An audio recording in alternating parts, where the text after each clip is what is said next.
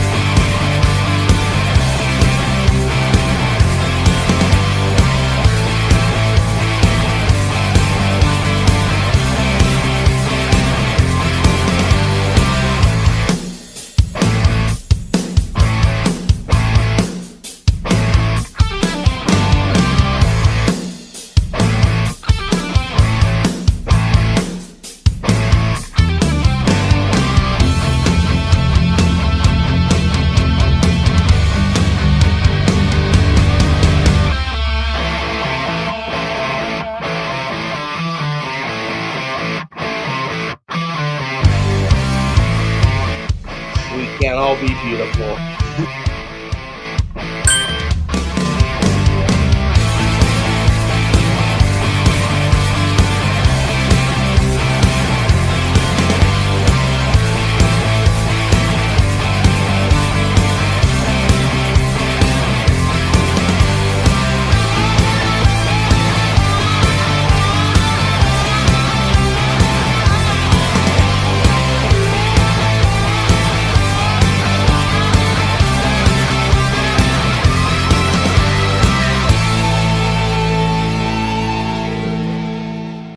Put your seatbelts on and get ready for the ride.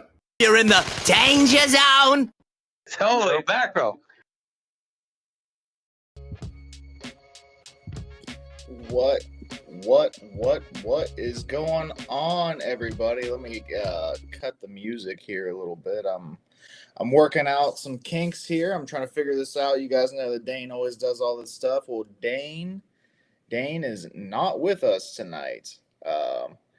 I'm riding solo, except I'm not riding solo because I will have we do have a special guest coming in tonight. Really good guy. He's been on here a couple times before, maybe a few times. I can't quite remember. Always comes in, drops the knowledge, always has great opinions, things like that. So Ryan from TheJetsWard will be with us here shortly. But my goodness, it has been a week. We went from, costumes, Halloween, laughing about having a win, laughing about, whoa, we got to win, haha, whatever. We went from that to what the fuck? Frankly, that's what it feels like. I don't even know. I get on here, get up in the chat, let us know. Were you guys blown away? Because I was blown away. I need to fix this. There we go. How do I get the chat in here? What the heck? It's rookie mode already. Huh. I'll figure this out here shortly. Like I said, guys, there was going to be some bumps and bruises probably on the way tonight. I will figure that out. Chat. We got to have the chat on the screen. Come on. Wow. So, yeah, what a week. I'm sure there's going to be a lot of opinions tonight. Definitely going to be a lot of opinions tonight. Oh, there we go. There's the chat. Oh, my goodness. I know I have opinions. I'm not even sure if I'm steadfast in my opinions, but I do have opinions. I'm curious to see what our guest thinks. I'm curious to see what you guys all think. It's been a wild week. Normally, trade deadlines aren't as exciting as what they usually get hyped up to be. Especially as Jets fans, I feel like we don't usually do a whole lot during trade deadlines, and we want to, but doesn't really happen. I don't know. This time it happened. whether you wanted it to or not, it happened. And my goodness. We're going to dive into this, though. We're going to dive into this as we go along. We already got people showing up. Appreciate you, Jesus Jerry. We got Modine up in here. Jets fan 2405. See, I wonder why it keeps doing the ads. It's like YouTube. Some shows I'm not seeing that though, but on this show we're doing all the ads. See what I mean? At Modine, at Jesus Jerry, Greg Rallo. Appreciate you. Billy SBC, man, you guys are already rolling it. I appreciate you guys. I'm going to be a real half-ass show as far as production goes. Like I said, I'm the dude that comes in here and normally just talks shit. Dane's the dude doing all the technical stuff behind the scenes, and I usually just talk shit about that too and give him hell. Anytime he messes up, I'm giving him hell about it, even though I have no idea what the hell I'm doing. But wow, okay. What a week. This is the Danger Zone. The Danger Zone post trade deadline. What the hell week? This is what this is. And I don't know how a better way to start us off than to bring in our special guest of the night. We have Ryan from TheJetsWard. Ryan, what's up? Welcome, sir. How are you doing? I'm good, man. It was a crazy trade deadline. Was not expecting some of the moves, but overall, building for the future, which is something good, I guess. So yeah. Well, before we jump into it too much, Ryan, how was your week without football? Let's remove football. We want to check on how Ryan is doing. Oh, it was nice and relaxing. We got our first win, then the bye week. It was nice and relaxing and everything. I was happy. Didn't have to worry for a week for a game. Now we get the Browns coming up, so I'm good. I'm sitting good. Let me ask you, was it more relaxing coming off the win the week before, or was it more relaxing coming off of no, don't have to worry about it, no Jets football? I think it was better when it with the win. Of course. You always love to see your team win and everything, but it was... You have that high. Exactly. You have that high, but at the same time, whenever you're 1-7, you also have that, like, everybody's like, oh, congrats, you got to win. Good job, guys. And it's like... But it wasn't even just the win. It was how they won. Fighting back in the fourth quarter and everything. Showing fight, showing life and everything. Excitement. And doing it without our best receiver as well. Top two receivers. And Justin Fields actually looking good after the couple of weeks where he looked awful. For seeing that, I thought it was pretty good. Defense didn't play as well, but Justin Fields stepped up. And so did our younger receivers. So I was very happy. Tyler Johnson showed out. Mason Taylor looked pretty good. Breece Hall had a game. So I was very happy with how they came back and fought. Defense made plays when they had to. So I'm looking forward to what they got next coming in the Browns. Don't have a great offense, but that defense can be scary. So I'm interested to see how we game plan against them. Yeah. So you're not concerned about ruining the tank or anything like that, Ryan? I want to see my team win. I don't give a fuck about tanking. I want to see them win. I understand you want to try to get the best quarterback, but the problem is if you don't get Mendoza or Simpson, Dante Moore might go back to college. Sellers is probably going to go back to college. Arch is going to go back to college. And then you're left with Nussmeier, who I really like, or Cade Klubnik, who is an unknown as well. So if they don't get a top two pick, they're missing out on the quarterbacks because somebody's going to jump them to try to get one of those guys. Yeah, and I could be wrong, but last I checked, I'm pretty sure we're like fourth.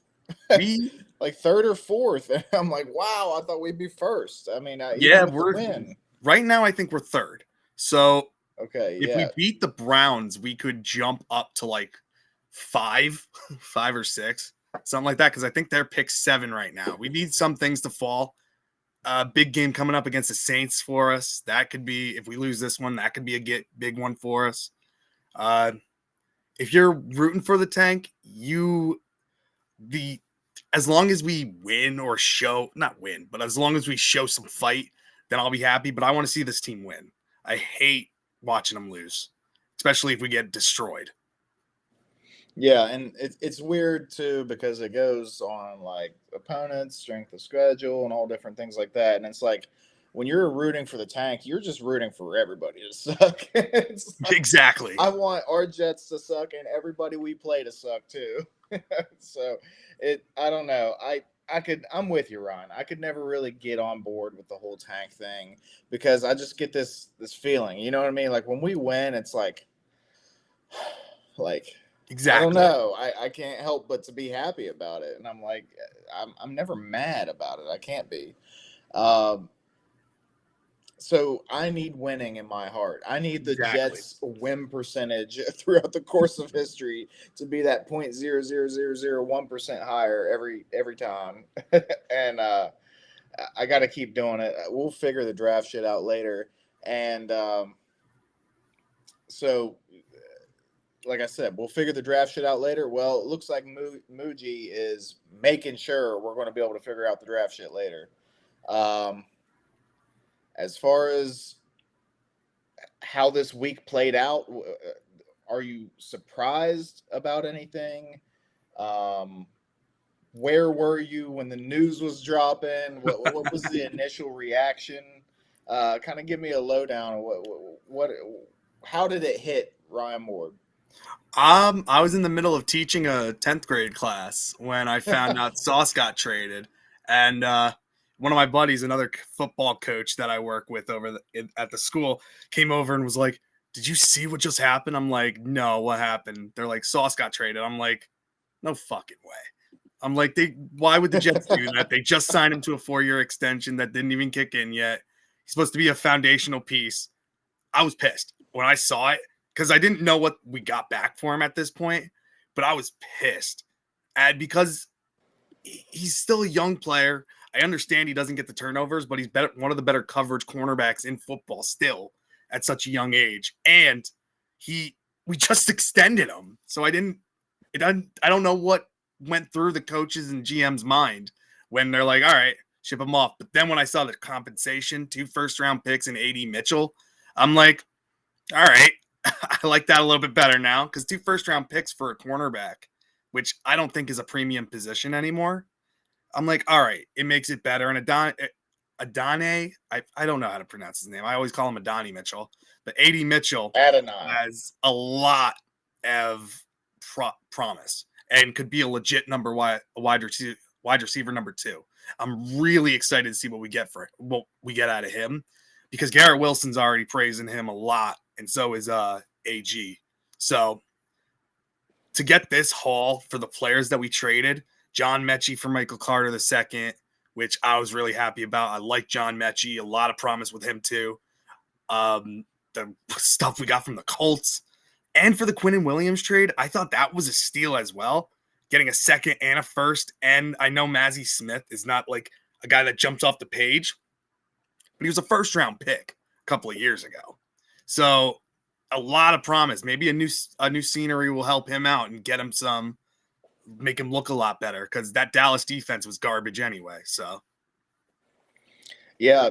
So the one like definite positive takeaway that I can take from this is Darren Muji probably not going to get fleeced. Mm-mm. You know, I think he's made enough trades now that he's kind of putting it out there like, hey, I get my value. And I think he did. You know, you could argue maybe it should have been a little bit more. Maybe he, fleeced him a little bit, whatever. I don't know. But that's about where it's at, right? That I think, to me, that was about where I expected the value to be at. Like I said, like the Quinnen thing, like maybe that was like a round higher than, like, you know what I mean? Like I was thinking like a first and a third, you know what I mean? Or something like that, and he got a first and a second. Sauce Gardner, I thought an absolutely, stud young cornerback. I thought you could probably get a little more than 2 firsts, So when I saw 2 firsts, I was like, well, that's good. But then I saw the Adonai Mitchell, and I'm like, well, this dude was a second round pick just 2 years ago, right? Like, had a lot of promise. I remember being high on him myself, coming out of Texas, and it was Texas, right? I think Yep. it was Texas. So I'm like, oh, okay, and he's still on a rookie deal. And then the Maisie Smith thing too, he's still on a rookie deal. It's like, okay, getting young, potentially promising players, and that was something that I was looking for. I didn't expect us to do this whole selling thing that we just did. Oh, I didn't I either. expected us to end up with guys like Adonai Smith and or Adonai Mitchell and Maisie Smith and stuff like that. I thought we were going to be trading for people. So did I. Not necessarily buyers, but just like, oh, here's a 6th for a guy that's young and might have some potential, like stuff like that. And he somehow bought and sold at the same time, and I can't be mad at it. I basically where I'm getting at is that Muji's a trader, and that was something I was worried about because we went from Trader Joe, and I was like, oh no, like that was my guy. I like seeing Trader Joe wheeling and dealing and stuff, And it looks like our new GM is cut from the same cloth. He's like, hey, I'm gonna make a phone call, or I'm gonna answer a phone call, and we're gonna figure something out, and I'm not gonna get fleeced on it either. So I like to see that.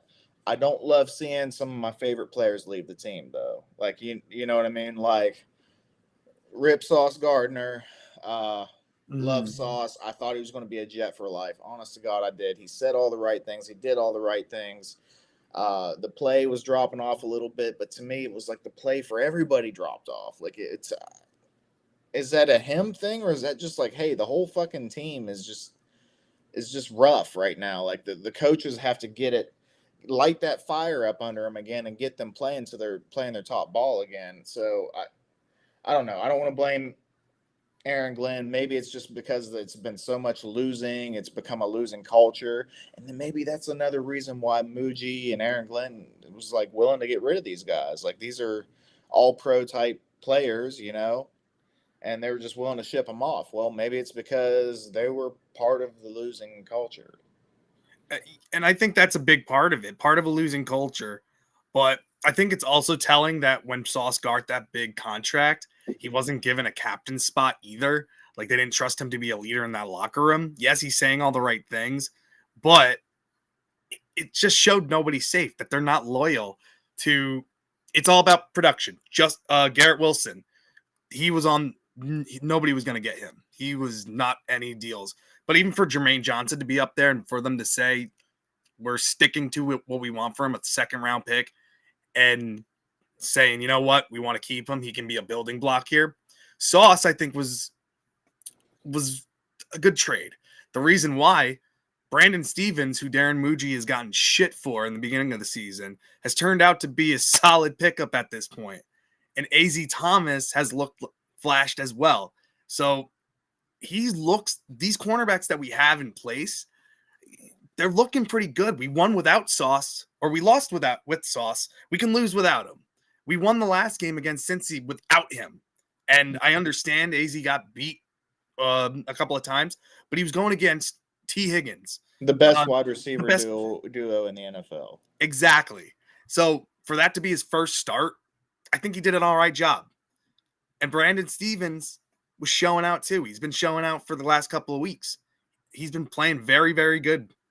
And so the one that I'm shocked about, there were 2 players I was shocked about that didn't get traded.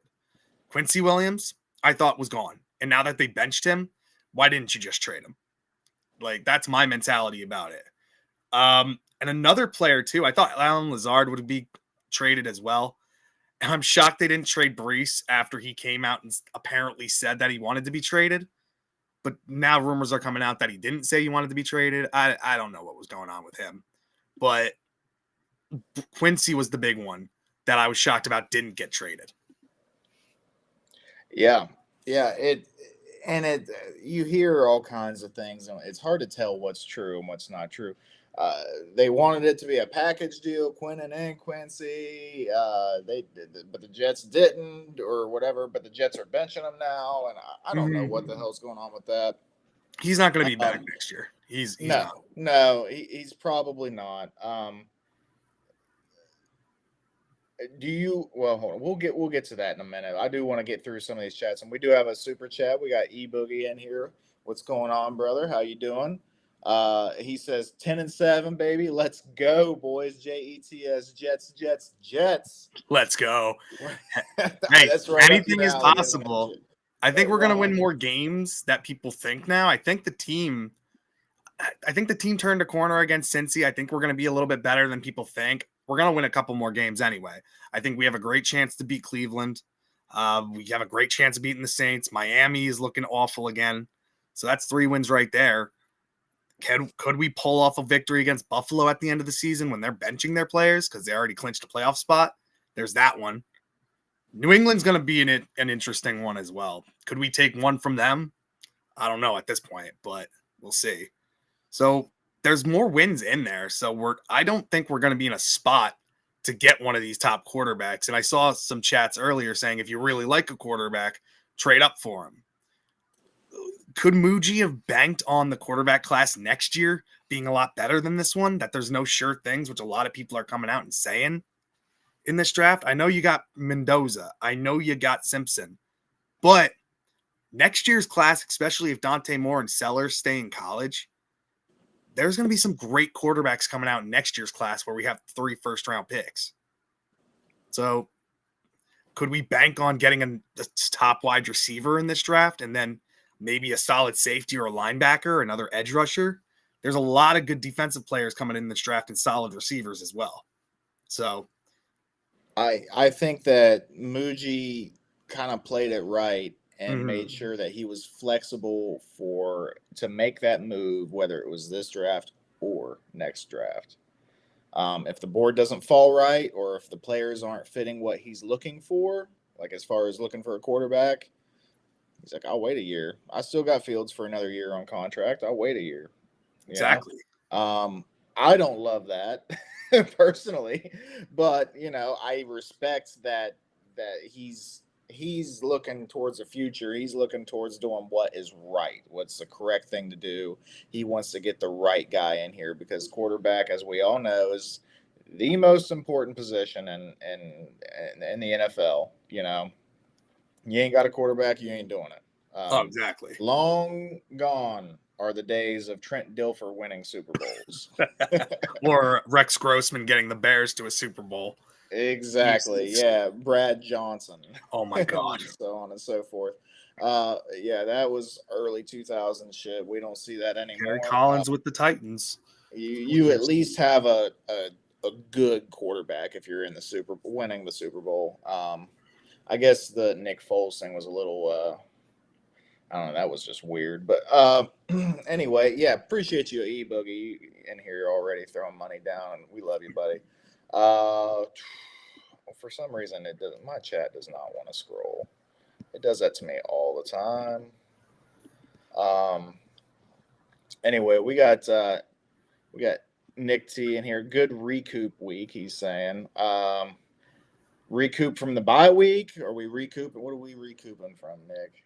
I think it's both. Recouping, getting ready for the week and everything, and getting those picks. I think those picks are going to be very important, whether it's a veteran quarterback we go after or one of these young kids in this draft or next. So, yeah, and he thinks you're in here spitting facts too. I appreciate it. Thank you. I'm going to have to start laying the hammer down on you, Ryan, so not everybody's saying, hey, this Ryan guy's awesome. Well, they're right. I am some awesome. Love, too, in here, okay? Oh, dude, you're the best. You know you are. You're awesome. All right. Speaking of giving some love, where's Dane? Mo, you're in the Discord. You know where Dane's at. Dane is he's got to attend to some kind of charity event. I don't know all the details on it or whatever, but it didn't start until late, and he's very likely not going to be in here tonight. If he does, that means I have ran way over, and I'm having a friggin' blast, and I'm probably drunk by that point in time. But yeah, Dane won't be here tonight. he will be back Sunday. Him and Jets Chaos, they're still doing their Sunday night show, post game, whatever you want to call it. He'll be in there Sunday night, and he'll be giving his takes on all this stuff going on too. But as we all know, Dane's takes are anyway. I hope he re-listens to this afterwards. He probably will. Billy SBC saying they're going to bundle both first rounders and bring Joe Burrow here. This was a talking point I was going to bring up tonight, and this is going to be this is an interesting one. It was weird because I got a group text with Dane and Scott, who you've seen in here before too, and one of the fellas brought it up, and it was before anybody was even talking about it, like, oh, I'll trade for Joe Burrow or something like that. And we just kind of laughed it off, didn't think it, and it was like the very next day they're talking about it on like Sports Center and like, or, you know what I mean? Like it was being brought up out of nowhere. And it was like, is the FBI leaking our group text to these people? Like what's going on? I don't know, man. It was weird. But it's definitely an interesting talking point. I don't think that, I mean, of course you could say, oh, that's stupid. Or of course you could be like, oh, that'll never happen. But never say never in the NFL, because I thought Sauce Gardner was a Jet for life. I thought he was a Jet for life over Garrett Wilson. Really? I thought Garrett Wilson was going to be here longer. I thought Sauce would be here for a while, but I thought he'd end his career somewhere else. I thought Garrett was going to be here for life. But even with Garrett, with his like, and I'm not speaking ill on Garrett because Garrett's my dude too, but like, he's very passionate, dude, and he lets it get to him sometimes, and he says things, or he throws a little tantrum on the sideline, whatever. Even with that, you don't see Sauce doing that. Sauce was always just rock solid, like, I'm a Jet, like, I'm always going to be a Jet, I'm going to be part of this turnaround, blah, blah, blah. You know what I mean? That, to me, spoke like, oh, Sauce is a Jet for life. Like, he's willing to weather the storm. Garrett, I didn't know if he was going to be able to weather the storm because we keep giving him dog shit at quarterback. Give me 1 second, sorry. Speaking of which. Dogs. You're right. All right. But, yeah, I really did. I thought that Sauce was going to be a Jet for life. Quinnen, no. I knew he was out the door. Man, we hire Aaron Glenn, when was it? Was it when we fired Saleh? I don't know when he said it, but it was like another rebuild, and it was like, I wasn't so harsh on Quinnen when he did that, but a lot of people were like, oh, shut up, like, just play football, whatever. And it's like, well, if I'm a competitive dude and I'm a dude that's putting it all out there on the field, and I keep seeing, new coaches rolling in and new quarterbacks rolling in, and, oh, let's sell away these guys and get more picks, and, oh, we're kings of the offseason. Yeah. Oh, another rebuild. Yeah, I get it, dude. I wasn't so hard on Quinnen about that because I get it. But at the same time, that did spell like he's probably going to try to find his way out of here soon. And he did, but Sauce I didn't expect. Anyway, on to the Joe Burrow thing. Ryan, what do you think of that? They're talking about giving multiple first rounders for Burrow maybe like after this season. Do you think that's possible? Do you think Cincy would ever give him up, or are they sick of him getting injured all the time? What's going on? I think he'd be pretty sick of them not building an offensive line around him. Like, they give him all these weapons, but it's a shit offensive line year after year. I would love to have Joe Burrow, but I don't think there's any way Cincy is going to trade him. He got them to a Super Bowl. Yes, the injuries are piling up, but you got to build that offensive line for him. They've failed every single year for him. They're failing him. They're giving him the weapons and everything, but also he was putting up 40-plus points last year, and his defense was killing him. They were ruining everything for him. So if he's getting pissed off and wants a trade, then hell yeah, I'd give these first round picks up for him. That's a franchise quarterback right there that would put the Jets right up there as one of the better teams. Because the Jets have an offensive line. We can protect him. Garrett Wilson is a legit number one. Mitchell, I think, could be a solid number 2 receiver. And if you re-sign Mechie, you have your slot receiver. and Arian Smith that can carve it down deep as well. Do I think it happens? I don't. I don't think that the Bengals are going to get rid of him. I think he's not going to get traded. I've mentioned Dak Prescott. I think he'd be a perfect quarterback to trade for, but we'd have to work on that contract for him to bring that money down. I think he would fit perfectly in this one because when he's healthy, he is a top quarterback in the league, top 10. So I like Dak. I do. You're currently giving Dane chest pains right now, just mentioning Dak because he's like $50 million a year. That's the thing. We'd have to get that. We'd have to restructure that contract for him. But I think he's not going to be in Dallas next year. Kyler Murray was another one that was brought up. I just don't know what's going on with him. I think his time is done there, but I think he ends up going to Miami next year. Man, that feels like a fit. Yeah, I don't know why, but that Kyler feels like a Miami guy, doesn't he? Oh yeah, I think Dan Orlovsky said it perfectly the other day on ESPN. He has to be in a dome or in Miami because if he comes to New York where it gets bad in the winter, cold, he's gonna suck.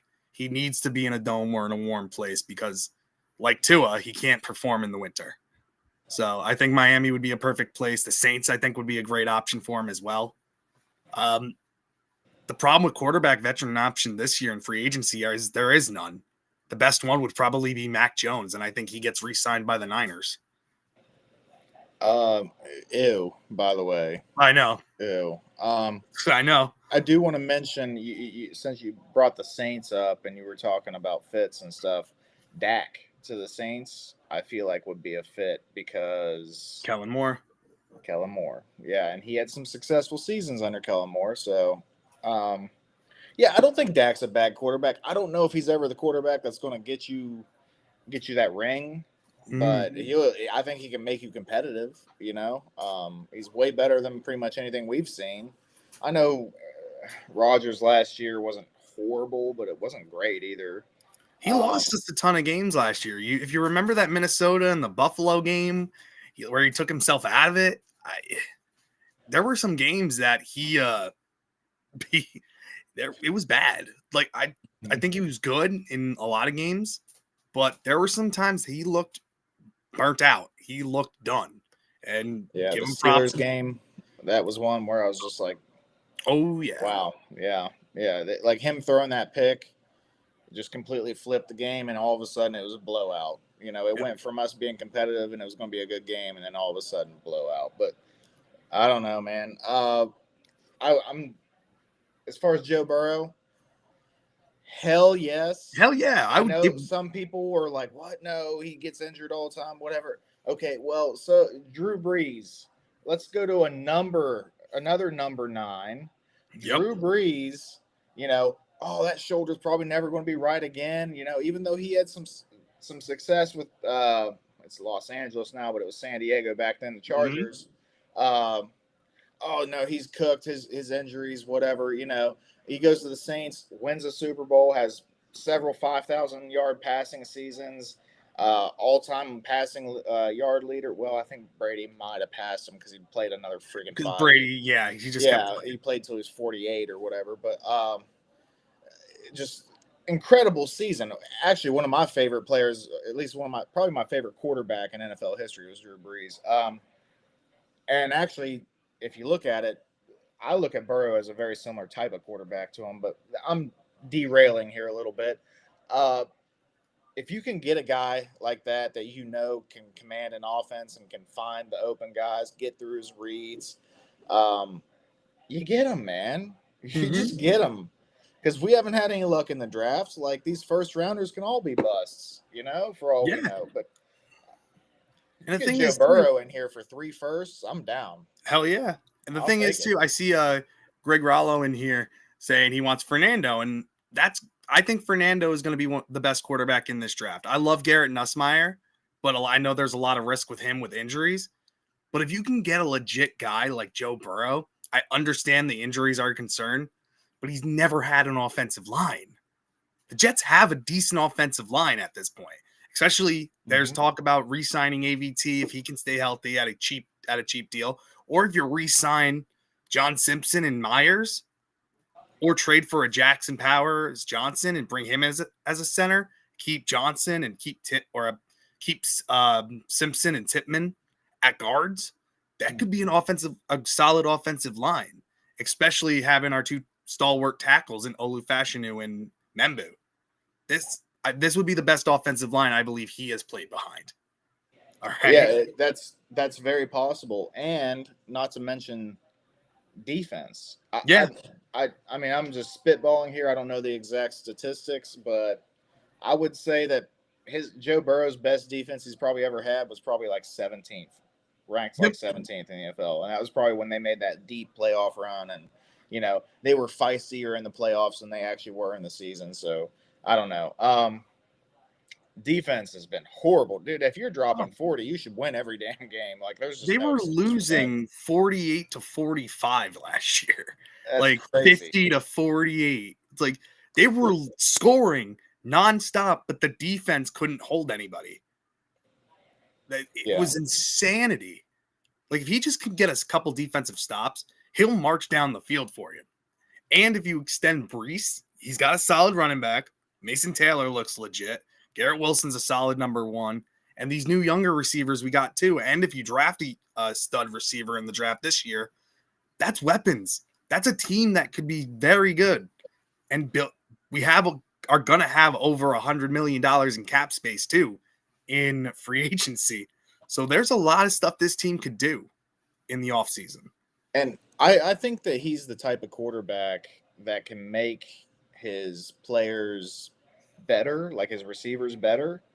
I know that, okay, he's had stud receivers for the past few years, whatever. I get it. But before Chase was around, like they had Higgins, but like even some no-name guys, they're getting open, he's getting it to them. You know what I mean? And even like this year, like Noah Fant's getting, like he's okay, but like I don't know. He's the type of guy that he'll find the guys if they're getting open, or he'll throw them open, or Anyway, Joe Burrow, that is an absolute yes for me. That's a yes for you, Ryan.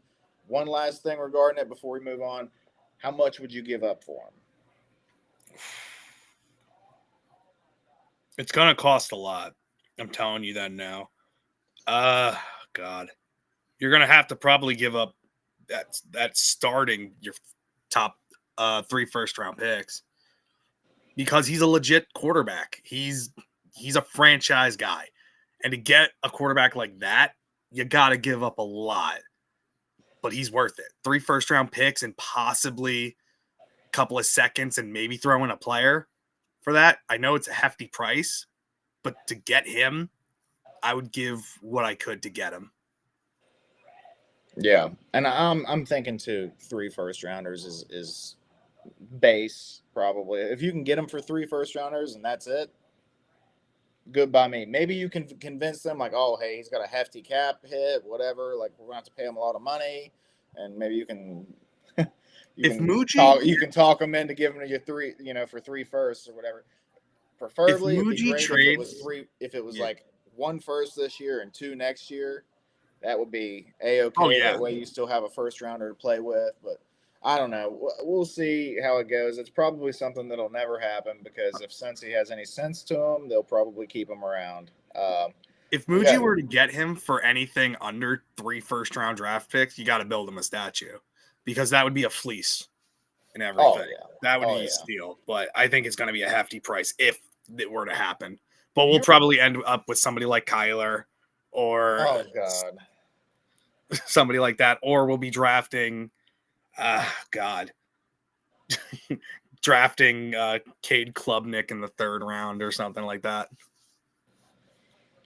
That's rough. We'll see how it goes. I do. It's funny because I do remember it was like either last offseason or the offseason before, like the Lamar contract stuff, and then there was like they put a tender on him, I think, or I don't know, but it was like, yeah, we'll trade him to somebody, if somebody's gonna take him, and like nobody was willing to offer 2 first-round picks for him, and then it was like they weren't even offering 1 first-round pick. Like nobody wanted Lamar.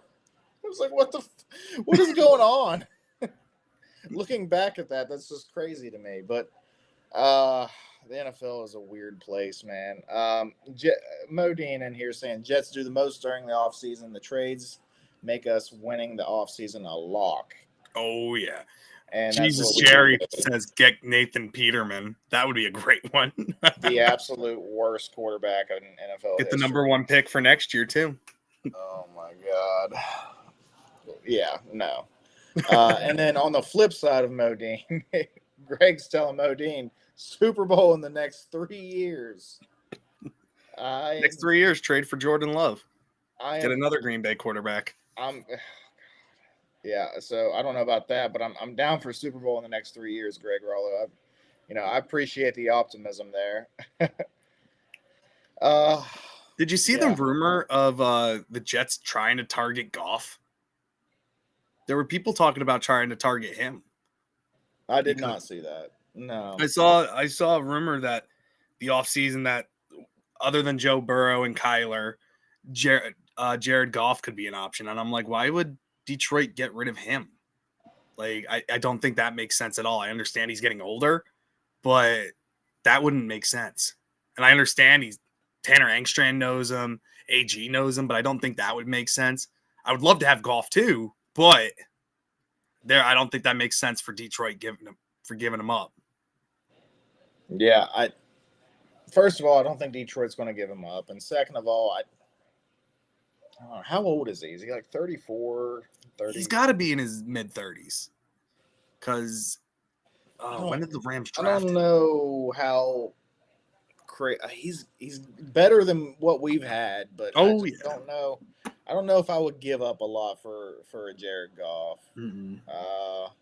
I kind of feel, I don't want to call him a system quarterback, but Sean McVay traded him out of there for a reason.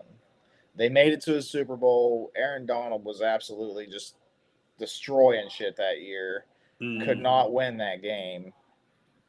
Jared Goff had a good season, gets to the playoffs, starts playing real deal competition.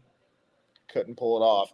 The very first year they had Stafford, they won a Super Bowl, or was it the second year? I can't remember. Oh, it was the first year because they versed Cincy. Yeah. And then Stafford still to this day is killing it. I mean, they haven't made it back to the Super Bowl, but there's obviously other things going on, like, no Aaron Donald anymore. Right. But I think that Sean McVay knew what he was doing when he traded away Jared Goff. It doesn't mean Jared Goff's a bad quarterback. I just think it's like kind of like a Dak Prescott. Like, I think he's like a good quarterback, but I don't think he's ever going to carry your team. He's never going to win the ring for you, Right. And maybe he'll prove me wrong. I don't know. But Billy SBC, he thinks we can get what we got for Quinnen and give it to Cincy. Give it to Cincy and get Burrow. I don't know about that, Billy. I hope so. I hope you're right. That would be if we got him, then I'd never fire Muji. Oh no, we're building his statue right off. Damn right. I will start it myself, and I don't even know how to build statues or do any of that shit. And another thing, Joe Burrow can want out of Cincy all he wants. They're not going to trade him just because of that. They'll hold him hostage there, just like they were going to do with Carson Palmer. Which they eventually traded him to Raiders and fell apart there, but then he went to Arizona and reclaimed his career. Yeah, and we got. Let me bounce to this real quick. Greg Roller saying Burrow is injured too much because the offensive line, it's god awful. Yeah, if he only takes 18 or 20 sacks in a year instead of like 55, maybe he won't get injured. It's just long shot. I don't know. I'm just saying. And even whenever hell, if we only get 10 games a year out of them, at least we're going to be scoring 40 points 10 games a year. It's going to be fun. Down. It's going to be exciting. Yeah. Either way.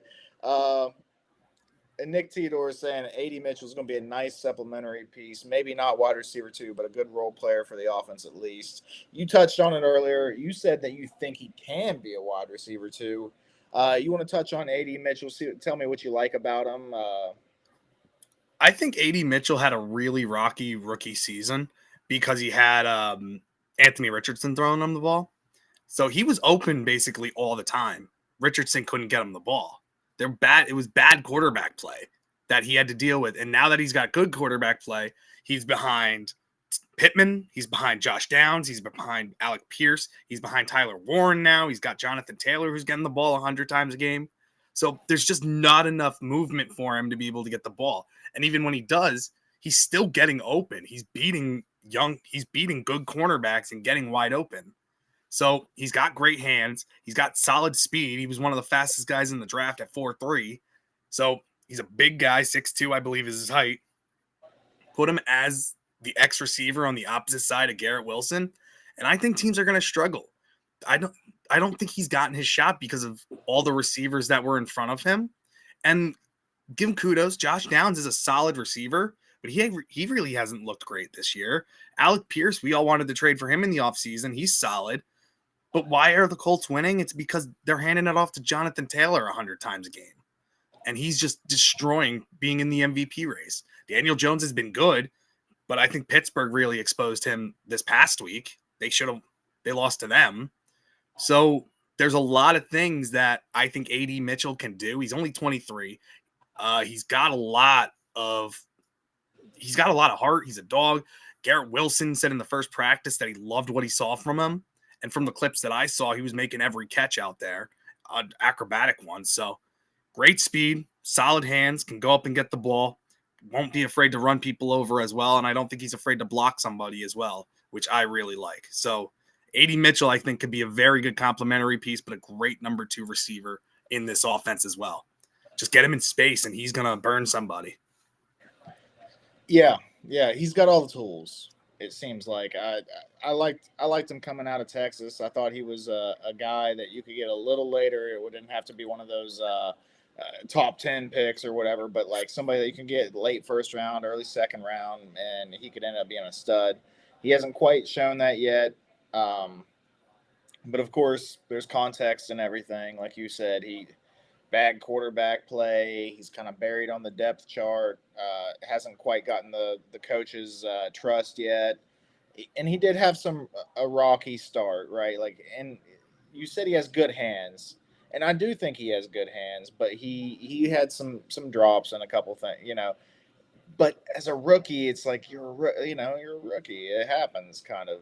Jamison Williams was leader in drops his rookie season. And now look at him. When he's throwing the ball, he's catching everything. Yeah. So I think that those kinks can be worked out. Hopefully he builds some confidence. He gets a chance, That's part of it, too, is you just got to get a chance. And hopefully he builds some confidence and just blooms into a nice little wide receiver, too, for us. I'd love that. I will say that I did read somewhere, and I'm not sure if it was Marvin Harrison or Reggie Wayne. It was one of those old stud coaches. Reggie Wayne, he had an interview. Yeah, Reggie Wayne had said, like, hey, no, the kid's good. Like, just give him some time. Like, he was a rookie. Like, give him some time. Like, the kid is good. So, I don't know. Hall of Famer right there speaking, so I think I'm going to listen to him. And it's not Peyton Manning telling us which coach to hire, so it's a little different story there.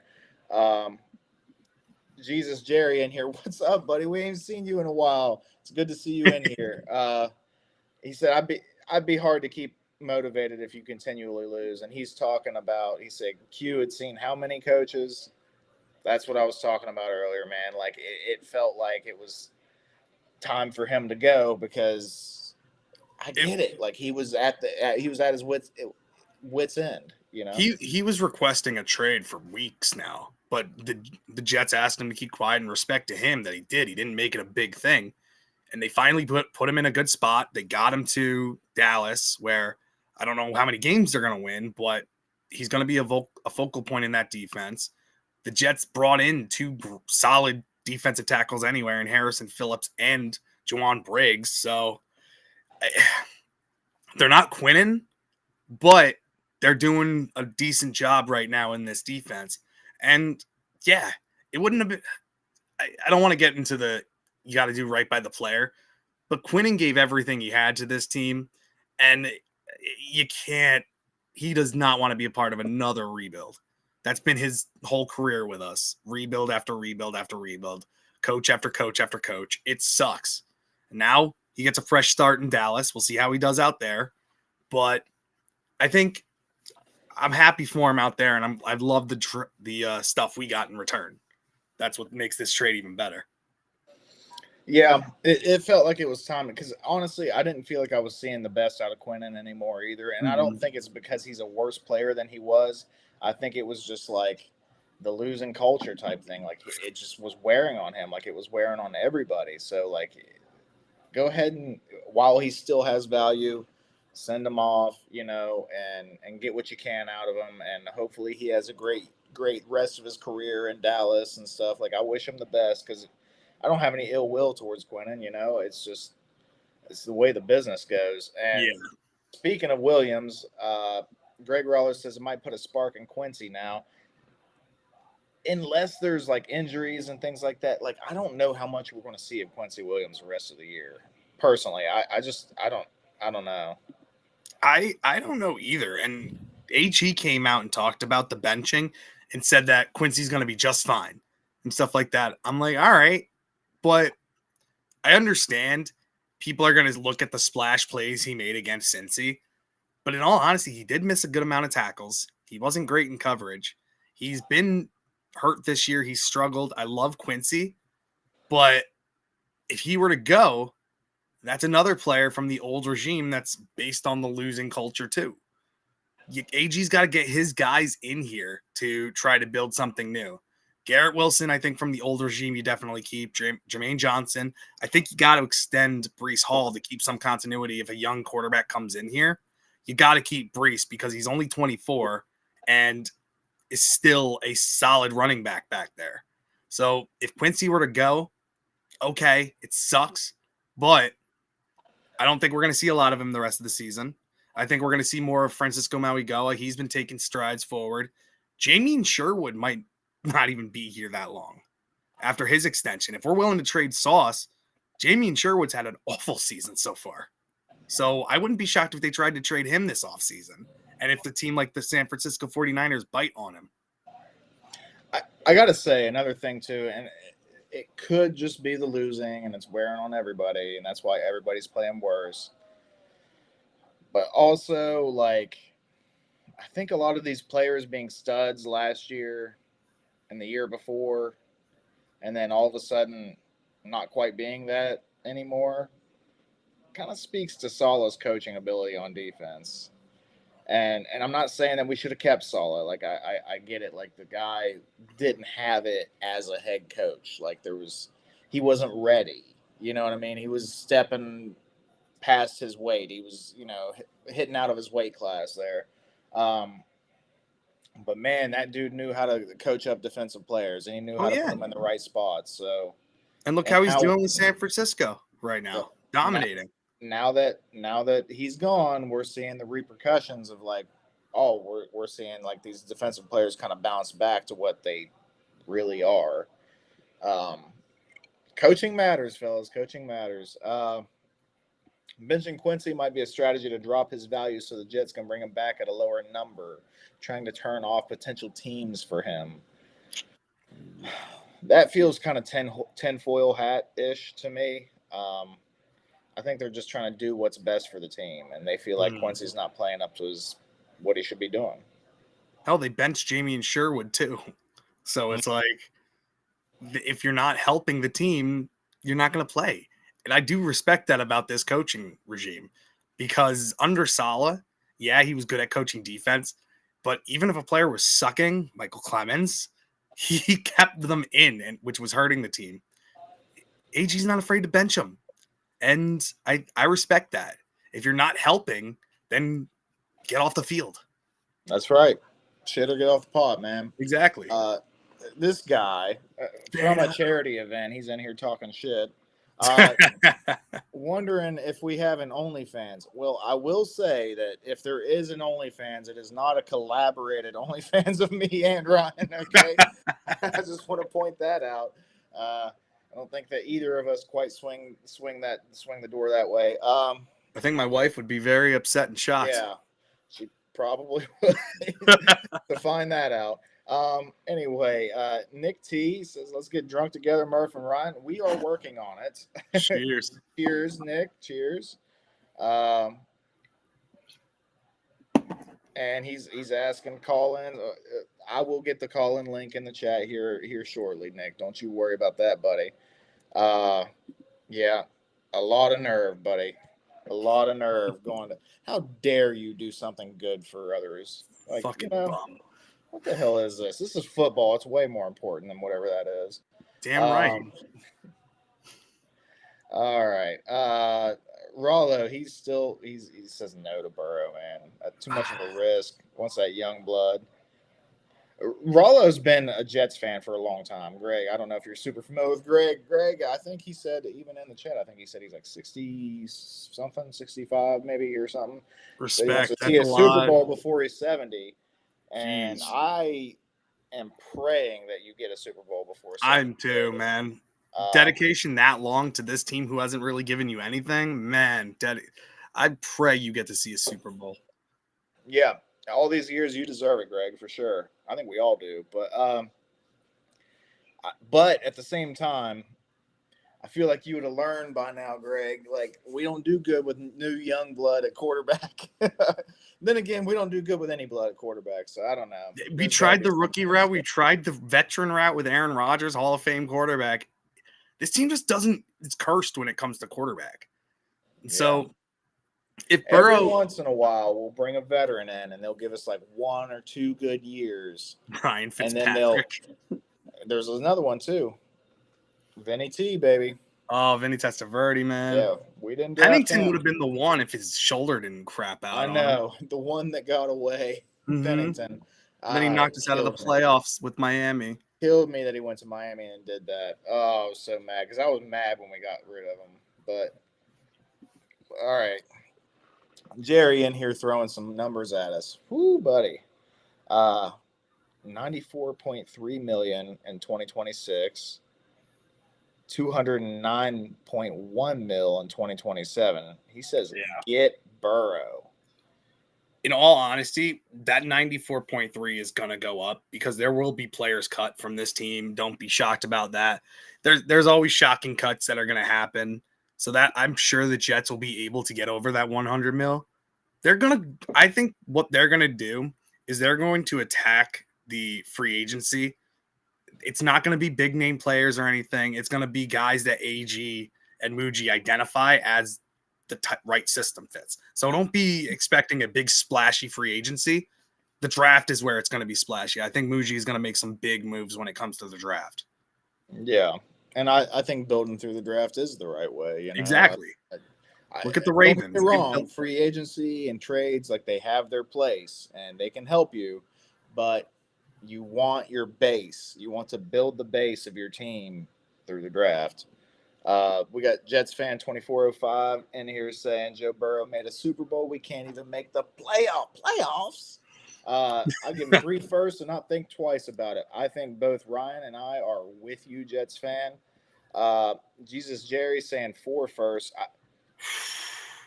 Are you saying all we have is 4 first? Because we have 5. Yeah, we have 5. I think he's saying 4 first for Burrow, maybe. He's saying 4 for Burrow. Yeah, I don't think it's going to – you never know. It's so tough because Burrow is such a legit elite quarterback. I can understand the concerns with the injuries, but – Are you more convinced now by that chat? Just do it. All right. Now I'm seeing where he said the Nathan Peterman thing. I'm trying to get caught up in here. I felt no worries. I'm looking at some of them on the side here, and I'm like, these guys are cooking. Some of them are laughing. Patty Grimes 9188 said trade for Kirk Cousins. Absolutely not. I don't want Kirk Cousins at all. A few years ago, I would have been like, sure, but now he burned us already when he was a free agent. He looks awful. He fell apart last year. He got benched. So I don't have nothing for Kirk Cousins. Stay away. Apparently, Dane's beard has its own OnlyFans. You should see it when it's parted. So that's interesting. I will have to do some research later on that, Jesus. How is Dane going to have me as his co-host and not let me know about that? Keeping secrets from you. Hamid Hayoka, what's going on, buddy? How are you? Trade for Kirk Cousins, another NFL. Ugh, I don't. We're just a little late on that. I think he's just been banged up for too long. I don't know. Grinch is saying I'd rather roll the dice with a rookie quarterback, even though I don't trust this regime to draft the right one. Well, somebody already drafted the right one. You just got to pay them and pay some picks for them. That's the way I look at it. Yeah. I mean, I don't see Burrow going to another team, and I don't even care who it is. It could be the Saints. It could be the Panthers. I don't see him going to another team and sucking. Yeah. I think he's an elite, legit quarterback. If he's given decent blocking, even when he didn't have decent blocking, he was still putting up tons of points. That's the thing. Mm-hmm. He takes so many sacks a year that it's wearing down on his body. It was actually something about him that I saw earlier in his career. It was probably 3 years ago, where he said that usually he doesn't feel he doesn't hit his stride until he gets hit in the game. Like, he likes to get hit, and I kind of like that. I like that mentality because it's like that. Let's get that blood flowing. Let's get stuff like that. But at the same time, you don't really want your quarterback saying that. Like, you don't want your quarterback wanting to get hit. Right. That sounds like some Baker Mayfield type shit right there. E-Boogie's saying trade 3 firsts for Burrow. We're with you, buddy. I would. If it's just 3 firsts for him, heartbeat, do it. All right. So Wild Wave up in here, he's saying apparently no one learned anything from the Rodgers trade. Now, Ryan, I'm going to let you cook for a second real quick. I got to put my kid to bed, be back in a minute and a half. Compare the Rodgers trade to what we're talking about with the Joe Burrow trade. Why is it different? So with Aaron Rodgers trade, it looked like he was on the downside of his career in Green Bay. He was on the outs. They didn't want him. It was obvious they didn't want him. His numbers were continuing to go down. He's dealt with injuries too. When he came to us, we were excited because we finally get something new. But the numbers were there. They were going down in Green Bay. They were happy to get rid of him. So the reason I think it's different, Burrow is still putting up legit numbers every single season. I know the injuries are a concern for him, but he is just much better. He's younger still. I think he's only 28 years old. I get the injuries are a concern, but he's still putting up 40-plus points a game. Rodgers wasn't doing that when he was in the end of his career in Green Bay. So we traded for an older receiver or older QB anyway. Having Joe Burrow come in here, I think, is much different because he automatically puts you at that elite level and on par with Josh Allen in the division already. So I think Burrow is much, much different than the Aaron Rodgers trade. Could you imagine a twice a year Joe Burrow versus Josh Allen? Yeah. Could you imagine having that twice a year? That'd be fun. And Wild Chew brings up a good point too. I get Burrow is younger, but we don't have the infrastructure here. We don't even have a defense, and he's always hurt. Push back. The offensive line is better. They're going to protect him much better than what they have in Cincy. Cincy could never build an offensive line around him, and he was getting sacked. Look at what's happening to C.J. Stroud over in Houston. Offensive line play matters. He's getting beat up over there. Last year, we were thinking he's legit, one of the best quarterbacks in the league. This year, we don't know what C.J. Stroud is because his offensive line is killing him. That's the same thing that's been happening to Burrow his whole freaking career. Get him an offensive line, get him some protection, and he's going to cook. I don't care which receivers he's got out there. Aaron Rodgers, when he was in his prime, had a great offensive line and was making Alan Lazard look great in Green Bay, making Donald Driver at the end of his career look solid, looking Blake Jennings, who when he went to Minnesota did not put up the same numbers, making him look great. I think Joe Burrow can do the same thing with any weapons that he has. And the defense, I get, but I think our defensive infrastructure is much better than what Cincy's got right now. Yeah, I don't know. You can argue like, okay, we don't have the weapons that Cincy has, but we have a better offensive line. Cincy's defense sucks. Ours sucks. Maybe not quite as bad, but there's some potential there on our defense. Mm-hmm. I don't know about potential on their defense, dude. It's like Trey Hendrickson and yeah. I don't know. I don't know. And this is all just like, would we do it? I think a majority of Jets fans would. And I'm not saying that you're wrong if you don't want to do it, because the right way to build a team is through the draft. Look at what Baltimore has done with Lamar Jackson, the draft picks that they've had and everything. They've made the trades that they need to. DeCosta's built through the draft and has had great defensive players fall in his lap. So it's tough, because I know with the Jets, we've just never had any luck with those rookie quarterbacks. So you're not wrong if you want to go through the draft. All right. There's a lot of great potential in the draft, but again, it's an unknown. You never know what you're going to get. Mendoza could be looking great in Indiana right now, but when he comes to the NFL, it could be shell-shocked right away and not be what you expected. That's what tends to happen. That's why I don't like starting quarterbacks right like in their rookie year. Mm-hmm. I just don't like it because they get shell shocked easy, man. I preach it every week on the show. Confidence is so huge, especially for quarterbacks. They need a minute to let the game slow down, to be confident in the offense, to understand the scheme, to understand how things work, how fast these players are, what actually is open in the NFL, because open in the NFL is way different than open in college. Yeah, I just think that they should sit them. Grinch season in here saying that just the Jets' luck, he'll play mediocre and they'll win. They won't win any more than 5 games. I think he corrected it in here. But yeah, they won't win any more than 5 games. He said, draft your own guy. Wild Wave, bro, build through the draft, and then we'll figure out quarterback. You still need the quarterback. I don't care how good your team is. Okay, you can go 9-7 if you have an absolutely star-studded team without a quarterback. Or I'm sorry, it's 9-8 now. I still can't get that extra game under in my head. It's so tough, because there's speculation now that we were going into the season being like, this is a really good quarterback draft.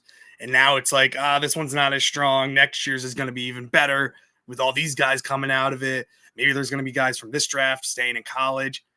Muji built this up to where we can contemplate building in this draft with our picks, getting star-studded defensive players or another weapon for our offense, and building through this draft and then getting our quarterback next year. But again, we'd have to trust Justin Fields to be somewhat competent and stuff like that, or you're going to have to expect another awful season and be miserable just to wait till that quarterback next year and stuff like that. Because I don't think the Jets are going to be a top 2 pick. I really don't.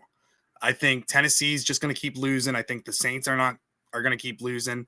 Jets are going to be picking around 3 or 4, maybe 5. That's where I think. And Ty Simpson and Mendoza are going to be gone.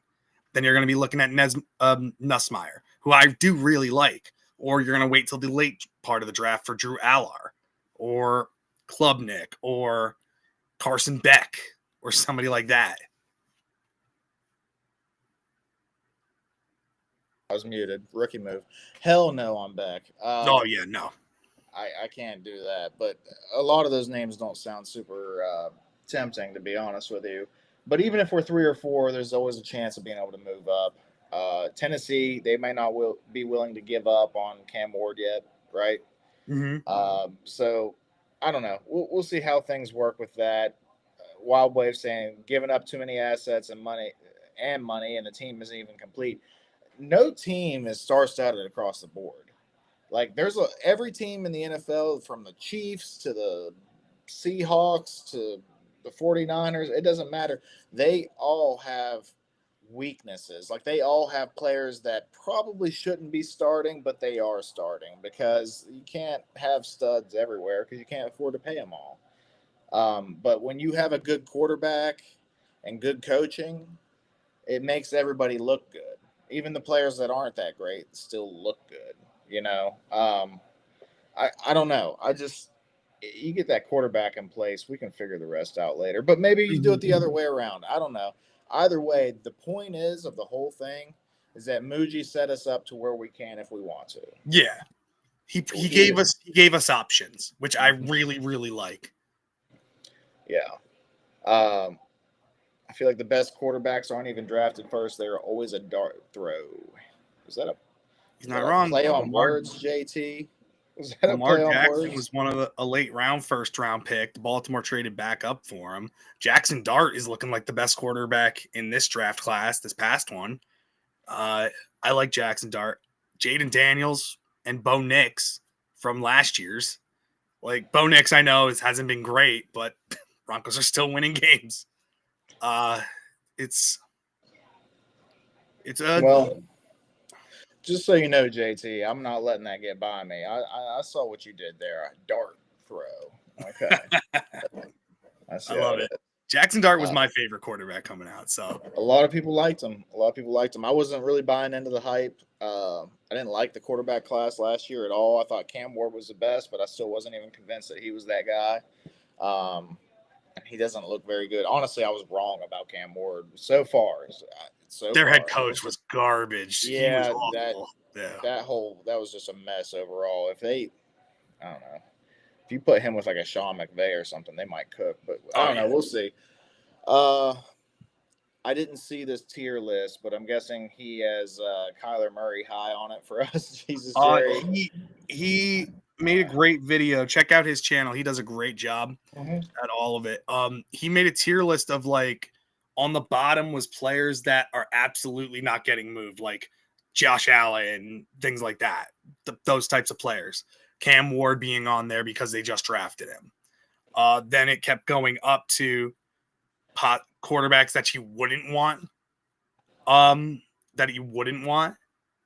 Like, I think he said, who did he say? Who didn't make sense for him? Jalen Hurts, I think, was one that he said he wouldn't want. But Kyler Murray was up there as a possible trade because everybody thinks he's going to get moved. So, and don't be shocked if Kyler Murray does get traded to the Jets. You got to be prepared for anything. It would feel like a Justin Fields type move. You know what I mean? Like, I would feel the same way about it that I felt about us picking up Justin Fields this last offseason. Except I think Kyler's a little better. But Kyler's a better thrower of the football. Yeah. The problem is he's small. He's struggling to see over his offensive line right now. Yeah, Wild Wave is saying that he needs to go play baseball. He's too short. But apparently there's a rumor out that he might go play baseball. Oh no, we lost him. Shoot. Nick, get your butt back in here. He left. I pinned the call-in link, so anybody wants to call in, go ahead and call in. Nick was asking for it, and then we yacked too long and he left, but he'll be back. He's always back. Josh Allen wasn't first in his class either. Dude, Josh Allen was not. Honestly, I did not expect him to be what he is. I didn't either. I knew he had all the, like, tools, like, the tangible stuff, like big dude, big arm, mobile, this and that. But, like, you look at his college stats and you're like, ugh. Like, it did not look good, man. Like, what, like a 56 completion percentage and stuff? I'm like, wow. He was a legit project when he came out. Like, no, I didn't think he was going to be that good. I thought Josh Rosen was going to be one of the better ones because he looked good in college and everything and had a good record. He was a bust. Sam Darnold, I liked a lot too. Didn't work out for us, and all the Jets fans are saying we should have just waited. You can't wait that long for him to possibly go for you. Granted, we never built around him, but again, he failed in Carolina. He didn't get a shot in San Francisco. He only finally broke out in Minnesota last year, and they didn't even keep him. So now he's balling out in Seattle, and good for him. Yeah, it's weird how it works. I don't like the Darnold thing. I'll never understand. Like, I never thought he was horrible. Like, we've seen worse, as Jets fans, we've seen worse. Darnold gave us some fun games. I remember that game when we played Green Bay and he went toe to toe with Aaron Rodgers and it was back and forth. That was such a fun game, dude. And then there was other games like the Sea and Ghost game and stuff like that. It was we've seen worse. I thought Darnold always did have potential, but it's just like at some point it's just we're done. Okay, I we like gotta move Darnold. on. I was on the side of trying to keep him and trade back to get more picks because I thought if you gave him at least a solid receiver or good, competent offensive line, he would have been good.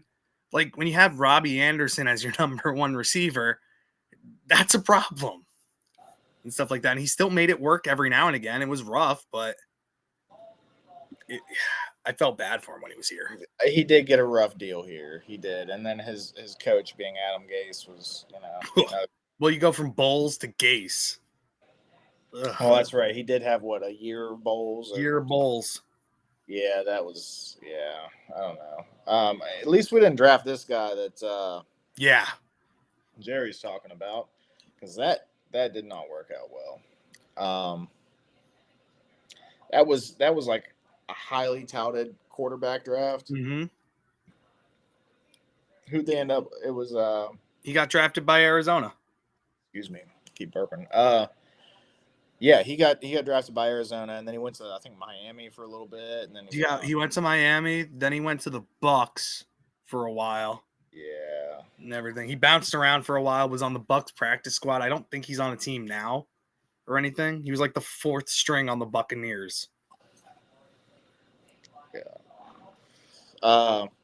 So out of that draft, it was like, you got Josh Allen and Lamar Jackson, and then Josh Allen, Lamar Jackson, Baker Mayfield. Now, so I don't know, but yeah, I guess that was a good draft class if you look back at it. Yeah, Baker went number 1 to the Browns. Then it was Darnold. And the Baker, duh! I forgot about Baker. Yeah. That's who I wanted in that draft, but we never got the chance to get him.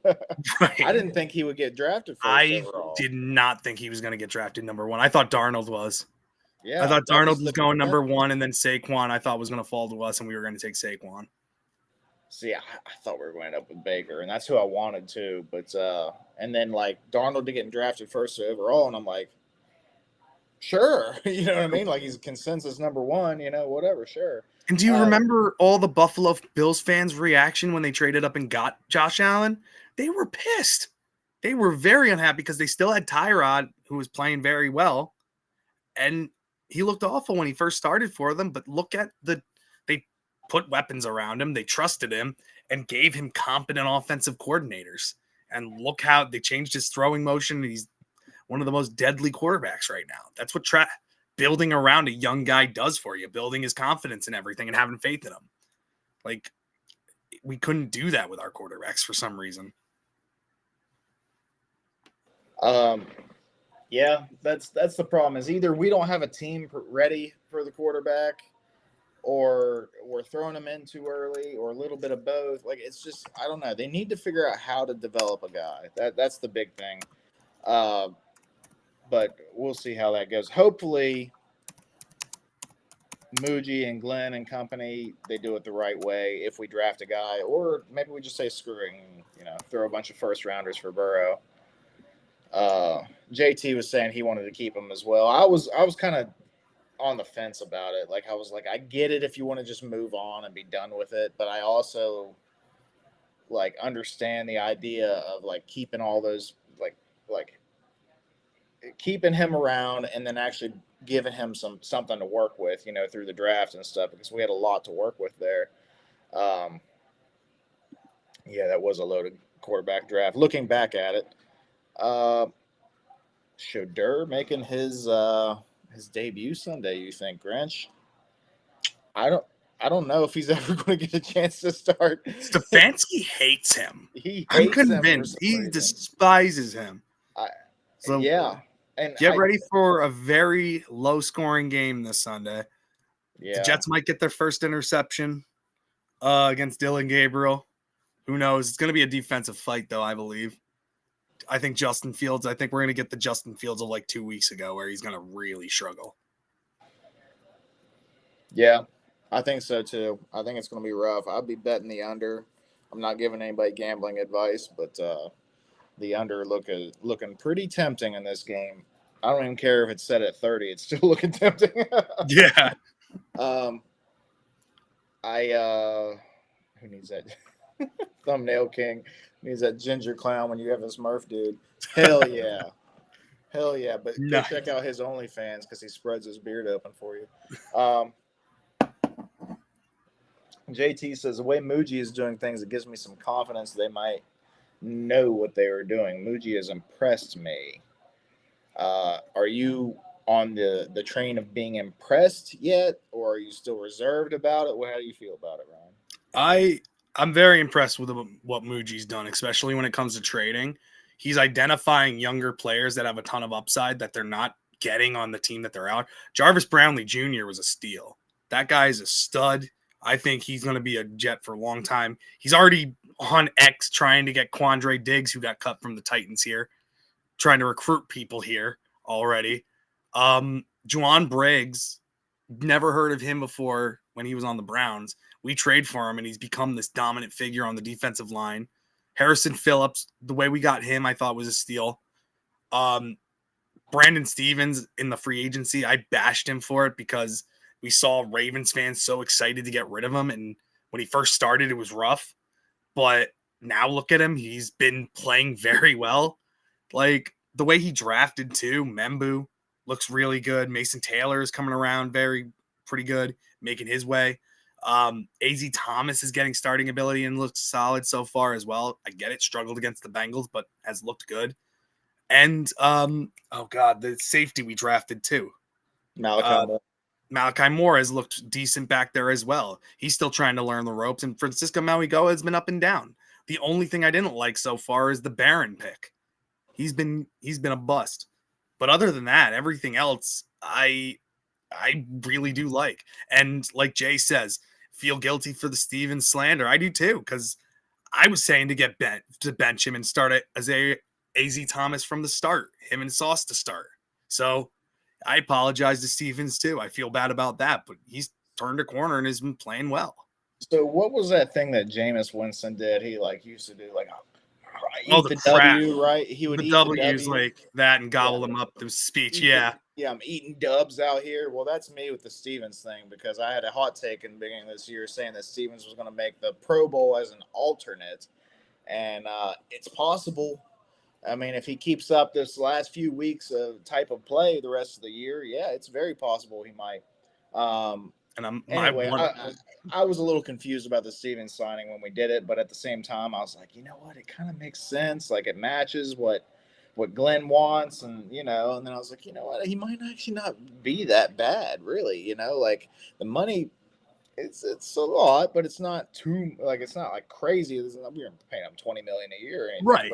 But, so yeah, either way, I think a lot of the fan base is guilty of that. JT, don't feel like you're the only one. Ryan just admitted that he's the only one, but he was also on that train. I do appreciate a guy eating his L, though. I ate the W, but you can eat the L. Q getting a sack and Sauce snatching an interception this week. I wouldn't be shocked. Like, Quinnen's a beast. He'll probably get a sack or two this week. And then if Sauce gets an interception, cool. Like, it is what it is. He's not here anymore.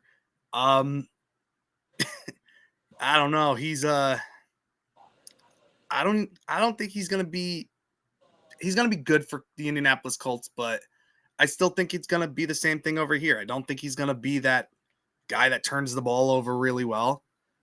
He's gonna get beat by speedier receivers. So it's the same thing that they're gonna deal with that we dealt with him. Solid player though. Great player. I think he's gonna do very well for them. I think both those guys are going to have solid careers, if not great, with their future teams. And yeah, I get it. Like, they play bad here, they go play better elsewhere. We've seen it many a time as Jets fans. But hey, simple fact is like Juwan Briggs is outperforming them. Yeah.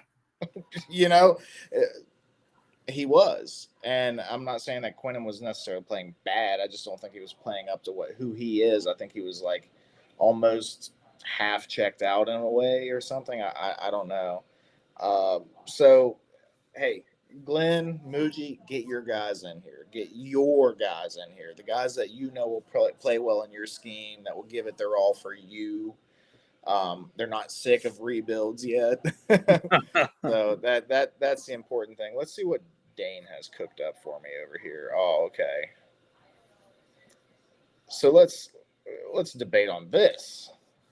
Should the Jets draft a quarterback this year or wait for the better QB class next year? He threw some names on here. Now, obviously, things change. Guys sometimes choose to stay in college or whatever. That's the thing you got to worry about. In worst case scenario, I did hear something about Dante Moore is probably going to stay, but who knows if that's legit or not. But for 2026, we're looking at Fernando Mendoza, Indiana. That's a hot name right now amongst Jets fans. We're all drooling over Mendoza, everybody but Modine. And then Dante Moore, a kid that's got all the physical traits. It's somebody that you can get excited about. Ty Simpson, I've been hearing that name a lot lately. I, honest to God, have not watched an Alabama game this year. I have not any Ty Simpson, so I got to get back to the film board there and see what's going on with this kid, because I've been hearing that name a lot. Lenore Sellers, that was a name that was popular early in the year. People have cooled down on him. Cooled down a lot on him. I was never high on him because he felt more like Anthony Richardson to me. You know what I mean? I was high on him originally, and then I watched him play against the LSU and watched him play against Indiana. He did not look good. Or Oklahoma. Yeah, to be honest, his team's not great, but he's making very similar mistakes that Fields is making, where he's looking at one guy, and if it's not open, he books it. So my fear is that he gets popped once, or he doesn't trust his arm enough and will make that big mistake or take big hits and hurt himself up here. Even though he's a bigger guy and everything and a very, very quick guy, I get nervous about him. I think he needs to stay in college and transfer. Cam Ward was a bigger guy too, and what ended his career? Injuries. He's never the same after messing that shoulder up. Right. So after Lenore Sellers, now this is a name that I find interesting, and I want to watch more of this kid. I watched a little bit, and I kind of like what I saw, but I'm not going to give you a full evaluation or anything. John Mateer with Oklahoma. I'd like to see a little more out of this kid. I think he's a guy that might shoot up the draft boards as time goes on. He might end up in a top 20, top 15. His injury to his hand really messed him up. But he's come back. He's a very gritty kid, very tough kid. But man, when he's off, he gives me Zach Wilson vibes. That's never good. He has games where he will throw 4 interceptions and throw for 100 yards. But then he'll have games where he's throwing bombs as a beautiful deep ball and can run and would run people over, where you're like, oh man, that's Jackson Dart or Baker Mayfield out there. But man, when he's off, he's off.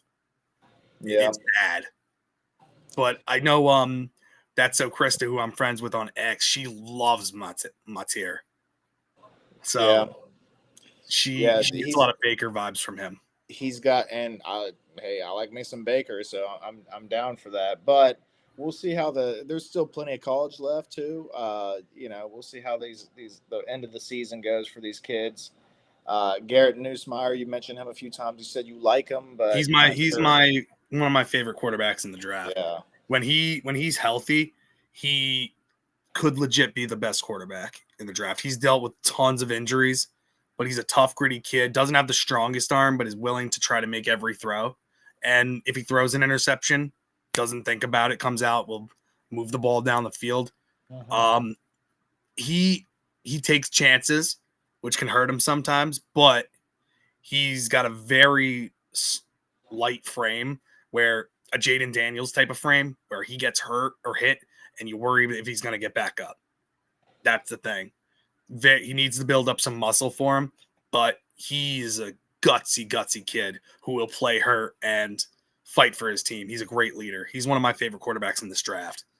Yeah, we'll see in the NFL. You got to be careful with that playing hurt because if people don't care that you're hurt if you're not playing 100%. Like they don't say, oh, hey, he's an Iron Man. You know, he's out there still doing it. Right. Look at what happened to Baker. Mm-hmm. They gave up on Baker, and he gave it all to that team. He was playing hurt. We all knew he was hurt. Everybody knew he was hurt, and they gave up on him. It blew my mind. I was like, Peyton Manning too with the neck injury. The Colts gave up on Peyton Manning after that neck injury, and he went to the Broncos and was dominant there for the next year, and then ended up winning a Super Bowl with them. Yeah, that just I don't know. That blows my mind. So that kid better be careful doing that shit. Mm-hmm. After that, we got Jaden. I'm not Maivia. Yeah, or Maiav. I've seen the name. I don't know how to pronounce it though. I haven't really Maiava. watched any USC this year. I haven't watched too much. I've heard another kid that I don't think he has the strongest arm. I don't think so either. But a little bit that I have seen. He's a smart player. He can read a defense very, very well.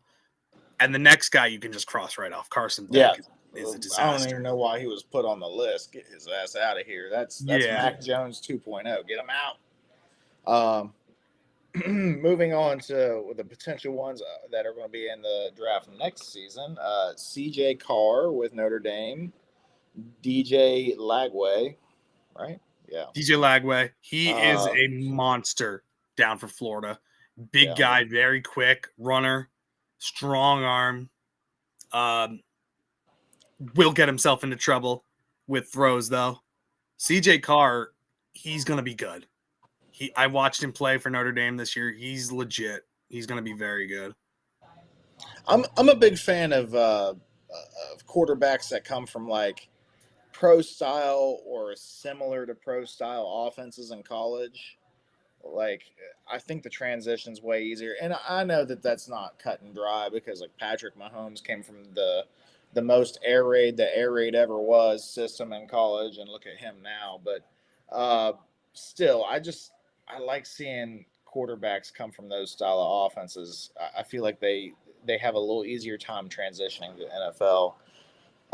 After Lagway, we got the name that was the name. It's been the name, and then I don't know if it's the name anymore, but Arch Manning. He's turning it around. He started off the season awful, but he's been playing much, much better. So I think it's finally slowing down for him. It's good that he's playing another year. Yeah. You know, that's the good thing about it because, like, the kid, the hype was crazy, and then it's like, oh, well, this is actually what it is. And he's like, oh, shit, this is harder than I thought it was. Everybody had me convinced that I was, you know, winning the Heisman this year. He's like, it's actually a little harder than it was. I kind of wonder, too, about – because I've heard some rumors that Sarkisian might be leaving Texas to go to the NFL after this year. Yeah, he might. I know. Which is going to be very interesting to see how that Texas offense goes after he leaves, because he is a good offensive mind. Mm-hmm. I wouldn't be shocked if like a Deion Sanders finds his way to a bigger name school. If that job opened up, I'm sure they would try to go for him. God, that definitely feels like something Deion would do too. I can already see him walking out in the cowboy hat and the whole thing. Yeah. Jesus, I'm a Texas fan. And then Nebraska. Is that Nebraska? Nebraska. Dylan Raiola. Okay. Dylan Raiola. He's a good kid. First year I've heard of him. He's a smart player. He's got a decent arm, everything like that. He can read a defense very well. When he gets pressure on him, he struggles. So you're going to have a solid system. I think he's a system type of player. In my eyes, I think if you have a solid offensive coordinator and an offensive-minded head coach, that's where he's going to thrive. He's got to go into somewhere with structure, because you can't have him just like on the fly make something go. All right. He's got to be in a structured environment, but I think he can do pretty good things. The best one out of this one, I think, is going to be Carr or Sayin from Ohio State. Yep. Now the next one is Ohio State.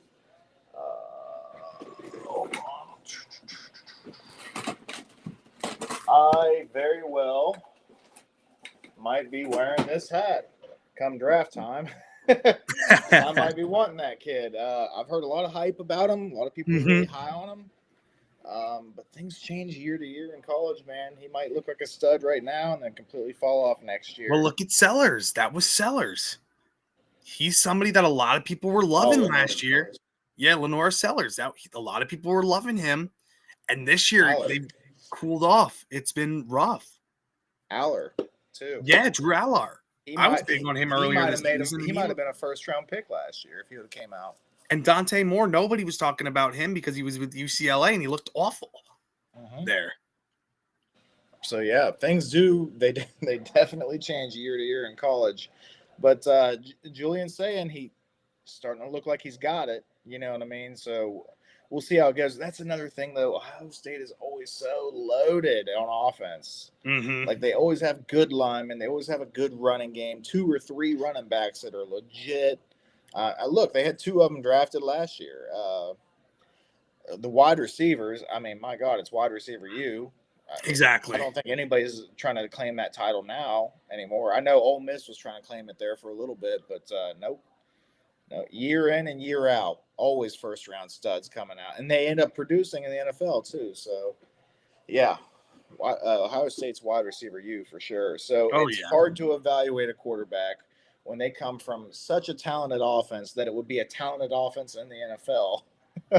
That's why I find it so tough to look at Ty Simpson because he's been in Alabama for 2026. He's been in Alabama for a while now, but he sat behind Bryce Young. He sat behind Milroe. He doesn't have a lot of starting experience, but he looks like one of the most polished quarterbacks in the draft because he sat behind that system for so long. And that's why I like the quarterbacks from bigger name schools. That's why I'm so high on Nussmeier, because he's playing better competition than a lot of these schools. So I think getting that will help boost them in the NFL. The kids playing in the smaller schools that you don't get to see a lot of, like Zach Wilson played for BYU, didn't play the toughest competition. He had a hell of a throw in a pro day and stuff like that. And people were like, oh my God, he's going to be the next big thing. No. But then you get a player like Joe Burrow who played in Ohio State, then transferred to LSU and looked great coming out. So it's always really tough. Like even Tua, when he got McDaniels to start, he was looking very good. Like one of the most polished quarterbacks coming like in the NFL. But again, those concussions really screwed him, I believe.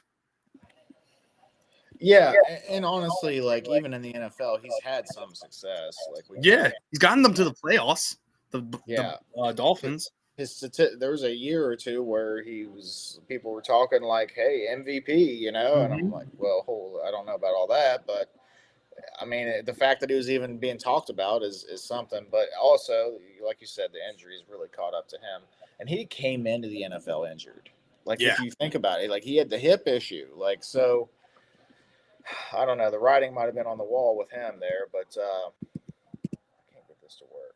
Of course not. Anyway, I don't know. I understand what you're saying about the small school thing, but then you have like guys like Josh Allen who came from a small. You know what I mean? Joe Flacco. What was he like? Delaware. Or something. It was something crazy. So I get it. There's some start throws like Jason said earlier. Because you could take one of these quarterbacks and be like, oh, he's the next big thing, and then he's a bust. Like it's so tough to judge these guys. Like Peyton Manning, when he got drafted, his rookie season was awful. So bad. It's stuff like that. People are gonna give up on him, and then look what he turned out to be. Yep. So, fellas, I posted the call-in link if you want to come in and join me and Ryan and BS with us, have a beer, whatever. Nick must have had to go or something because I ain't Yeah, seen he's gone. that since. I think he's deuced out. He said I waited long enough. Either way, Grinch season 2 has been posting good college updates too. Mendoza's playing Penn State. Moore's playing Iowa, which is a good matchup. Mendoza struggled against them. Beat him, but he did struggle. So that's good. Ty Simpson versus LSU. Simpson versus Nussmeier. That's going to be a good matchup. So really, really good stuff coming tomorrow. Yep. And, I'm going to be honest with you. This year is like the least amount of college football that I've watched ever. Probably football in general. I mean, the Jets have sucked. My Mountaineers have sucked. I know I got the Ohio State hat. That's my second favorite team. But the Mountaineers are actually the ones in my heart. And Jesus. Yeah, I know we won last game, but whatever. I was so high on Allard because I'm a Penn State fan. And when Are you really? Yeah. So I was hyping him up so much, and then I'm like, oh no, he's looking awful. He's looking bad. Then he lost to Oregon, and I'm like, God damn. And then he went down for the season. He's going to be a 4th-round pick this coming year. Yeah, probably. That's rough. Losing the tight end seemed to really hurt him. I feel like. Oh yeah. But I mean, Franklin. I think the head coach Franklin needed to go too. I'm glad he's gone. Yeah, I think he was a little overrated. He got a lot of hype, like he was. I don't know, but you look at his record against good teams, it just didn't match up. I understand that the Big Ten is tough. It's tough. The Big Ten is really tough, but I can't. If you're not doing it, you're not doing it. Like I don't care if you beat up on little teams and stuff like that. If you can't beat Ohio State, if you can't hang with Michigan and the top dogs, then you got to get out. We got to find somebody that can. Mm-hmm. But we didn't really actually get to the question on the graphic here. I got to get your opinion, Ryan, and why should the Jets draft a quarterback this year, or should they wait for the better class, which has less people on it? But you get what I'm saying. It's such a tough one because I don't think the Jets will be in a spot in the top. They're not going to be in the top 3. I don't think I don't think they're going to end up there. So, and I honestly think Moore is going to go to 2027. Lenore Sella is going to go to 2027. Matier, I think, is going to stay in college as well. So I think the 2027 class is going to be much better. And so what I would do if you're not in a position to draft Mendoza or Simpson, I do love Nussmeier, but man. I think you wait till next year. I think you wait till 2027. I think the class is going to be much better. CJ Carr, I think, is going to be a monster. Arch Manning might surprise a lot of people too, but Sayin it's going to be Carr, Arch, and Sayin, who I'm going to really, really be watching. Because if you don't get Mendoza or Simpson, and people are going to be scared of Nussmeier because of the injuries, I think you wait till 2027.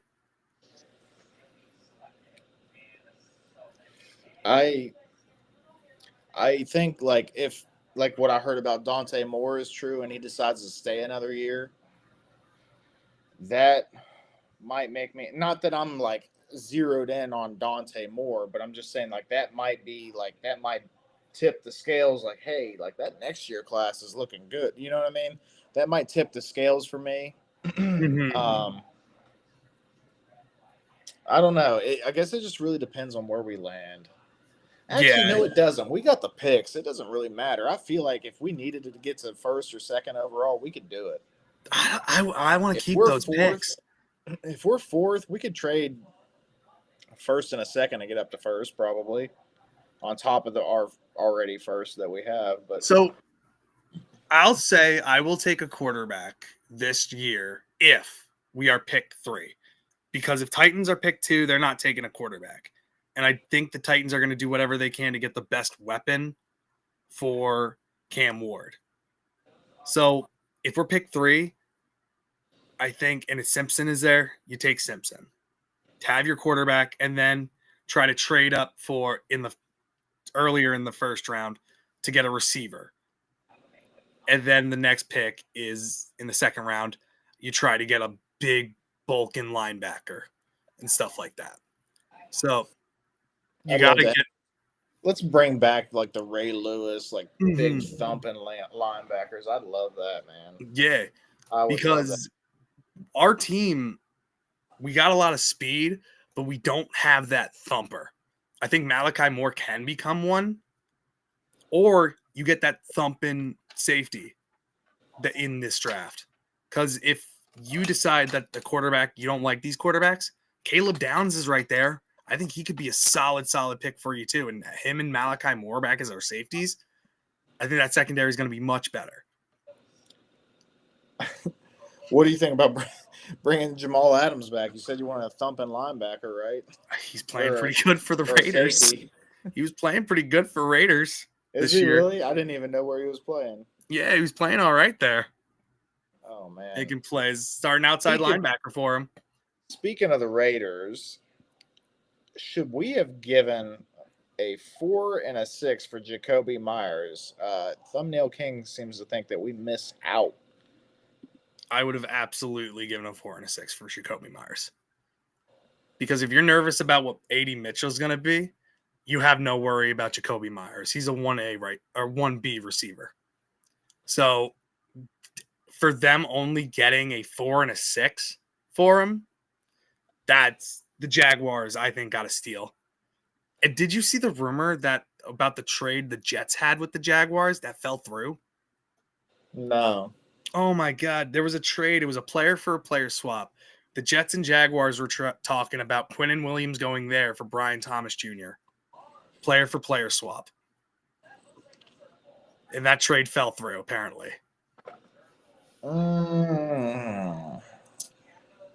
That'd be interesting.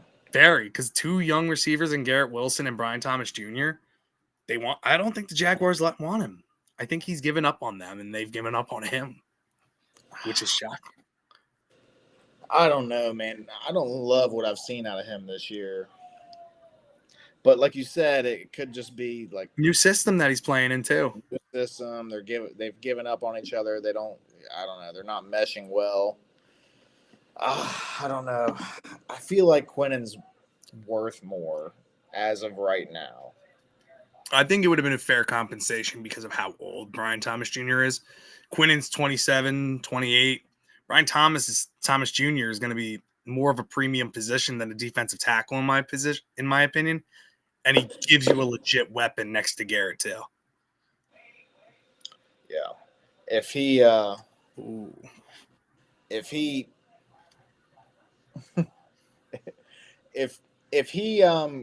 yeah, I don't know, man. I don't necessarily agree with the whole like defensive tackle being less premium than wide receiver. I think the NFL agrees with you. I don't necessarily agree. I think having a stud defensive tackle is worth more. But the thing is Quinnen hasn't really been playing quite like a stud. Right. But neither has Brian Thomas Jr., so I don't know. I think if they would have gave us a little something extra for it, like if Brian Thomas Jr. and a 4th for Quinnen, yeah, I'm down. Now, Jesus Jerry makes a great point as well, or he asks a great question. If the Jaguars don't make the playoffs, do you play for Trevor Lawrence? That's an interesting one. I don't think the Jaguars will let him go. I think Cohen went there because of Trevor Lawrence to try to fix him. I don't know if they trade him. Also, the one player that I've been thinking about that you never know what could happen with him is CJ Stroud. Houston, they're bombing this year. Could the Jets make a play for him if the Texans give up on him? That's an interesting one too. I doubt it happens, but if we're playing young veteran quarterbacks, Trevor Lawrence is an interesting idea. Do we try to trade for him? I don't think so. I don't think Cohen will give him up. I don't think I want any part of Trevor Lawrence. I think that whole train died a while ago. Yeah. For Trevor. No, I don't. We don't need to. We don't need because that didn't really work out either. I don't think he's horrible, but he's not lived up to his expectations, And at this point, I'm like, let's get a good quarterback, Yeah. or keep swinging. You know what I mean? I just don't. Joe Burrow or rookie. Yeah, Joe Burrow or rookie. That's how I look at it. I don't even know if there's another quarterback that could be available. That I'd be interested in. Like you mentioned, Dak. Maybe Dak. I don't know. Kyler, no. Kirk Cousins, no. Trevor Lawrence, no. Bryce Young, no. Like none of them. Mm-hmm. If you're not actually good, like solidified as a good quarterback in the NFL, I don't want you. Another one was that I saw was Geno Smith. I don't want him coming back. He's looked awful this year for the Raiders. Yeah. Leading the NFL in interceptions. And we don't need to recycle. You know what I mean? Like it just doesn't. No. And Geno, and I kind of feel like Darnold's on that, like kind of like in that position too. Oh yeah. Like they're good when they're with good teams, with good offensive coaches and things like that. It's like, yeah, everybody's good under Kevin O'Connell. Pretty much, if you're semi-talented, you're pretty good under Kevin O'Connell. And in Seattle, like quarterbacks tend to play well in Seattle. So I don't know. I just I don't trust us to be a staff that gives the right people around and schemes the things the way they need to be schemed for a quarterback to be good. I need him to just be good regardless. Yeah. And a lot of people in the chat are coming up with really good ideas of players. A lot of them are saying just draft your guy. And yeah, it all depends on what Muji and AG really think of this class. And right now, it seems like they're honing in on Mendoza because they've gone to basically every game. They've sent people there. So I think their guy is Mendoza, and if they don't get him, I think they wait. And another one too that one chat in here, Burrow isn't available, and 3 measly first isn't going to change that. Firsts can be anything. Three of them's a hefty price. Yeah. So Stranger is one of our newer fellas that likes to come visit the channel, and he is actually a Bengals fan. Okay. So we're getting the perspective from the other side, and he's saying hell no. And I appreciate that. I love hearing from other fans as well. If I was a Bengals fan, I would probably also be saying hell no. I don't care if you throw 5 of them at me. I'm not doing it. Fair enough.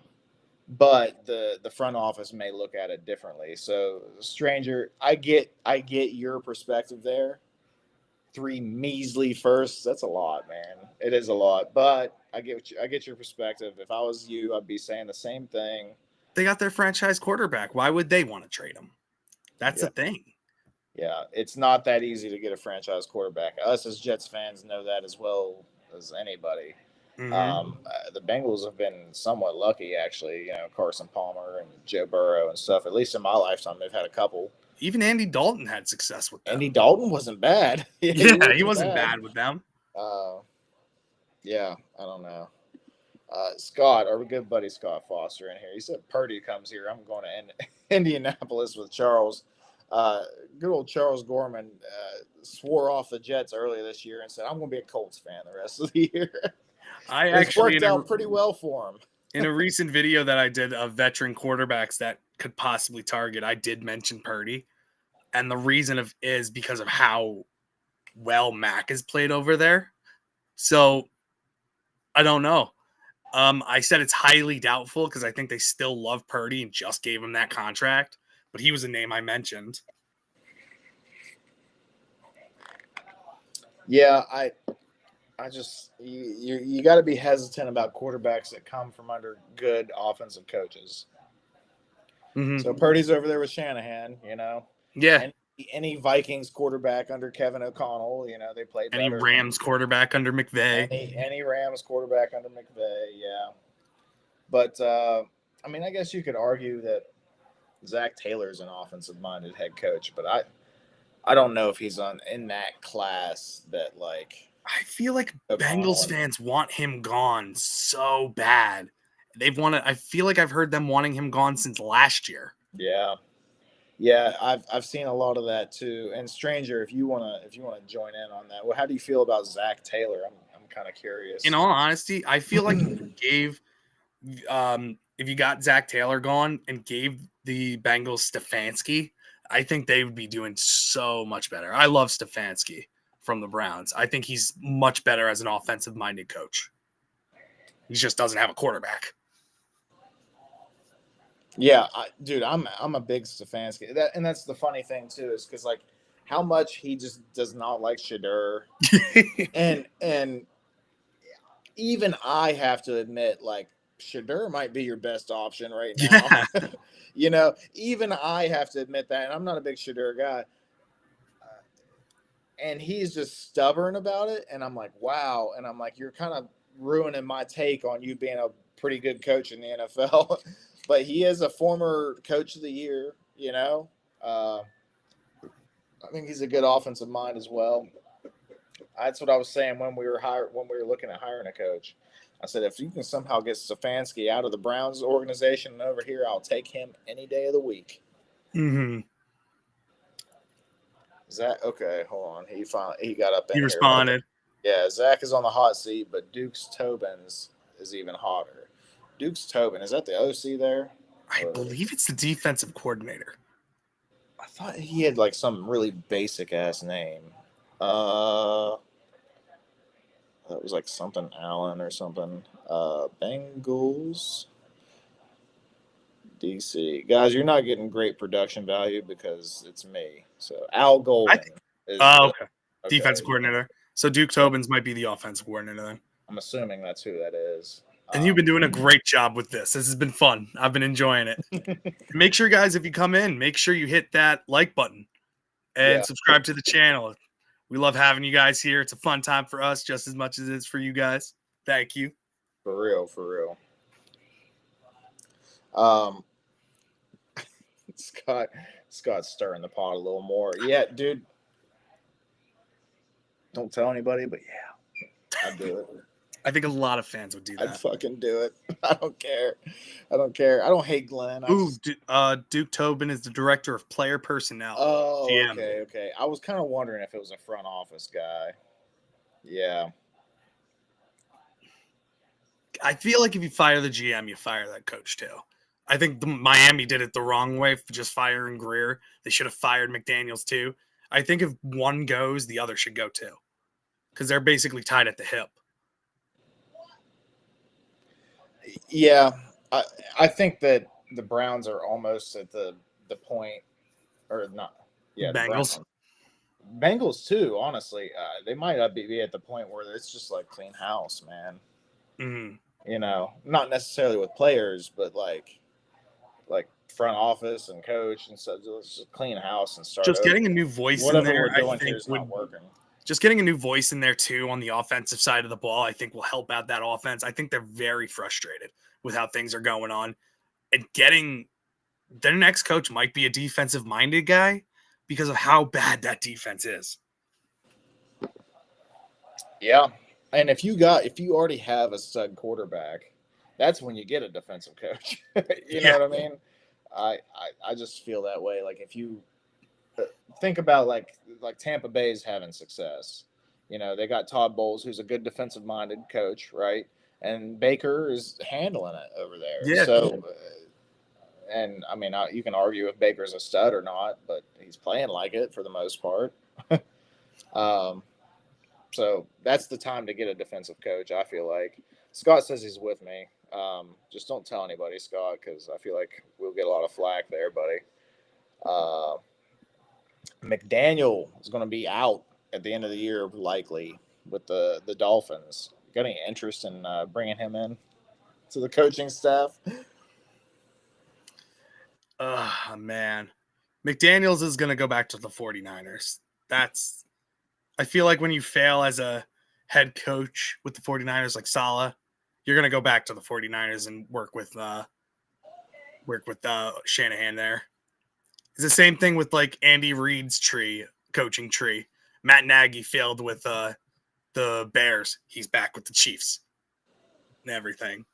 I'm shocked I think he's going to end up back in San Fran. Probably.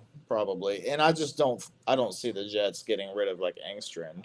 Like No. After 1 year. I really don't think he's been the problem. He hasn't. He's gotten players open. He's schemed players open. Justin Fields doesn't have confidence in his arm. This past week he did, but you can't tell me there was confidence there the 2 weeks before. He was awful. That's why people were calling for Brady Cook to go in. Just to see what you got in the kid. Let Brady cook. Yeah. Oh, my God. Yeah, I'm so sick of not having a quarterback, like an established quarterback. That's my biggest gripe with being a Jets fan. Like, Christ. If we're losing like the Bengals are, but we're scoring 40 a game, like I'd be totally content with it. What are we talking about here, Scott? Maybe they're just spacing it out like Woody did. I think I'd be content with losing like the Bengals did. But I can understand their frustration too when it's week after week when you're leading in the fourth quarter and just blow it at the last minute. I would get pissed off watching that every week, especially when Joe Flacco's playing pretty well for you and everything. It's getting frustrating for them. I can imagine. Yeah, and we're also seeing like that Flacco thing isn't going to last very long. In my opinion, because he's getting banged around a little bit now. And he's always been the type of quarterback that'll come in and give you like 4 good games, and then he kind of falls off. Mm-hmm. Well, I think that's going to happen, and I think he's going to have a lot of trouble because he's going to be getting banged around because that offensive line's not quite holding up. It's weird because they usually do well in the run game, but they don't pass protect very well. Yeah, Brown is Chase Brown's struggling this year. Not having that solid of a season. He had a good game against the Jets, but he hasn't been what I thought he was going to be this year.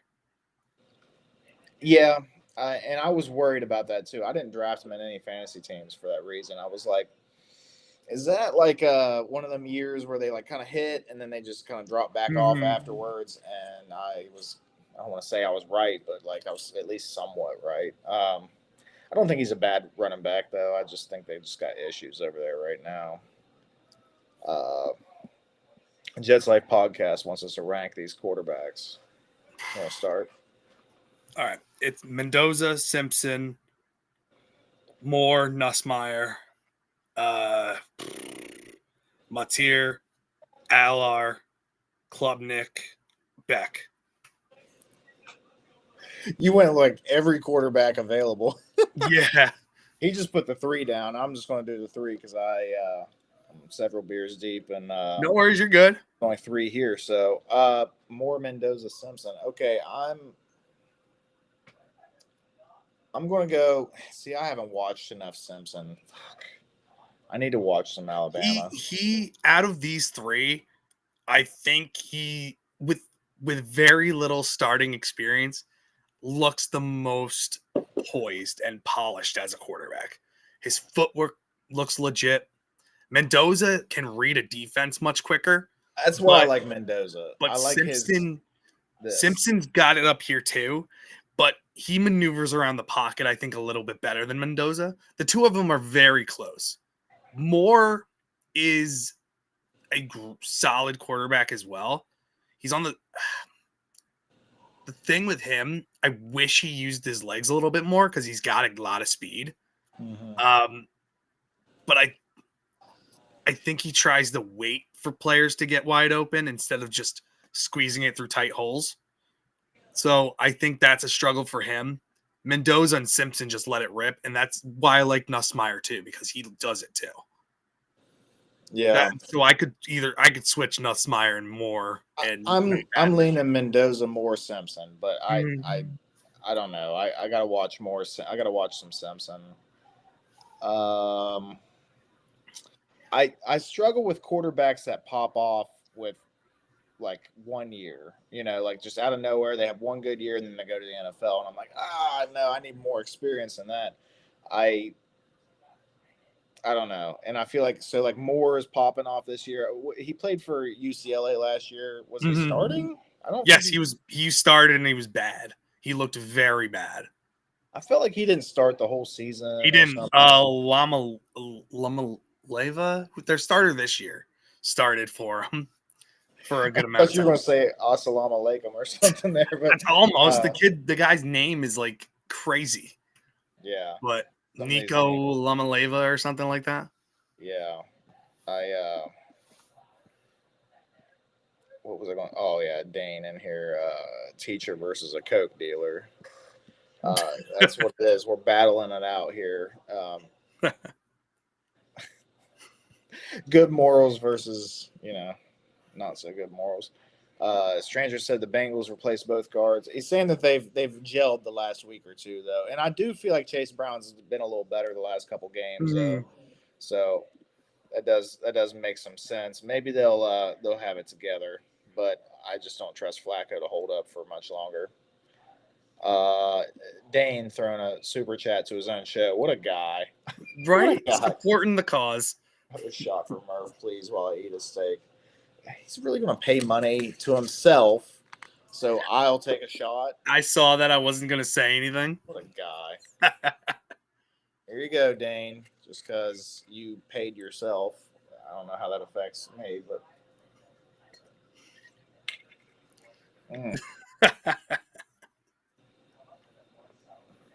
Ooh, that's a big swig, too. All right. Let's go. All right. Golden crust. I don't know what that means. Golden crusted steak. You probably are eating golden crusted steak over there with all your self-given super chats. I'll just call him Nico. Nico, I'm gonna leave you. I'm gonna leave you. I like that, Grinch. Nico, I'm gonna leave you. All right. All right. Charity stuff aside. Flacco's getting the ball out 1 second faster than Burrow was. See, Burrow's gritty though. I can see him trying to make a bigger play. Yeah, because he like I said earlier, he likes to get hit. So he maneuvers around the pocket better than Flacco too. Flacco's a statue. Yeah, I might be able to run a faster 40 than Flacco. We can't say that he's a statue because 2 weeks in a row he ran for like 15 yards in both games to get a first down. So. Maybe we're not giving his maneuverability a lot of credit. Yeah, but I don't know. I still think I could probably beat him in a 40-yard dash, honestly. Scott Foster put a super chat in. Take another, Murph. Yeah, I'm seeing bitches. All right. Let me make sure I got a chaser since I'm doing a second one in a row. And Dana put a good question on there as well. Scott, I'm gonna need you to come up in here in a minute because we're going to be doing pick'ems. You want to join us for pick'ems? Are you staying? Yeah, I can stay to do pick'ems. Hell yeah, dude. I mean, I asked you earlier. I was like, I didn't know if you had a time limit. I never discussed that with you before the show. And if you're willing to chill the whole night, I'll have you the whole night, dude. Yeah. Dano texted me. Dano texted me. He's like, "Hey, would you want to be on the show?" And I'm like, "Hell yeah! I love hanging out here. I always have a good time." He did post a good question in here too. He's like, "If you haven't already discussed, would you have taken the Chiefs 4th for Brees?" Yes, I would have. And I actually meant I was like, we'll circle back to that later in my head, like way earlier in the stream, and then we just got cooking, and next thing I know, I totally forgot about it. Yeah, let me highlight it so people know what the hell we're talking about here. Brees Hall supposedly had some trade interest. The Chiefs are the team that's been name dropped by everybody. Apparently, they offered us a 4th for Brees. I would have taken it because if he was unhappy, you don't want somebody unhappy here. Now, there are reports that came out that said he wanted to be traded. And then after it, there are reports that said he didn't ask for that trade. So and he's been happy at practice. So it's weird. So if he's happy here, awesome. But if you could have gotten a pick for him, get the pick. Because honestly, if he ends up leaving and we get nothing for it, I'm going to be upset. Because we had a trade in place. Let's be honest, like, he's probably gone after this year. I think it's 85% likely that Breece Hall will not be a New York Jet next year. So why not take the 4th now? So the only thing I can think of is that they still want to be competitive this year. So it's like, okay, we're not tanking. We want to still be competitive. Let's keep a weapon. Okay, I guess we're going to do that. We're 1-7. We've pretty much already been eliminated from the playoffs. I mean, technically we haven't, I guess. But one more loss is all it takes, and we still have the Ravens with Lamar being back. You know, we got the Bills. Yeah. We got the Patriots leading our division right now, like, twice. I think the thing with Breece, I think AG wants to keep him to bring in, if we do bring in a younger quarterback, to give him the most stability on that offense. Having a young stud running back like Breece Hall is a great start. Mason Taylor coming into his own. I mentioned this earlier. Garrett Wilson as a number 1. A.D. Mitchell as a number 2. A solid offensive line. You got the weapons, and if it's the quarterback hits, you're going to win games. So I think their plan is, honestly, I think they are going to franchise tag him and try to extend him. I really think so. They're probably to like a 3-year deal, something like that, trying to keep him around. Because I do think AG loves having Breece Hall. And I think Tanner Engstrand does too. But is he going to want to sign it? Does he want to be here? I don't know. Well, for one, I don't think he wants to be here, especially after he's seen like some of his homies go bye-bye. I think here's the thing. For me, I don't look at it that way because, like, if I'm drafting a quarterback, I'm sitting him no matter what. I don't care if everybody gets injured. He is 7th string quarterback if he has to be just to sit. You know what I mean? Like, that's how I look at it. I don't care if I have to bring back who was that?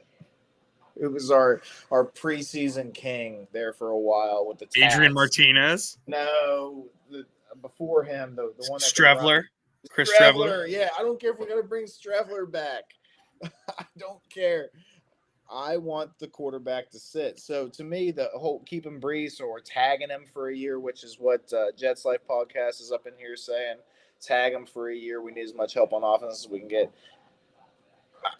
It doesn't matter to me because we're sitting this dude for a year anyway. So he'll be comfortable with Braylon. He'll be comfortable with Isaiah Davis, right? We still have a couple capable running backs in there that he'll have some familiarity with. So the Breece thing doesn't matter. Like, that doesn't matter to me. But, you know, that to be fair, Jets Like Podcast, like, I was on that train, that tag train. I wasn't willing to give him another contract, but I was willing to tag him for a year, maybe 2, depending on where we're at and how we're competing and stuff like that.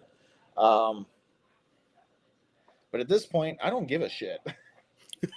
I don't give a shit. And we talked, it was a couple weeks ago, me and Dane were talking about, like, should we become, it was like when we were 0-7. Should we become, you know, like, should we just sell the house, this and that? And it's funny because they actually fucking kind of did.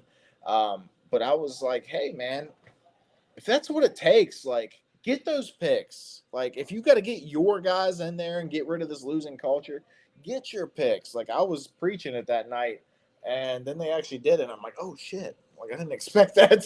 Like, I was like, whoa. And I was a little, like, I'm not going to lie, I was a little heartbroken over Sauce. Not so much over Quinnen, but Sauce I was a little heartbroken over. They weren't actively shopping him. So the deal they got was one they couldn't turn away from. You got 2 first-round picks, one this year. Now we have 5 first-round picks the next 2 years. Honestly, Moochie did a great job. He honestly did a fantastic job with the moves he made. Now, I would have traded Quincy, tried to get something for him. I would have tried to trade Brees. I would have taken that 4th, even though I would love to keep him around, but just acquire more picks, because if they're not your guys, like, I'd rather get something for them than them just walk for it. Like, that's the biggest thing that's going to irk me, because I know that's probably what's going to happen with Quincy. So, are you going to be upset that Allen Lazard's leaving after this year? Oh, heartbroken. So heartbroken. Him and Clemens. Oh, man, I don't know what I'm going to do with myself. Yeah, somebody put it in the chat earlier. We couldn't get a bag of chips for Clemens.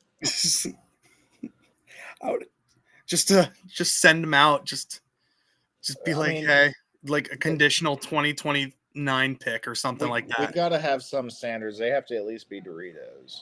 Damn right. Cool Ranch Doritos. Ooh, okay. You a Cool Ranch guy. I like Cool Ranch. It's so good. They're my go-to chip. I'm down. Yeah, I honestly, I feel like that's what is it with him, dude? Like, all the coaches fucking love him. I think Glenn likes him. Mm-hmm. What is this? Like, is he paying the coaches under the table? What's going on? Why do Which one, Lazard or Clemens? Like, Clemens. Oh my God. I think they're terrified of him. How big he is. I mean, you ain't got to be the one that cuts him. Send one of the front office flunkies to do it. Like, send Woody in. Yeah, send Woody in. Give him a script too. Give him a script to read. Michael, the coach says you're an old bitch.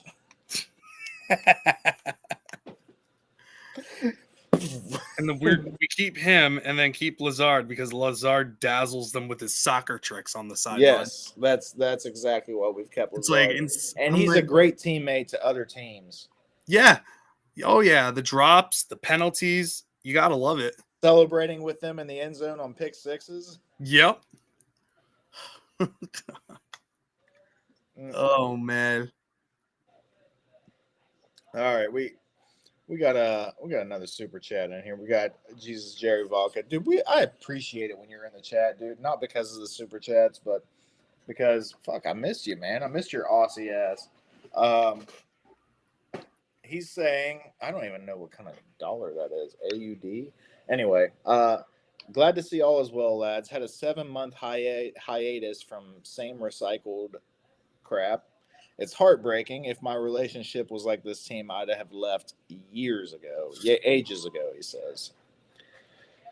I totally get it, dude. I have honestly been pretty checked out of Jets content lately myself. I have not been on YouTube watching a whole lot.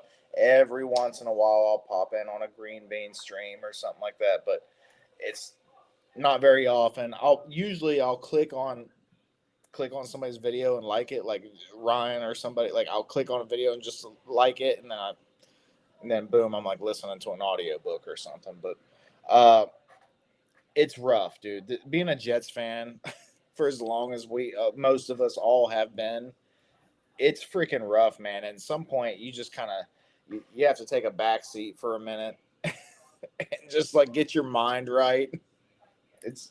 I don't know. So, hey, man, if you got to take a hiatus, take a hiatus. I get it. You know, your mental health is way more important than this team or any of this bullshit. Like, you know, but dude, when you come in, we appreciate you. Just like I look at all these guys, like these guys are my friends. Like, they're my online Jet friends. You know, that's the way I look at it. Like, I even like people on Twitter too and stuff like that. Like, I have like online Jet friends. It's the strangest thing. I don't know how to explain it to like my real life friends. But I'm like, oh yeah, I know this dude from like Colorado, like, you know, and they're like, well, how do you know a dude from Colorado? Have you ever been there? I'm like, no. It's like we're a family. Online Jet friend, dude. What are you talking about? We're a Jets family, man. We bleed green and white and everything. We're here for each other to vent, talk, discuss, argue. That's the great thing about being a Jets fan, is because we see this bullshit all the time, hear the same stuff, but we all bring our own opinions to it and everything. And like Murph just said, if you need to take a hiatus, do it, because you got to have good mental health, because this team can really destroy that. But we always come back. How many Sundays have the Jets ruined for you, Ryan? I mean, seriously. Oh man, it's been bad. And like, even my daughter's like, she's 4 and like knows that the Jets are bad. She's like, Daddy, why do we watch them? I'm like, because I'm sick in the head, babe. Yeah. And like, what's bad about it is like my son's mother, my ex-wife, is a Cowboys fan. Oof. And I have to compete with that. So like, and the Cowboys aren't even good, really. But we're so bad that I still can't compete with that. So like, we played them earlier this year, we got the shit beat out of us. And I'm hearing, because it's not just my ex, it's like her mom too, like the ex mother-in-law and stuff like that. They're all Cowboys fans, and I got to hear it from them like, oh, Jace wanted the Cowboys to win this week, and I'm like, the fuck he did? No, he's doing Jets chants with me. What are you talking about? Like, they're like, no, he said he wanted them to win. I'm like, no, hold on, but I can't make a good argument to my son because we're losing. We're losing every game. He comes downstairs because he doesn't actually watch it with me. He's only 9, but he comes downstairs and he'll see it on the TV or something. And he's like, how, he's like, he looks and he's like, oh, the Jets are losing. And I'm like, yeah. And that's like every friggin' Sunday. And I just don't know how to convince this kid to be a Jets fan. It's just when all they do is lose. Our time will come eventually. I don't know when, but like, and the sad thing is, when we do win, Cowboys fan by then. When we do win, it's already when our season's basically over, and then we have the fans who want to tank, who are pissed off that we won, and it's like, oh man. Sometimes you can't even enjoy the wins because they don't win like by a dominant fashion. It's like, oh, they got lucky because they blocked a kick, or their defense finally made a stop. Stuff like that, or a broken play touchdown. It's tough. But I do love your chat. When I go live, I always get a couple chats and stuff like that. Dano always pops in every now and again. But I love the amount of people you guys get in here and just to talk and everything. I appreciate it. I would love this for my live streams when I go live. But you guys, what are you doing? Go hop over on DayngerZone, dude. What are we doing? Make sure you hit the like button in here as well and subscribe. You guys are awesome, and I appreciate being on here with you guys. And if you're too lazy to type it in the search bar, like, all the information is below. Like, Dane makes sure he does that every time. All the information is in the description below. So you just click a link and boom, you're on the channel. Give him a sub, give him a little love in the chat. Appreciate it, guys. Ryan's a good dude. He stays positive. I don't know how you stay positive like you do, Ryan. A lot of coffee, a lot of alcohol. I'm trying. No, but you have a lot of great takes, dude, but you always try to keep a positive mindset, and I do appreciate the shit out of you for that. But because at this point, I need people around me like that, because I used to be that guy. I used to be the dude, oh, well, yeah, well, if we do blah, blah, blah, blah, it'll blah, blah, blah, blah, and it'll work out. This year, I'm like, we fucking suck. That's me this year. I'm just like, no, we suck. We're going to suck. We're going to suck forever. That's how I feel this year. I was going into this season just like, last year really broke me. And I'm like, at this point last year, I didn't have a YouTube channel or anything. I started my YouTube channel on as a New Year's resolution, just because I wanted to do something out of my comfort zone. And all the people that I've met through it and stuff like that, like being on your guys' show for a lot of times already, loving it, getting to chat with you guys. It's always been so fun.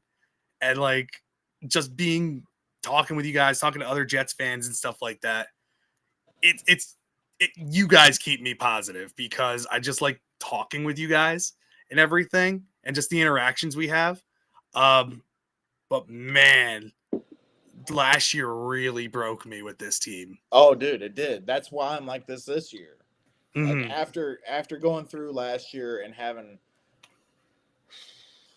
like the channel was around last year, so like the takes are out there. Like we were high, all of us were high on this team, man. We thought it, and I'm sure you were too, Ryan. Mhm.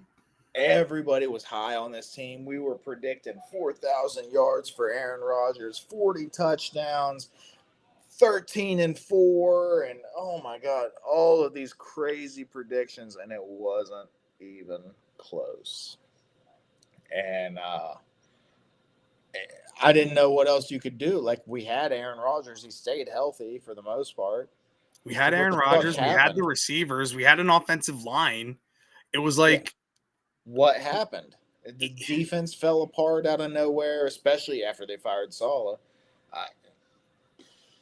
Wow, it's just like I don't know what else can we do? You know, not that we did anything. We're Jets fans. We just sit around and talk about it, but still.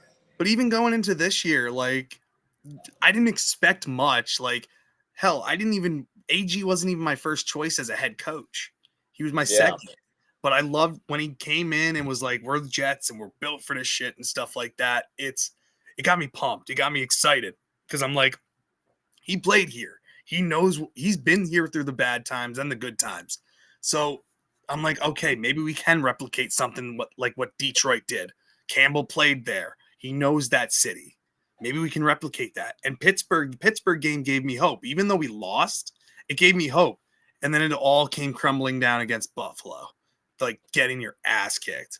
And then the next week, getting your ass kicked again. The defense sucking. The talk of Wilkes getting fired right away. People wanting AG to get fired. And I'm like, we turn so quick on these coaches. And the one positive I would say is Engstrand. He has been a shining light because he's scheming players open. He seems like he knows what he's doing. Now, have there been some play calls that he's had that I haven't been happy about? Yeah. Like when you have a Justin Fields, a big quarterback in your 4th and short, why not do a tush push? We have the quarterback for it, but you're still trying to run outside or do something dumb. I don't get that, but You're just getting too cute sometimes. Yeah, You know, yeah. you're thinking they're gonna predict that you're gonna stay simple and try to do something like that. So you try to do something cute, you know, and it doesn't work out. Yeah, I get the thought behind it, but like, no, let's not. Don't be cute. Just get the first down. Use your big-bodied quarterback to get that first down. And it's like that win last week. I even talked about it when I went on my live stream after the game that night. I said that was a team that I was proud of. The fight, the not giving up and stuff like that. Then we got into the bye week, and I'm like, oh, I'm excited for this trade deadline. Michael Carter II got traded, and I liked the trade because I knew he wasn't going to be here. I liked Jarvis Brownlee Jr. We got Mechie, who I was very high on as well. And then Sauce got traded, and I'm like, what the fuck is going on here? And then quit it. I was like, oh, man. This last week was pretty wild, and it's I can't help it. I think maybe it's in our DNA as Jets fans, but I can't help but be like excited when I see all those first round picks. Oh, we're so used to like owning the off season, man. We get excited over the draft. Like, no, I wonder if there's another fan base that gets more excited over the draft than we do. I really do. Like, I don't know how you would like calculate that, you know, statistically or whatever. But like, this fan base loves the draft because that's all we've had to look forward to. Really, it feels like. But yeah, when seeing all this, like, it's like, yeah, like I was like the initial shock. I was like, boom, heartbroken. Sauce, like, oh my God. And then it's like only 2 firsts. I was like, that's decent, but and then I saw the Mechie on top of it, and I was like, okay, I'm all right with that, you know, or not Mechie, AD Mitchell. Yeah, and I would have been happy with just the 2 first round picks, but he got thrown into it, and I would have been like, all right, I was okay, I guess, with it, but I didn't love it. I just didn't love losing Sauce. Right. But and then just that extra little something was enough for me to be like, oh, okay, Muji's cooking.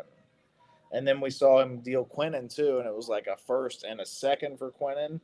And in reality, I was thinking like a first and a third, or a first and a fourth. And then I saw, oh, and we're getting a defensive tackle back, so we're at least getting a body back, even if he's like not that great. We got Harrison Phillips and Juwan Briggs already. So at least we got the body back, and he's got some potential. He was a first round pick, I'm pretty sure. And I was like, okay, so yeah, Muji's cooking, but I still, it's a shock when you see it, but at the same time, it's like, ooh, oh my God, hold on. Don't sleep on the cornerback we traded for with the Chargers too, Lasser Taylor. Apparently, he is still a young player and solid tackler. Now, he's a special teamer, but when he's had his opportunities on defense, he doesn't miss a lot of tackles. He's an aggressive young player and stuff like that. So, the Jets went into this. There was a rumor earlier, like weeks before the trade deadline, that they wanted to target younger players. A.D. Mitchell, 23. John Mechie, 23, 24. Lasser Taylor is like 26 or something like that, maybe younger. And then Mazzie Smith is 24 or something like that. And so that is exactly what I was looking out of coming into this trade deadline. I thought that we were going to be more buyers than sellers, and we were going to be picking up those young type of guys, to see if we can hit on like a young potential or whatever. And if we don't, we didn't give shit for them, because anything after guys. And okay, so you mentioned Tyler Barron earlier, and I wanted to say this and I forgot. Anything after a fourth round pick is like that's just extra. That's just seasoning on the whatever. Like, I don't care. Like, anything after a fourth rounder is whatever. It's a shot in the dark at that point. I only expect things out of my first, second, third, and fourth. If we're not hitting on those picks, we got a problem. If we happen to hit on a fifth, sixth, seventh, fucking great. But I don't expect it. I expect like depth. I expect special teams play. I expect out of the league in 3 years. Like, that's what I expect out of those guys. So I'm not too bent out of shape over Tyler Barron not working out. Was he a fifth, I think? Yeah, my problem with the Tyler Barron one is we traded up for him. That's what bothered me, because he would have been there at our own pick, and I think in the pick 6 or later in the 5th round. He would have been there still, I believe. And I get what you're saying and everything, but I would think what makes a successful GM is when you hit on those late round picks. Like the Brock Purdy pick. The 49ers hit with that. He's a 7th round guy and is their starting quarterback when healthy and everything. You got to hit on those late round picks. You can't have like a Ja'Kai Polite type of player and stuff like that. Like, that was a disaster. But that was McCagnon, who didn't know how to draft at all and stuff like that. So I think Muji, he understands the trades and the draft really well. Free agency, I'm still interested to see. I like the Brandon Stevens has come around, and I was wrong about that one. I already admitted that. But like Derek Nottie didn't even make the team, traded him right away. That was a disaster. Andre Cisco, and you said. Man, I had hot takes. JT earlier said he was going to eat his L on Brandon Stevens. I'm going to eat my L on Andre Cisco because I was super high on him, man. So was I. Really high on him. My hot take was that he was going to be an All-Pro this year. Remember on that when we did our hot takes? I'm like, I was so high on Cisco. I thought his defense was made for him, and he's been a disaster. I was not. Yeah, I was. Now he's out for the season. And I think a lot of Jets fans, we were all high on him, and it just didn't work out. It is what it is. But that's the thing is Muji signed him, but Muji only signed him for 1 year, and I was killing Muji over that. I was saying 2-3 years at least. 1 year, and that's for a reason. I have a question for you. Go ahead. I saw a rumor or a thought that somebody came up with. I think I saw it on X, a Jets fan. I don't remember which one mentioned it. Would you trade your late round, first round pick for Tyler Linderbaum of the Ravens, the center? No, No. best center in football, and would be like a. Is he the best center in football? Yeah, I think so. Really? Him or Creed Humphrey? Tyler Linderbaum's a monster. I For thought he both. was okay, but I didn't think that he was killing it. He's he's looking for a monster deal from them. I think he's one of the best centers in football. Him and Creed Humphrey. Can I give a third for Zach Frazier instead? Yeah, I'm just saying, if we're throwing shit out here, I mean, whatever. that was just something I saw. I don't think it's going to happen. I think the Ravens are going to give him a monster contract. I wouldn't give a first for a center, no matter dude. It's got to be fucking Nick Mangold. Rest in peace, brother. Nick Mangold out there for me to give a first for him, and it's got to be like my late first because I can see Linderbaum. Because if you can look on this this little thing we got here, is who are them motherfuckers? So the later one is what they're getting. Yeah, I just a center. Not that I don't want to undervalue the position because I do think it's a valuable position.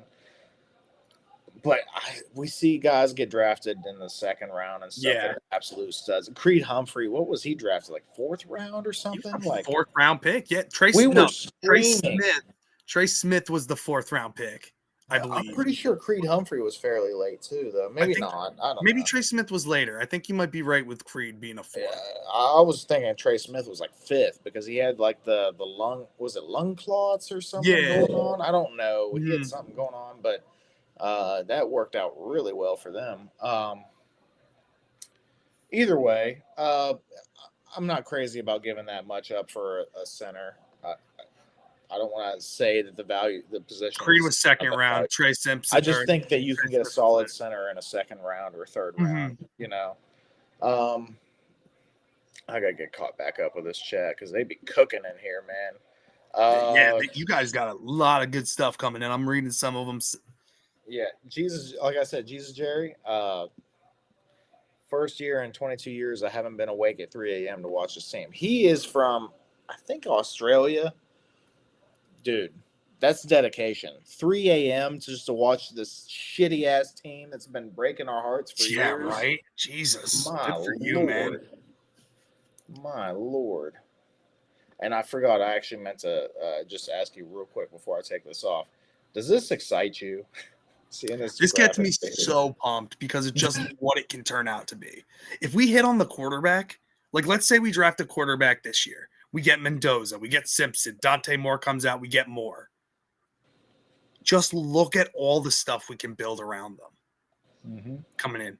And not having to worry about an offensive line, not having to worry about a edge rush with Will McDonald and Jermaine Johnson. Not having to worry about that stuff. Let's say that the Indy pick ends up being, I don't know, 29. Let's say it is late.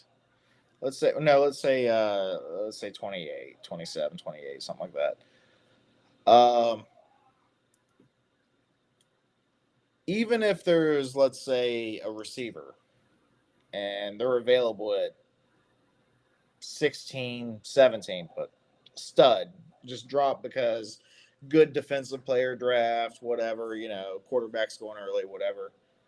We got the ammunition to trade up for that too. Yeah. Let's say we get our quarterback. Let's say we end up picking second and we get Mendoza.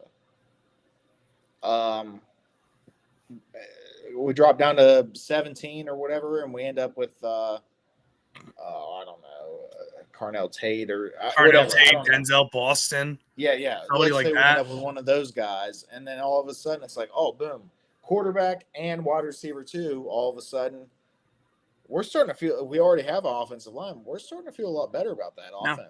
And think about that too, because AD Mitchell's under contract for a couple more years too.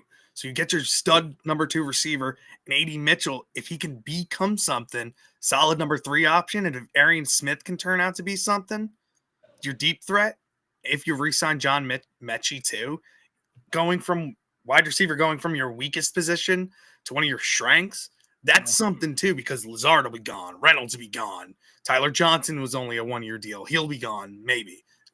I don't know if I'd re-sign him, but yeah, I do kind of like Tyler Johnson. I just don't like him in as anything more than an emergency wide receiver. You know what I mean? Yeah. I feel like he should be 5 or 6. You know, and I think he deserves to be 5 or 6. Like he deserves a roster spot, but I don't know. Anyway, I'm gonna pull this back to the screen and get chat back up in there, and then I gotta get caught up with the chat. My lord, they're cooking. Scott Foster bleeds gravy. Should he be concerned? no. No. Okay. Nah, Okay. gravy's always good.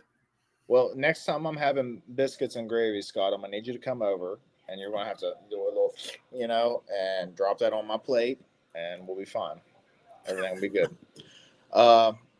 Biscuits and gravy, by the way. Oh, yeah. I don't know if that's something you guys have up there. Where you live, by the way? I'm in New York. New York. I thought you were in New York. Yeah. You guys do biscuits and gravy up there? I don't know. I thought Not that was like a Southern. not like down in the South, but I do love biscuits and gravy or country fried steak and eggs. Oh, such good stuff. Yeah. As a kid, I didn't even like it, and then now I'm like, what was I thinking? Jesus. Right? Anyway, consistently fastest release. See, Stranger is still defending his take on that release thing. I don't care how fast he releases the ball as long as he's getting me 45 plus points a game. I hope he releases his welcome to New York tweet really fast. Whenever we throw 3 first-rounders at him. Anyway. Oh my goodness, Jets Life podcast. Are you being for real, dude? Do you actually talk to your therapist about this stuff? Because like maybe I need to make an appointment. if it helps, I don't know. I will not lie. I've mentioned to my therapist how mad the Yankees get or the Jets get me sometimes. Yankees too. But and she just laughs at me. Because what are they going to tell you? There's no therapy for being a Jets fan. She's like, turn off the TV. I'm like, I can't. It's an addiction. Jesus, Jerry said, he said I had a 6-pack and was sworn by chicks when I fell for this team. Now I'm fat. My girlfriend is picking her nose. What a grub. That's why we miss you, Jerry. That's why we miss you. You need to bring your fat ass back here more often. And I feel you, dude. I feel you. This team is the cause of most of my health issues, too, I think.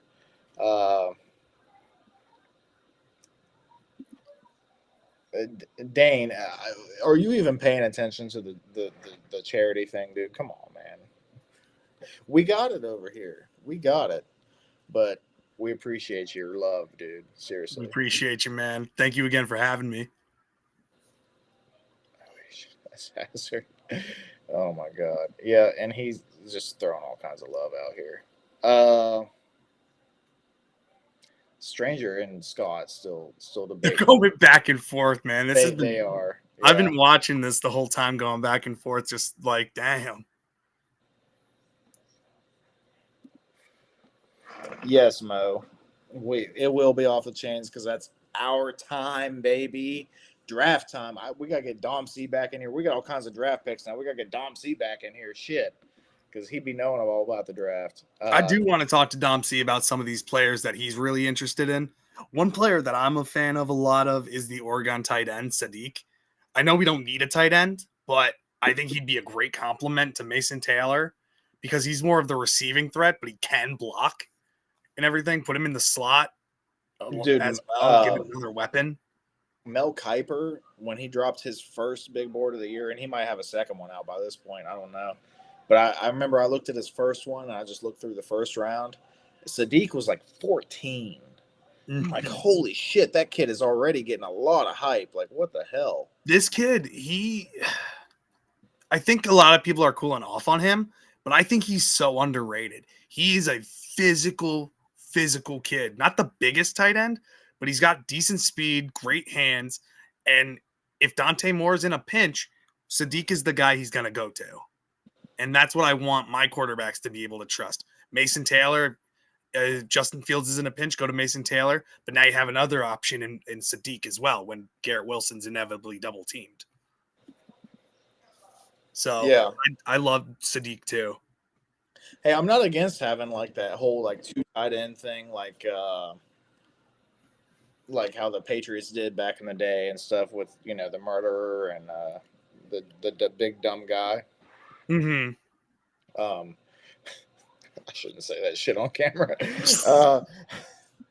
We're already too many shots and beers deep at this point. But speaking of shots and beers and beards, because that thing is looking luscious right now. We got our good buddy Scott popping up in here. Scott, what's up, dude? Murph and big dumb guys. How's it going? Good, fellas. I heard Dane chirping somehow, so I thought I better get my butt in there. Yeah, I kind of chirped a little bit earlier because we're going to do those pick'ems at some point, and Ryan, you don't have a choice. You're locked in now. You're doing I'm pumped. I'm excited. You guys are rolling, man. I just was hanging loose, kind of enjoying the chat really a little bit. It has went that way. The chat's been cooking tonight. We appreciate it, guys. This has been awesome. Oh shit, we got Snowball in here. Everybody leave now. Snowball's here. We get a bunch of first rounders and we want to spend them like singles at the strip club. Build the team. AG and Muji are cooking. That's an opinion. I'm not going to sit here and argue it. But at the same time, I'm not going to argue having an elite quarterback fall in our laps too. So you miss out on the QB, you get something surefire with Joe Burrow. I'm just saying. That's right. Oh, okay. Scott, Jesus Jerry wants to know if you're going to take us all hunting. Yeah, I said we'll go squatching. Squatching. You ain't shooting them though. Oh, I'm still way behind. Damn, y'all are. On what? I didn't realize how far behind I was. Jeez, you're way back there. Yeah. Alcoholist therapy. Yeah, see, that's how I know. Anyway, I'm gonna scroll all the way down. Okay, I'm not seeing anything too crazy. We should have. Okay, so Snowball was dead set that we should have taken. The Ohio State quarterback last year. His name's escaping me. Will Howard. Oh, okay. Snowball was preaching all offseason. We should have taken Will Howard, and now he's still on that train. He's determined that we should have taken Will Howard. We still don't know if that's the right or wrong answer because he hasn't done anything in the NFL yet. But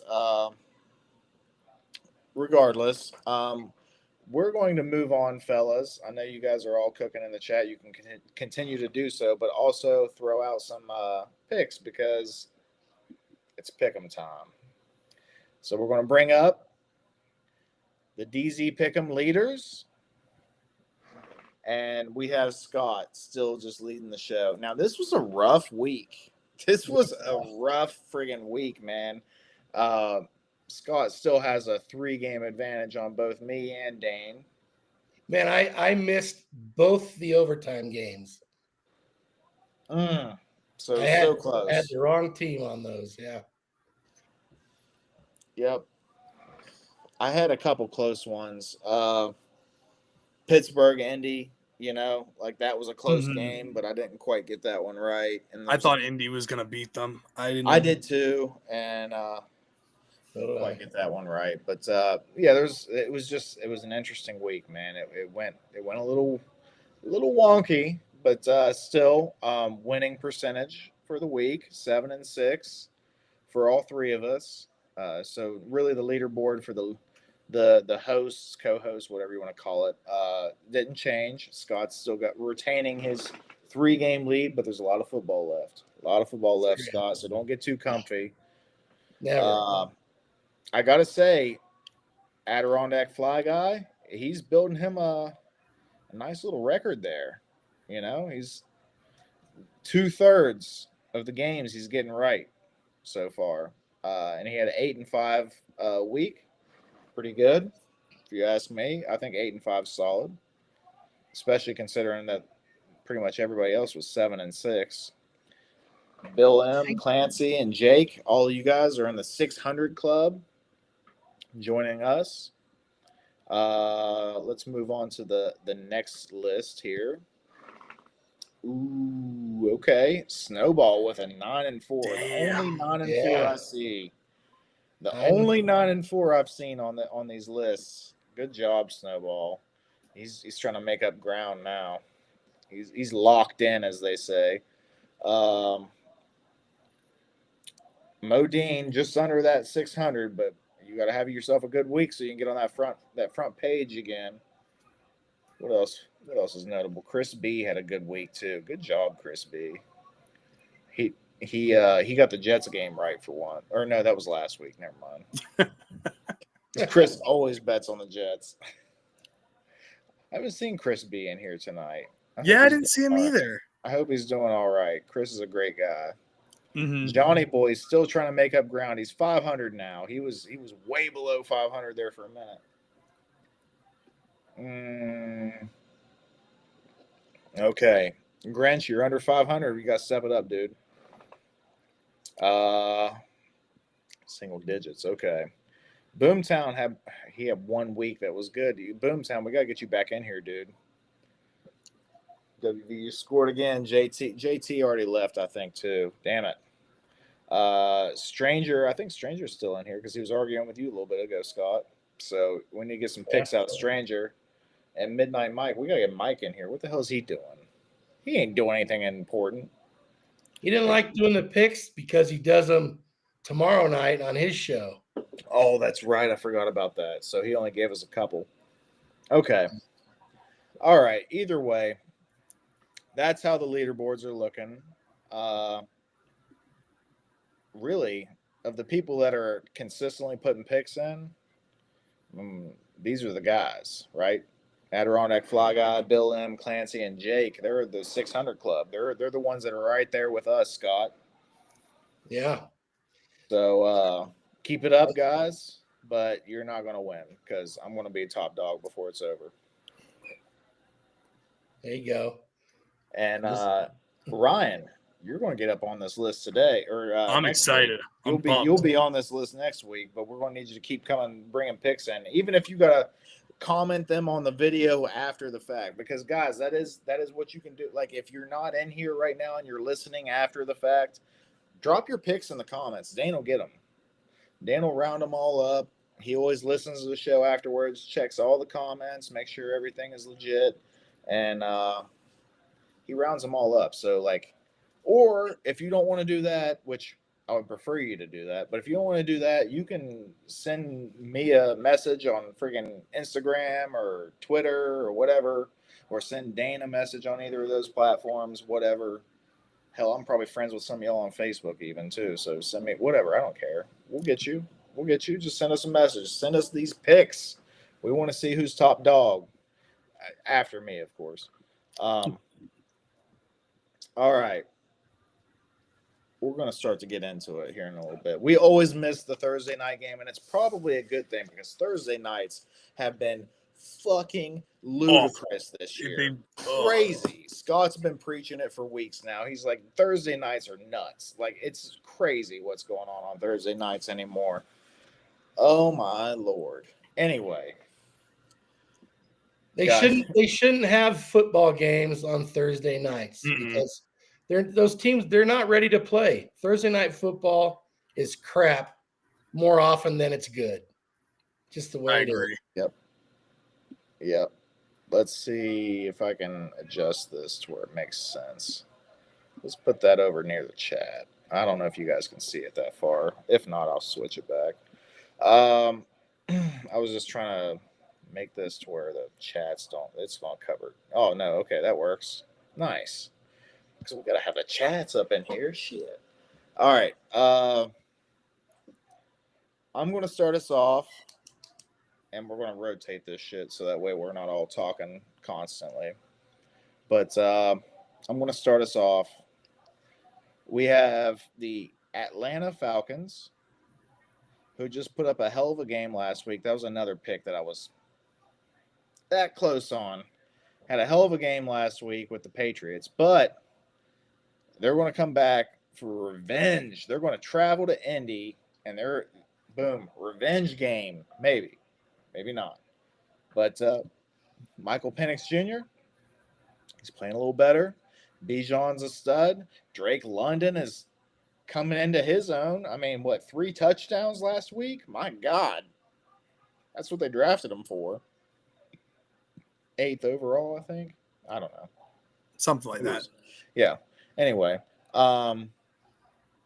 yeah, team's looking pretty good. Even Kyle Pitts has been solid.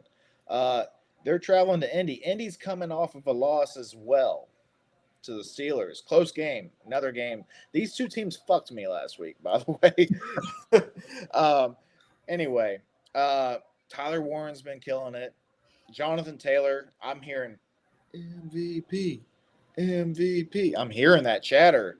Jonathan Taylor's been killing it. If there was a running back in the league that I would want on my team, it would be Jonathan Taylor. Honestly, he's so well-rounded. He's just exact what you want in a running back. Anyway, Danny Dimes, Indiana Jones, whatever. He had some rough moments last week. He's entitled to have some rough moments because as well as he's played all year, he can have an off game, right? Back at it with the Falcons. Is he going to come back? Is he going to bounce back? Is he a rubber band? Is he rubber band Dan? I don't know. We'll see. Anyway, anybody want to give their picks or any general opinions on the game of Atlanta traveling to Indy? I will let you guys know, as well as the chat, DeForest Buckner has been ruled out. Mm-hmm. In fact, he's on injured reserve now. Okay.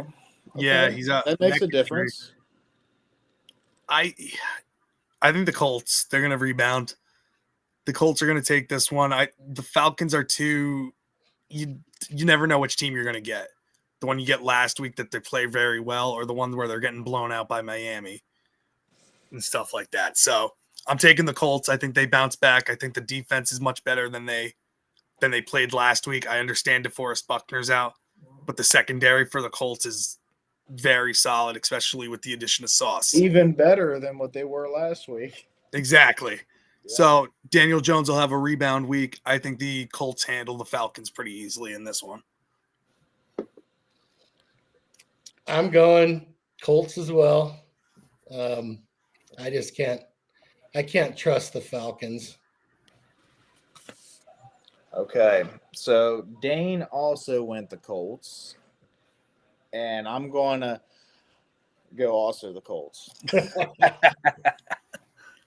The Falcons are an interesting team this year because they have been blown out by the Carolina Panthers, and then they've come back and just tangled with tough teams, and I don't understand that team, man.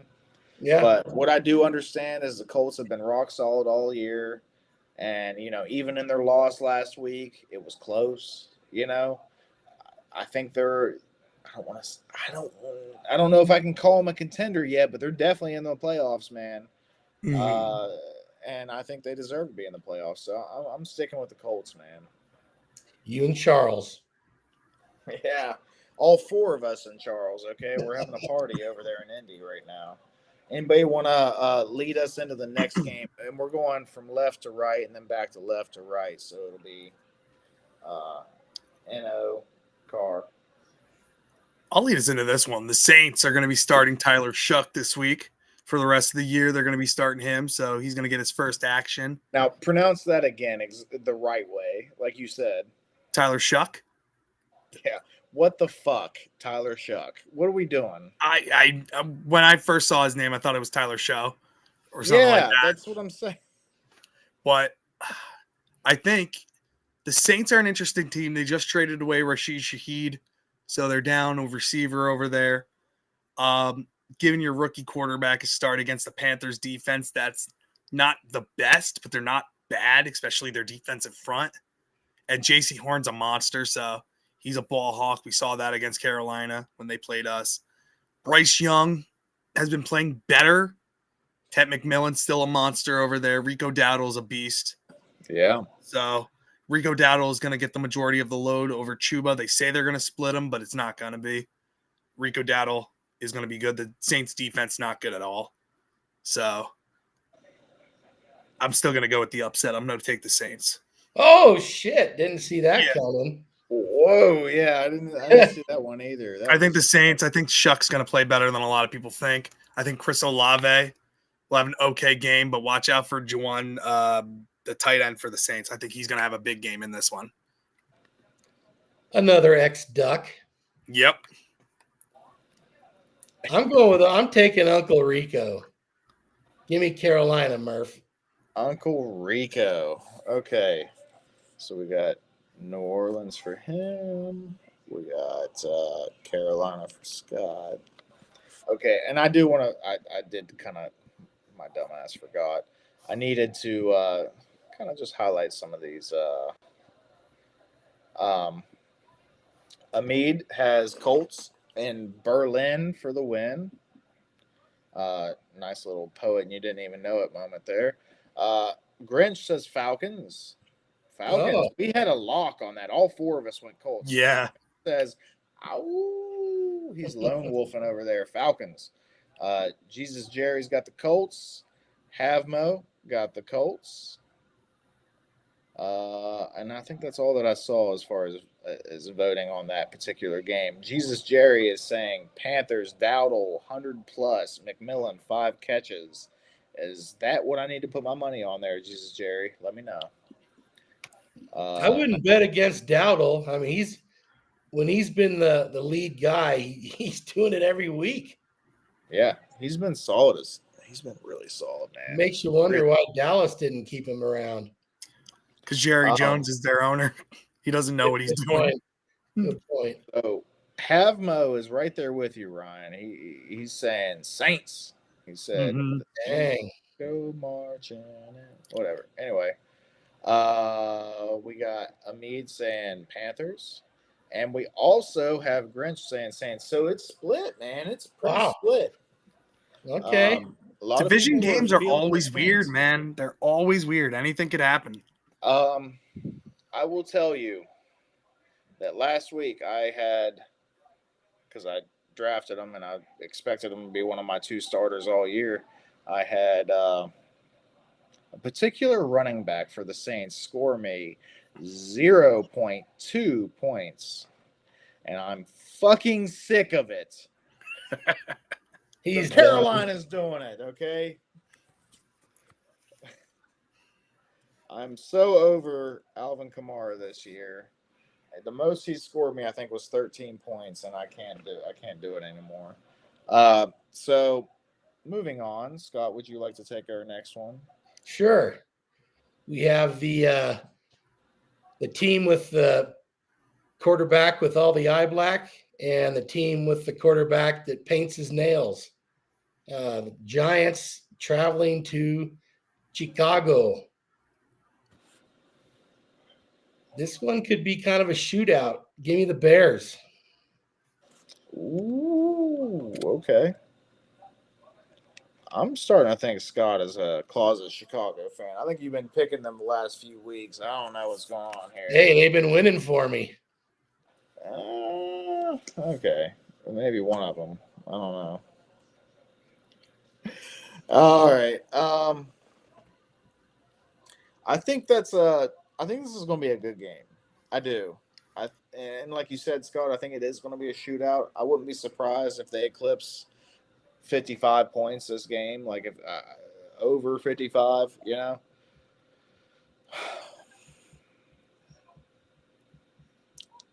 The Giants, since Scatterboo's been gone, I feel like they've taken a little step back on their offense. Yep. Ben Johnson's in his bag. I'm going to go Bears. I'm going Giants. I think the defense is going to rebound. I think Caleb Williams is going to come back down to earth. He's been playing better lately, but that defense, I think, for the Giants is going to step back up. Bowen has been awful as a defensive coordinator, but you just got too much talent on that defensive line and secondary. I think the Giants are going to win this one. It's going to be a close game, but I think they're going to pull this one out. Okay. And forgive me because I didn't have these pre-written down like I meant to. We got Amid saying the Bears. He went Panda Bears. They're Panda Bears this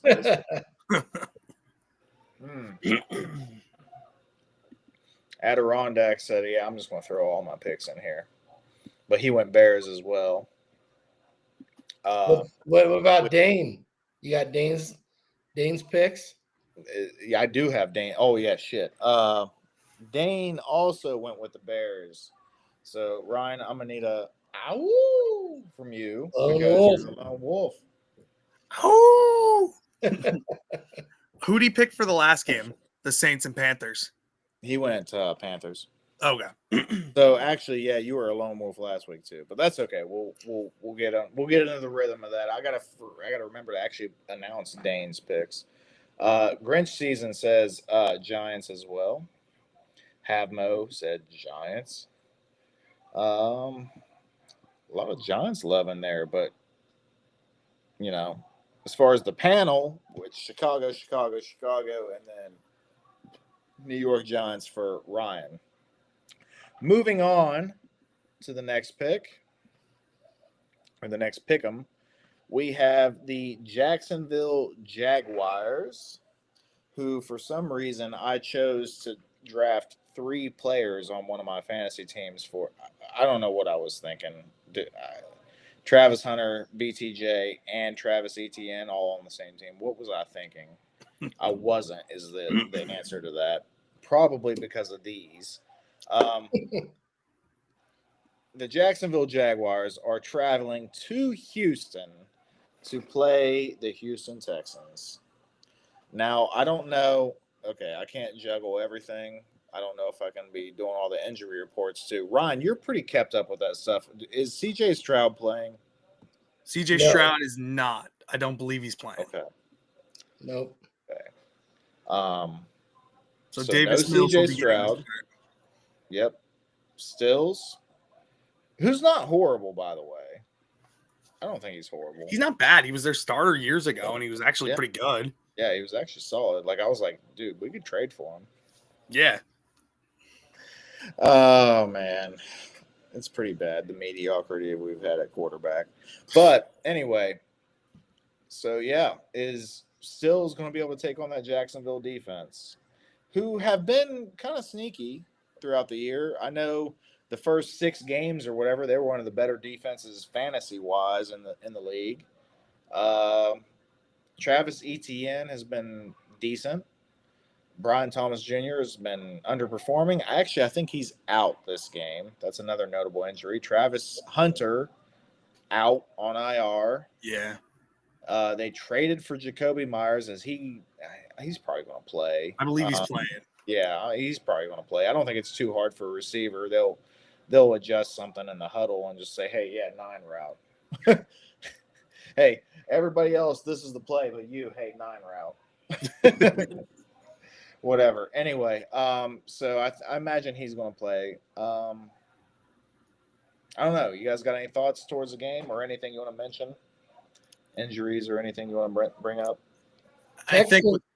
Sorry. Texans have some offensive linemen that are out, at least 2 that I heard. Okay. FYI. Even when they were healthy, they weren't a good offensive line. Yeah, they were bad. Maybe that'll improve them. Yeah. I like Davis Mills, but I think he's going to struggle behind that offensive line no matter what. No matter how good the Texans defense is, I think the Texans or the Jaguars are still going to pull this one out. So Jaguars winning this one for me. Okay. Got Jacksonville for Ryan. What do we got going on, Scott? Well, or you want to wait on me? That's all right. I think the Texans' defense is good enough to win this game on their own, but with all the injuries on the offensive side of the ball, I gotta go Jags. Yeah. And we're going to call that a lock because I'm also going to go Jags. I feel like I've been like a sneaky Jags fan this year, and I'm not.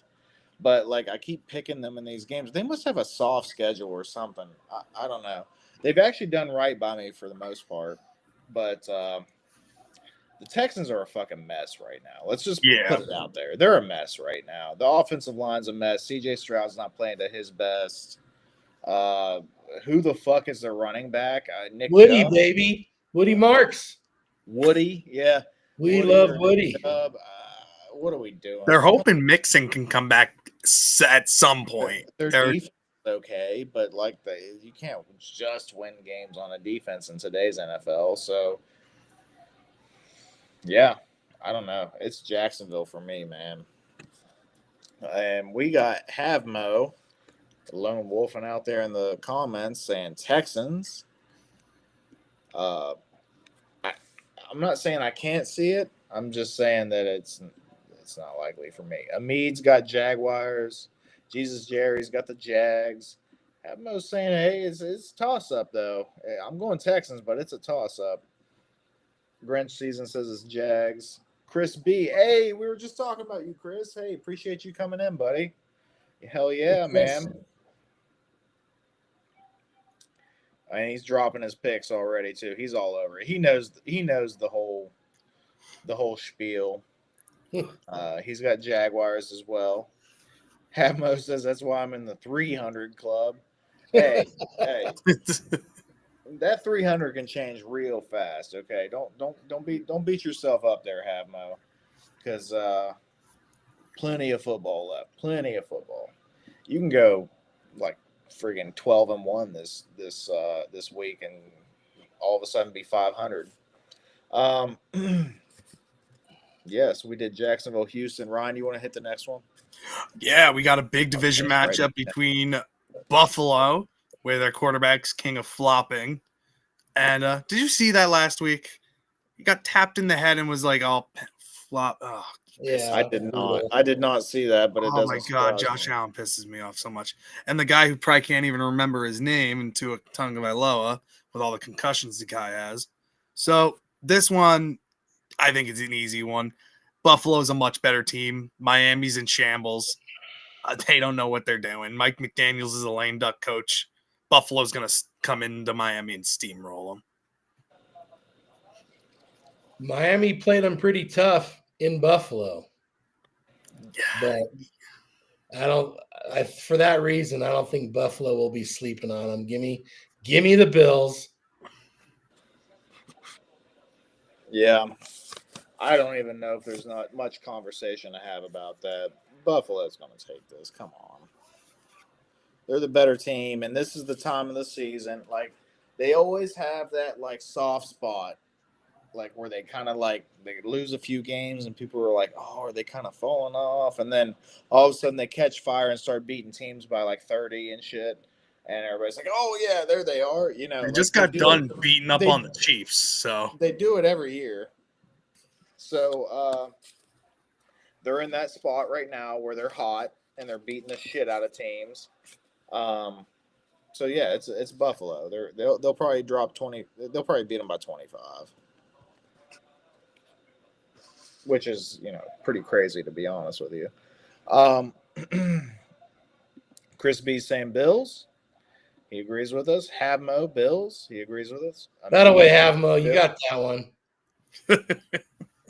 I'm sure nobody picked the Dolphins. Jesus, Jerry says Bills. 20, 23 and a half. See, that's what I was saying. They're going to have them by 25. Tua sacked 5 times.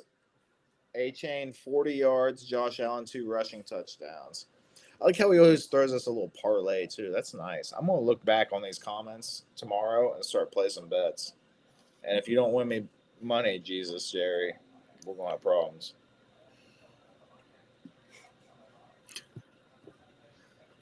All right. Yeah, they did. I forgot already. Okay. Thank you, Chris. I am just winging it. Doing a great job. Totally win. Awesome job. Anyway, so Scott, would you like to handle the next game, sir? Sure.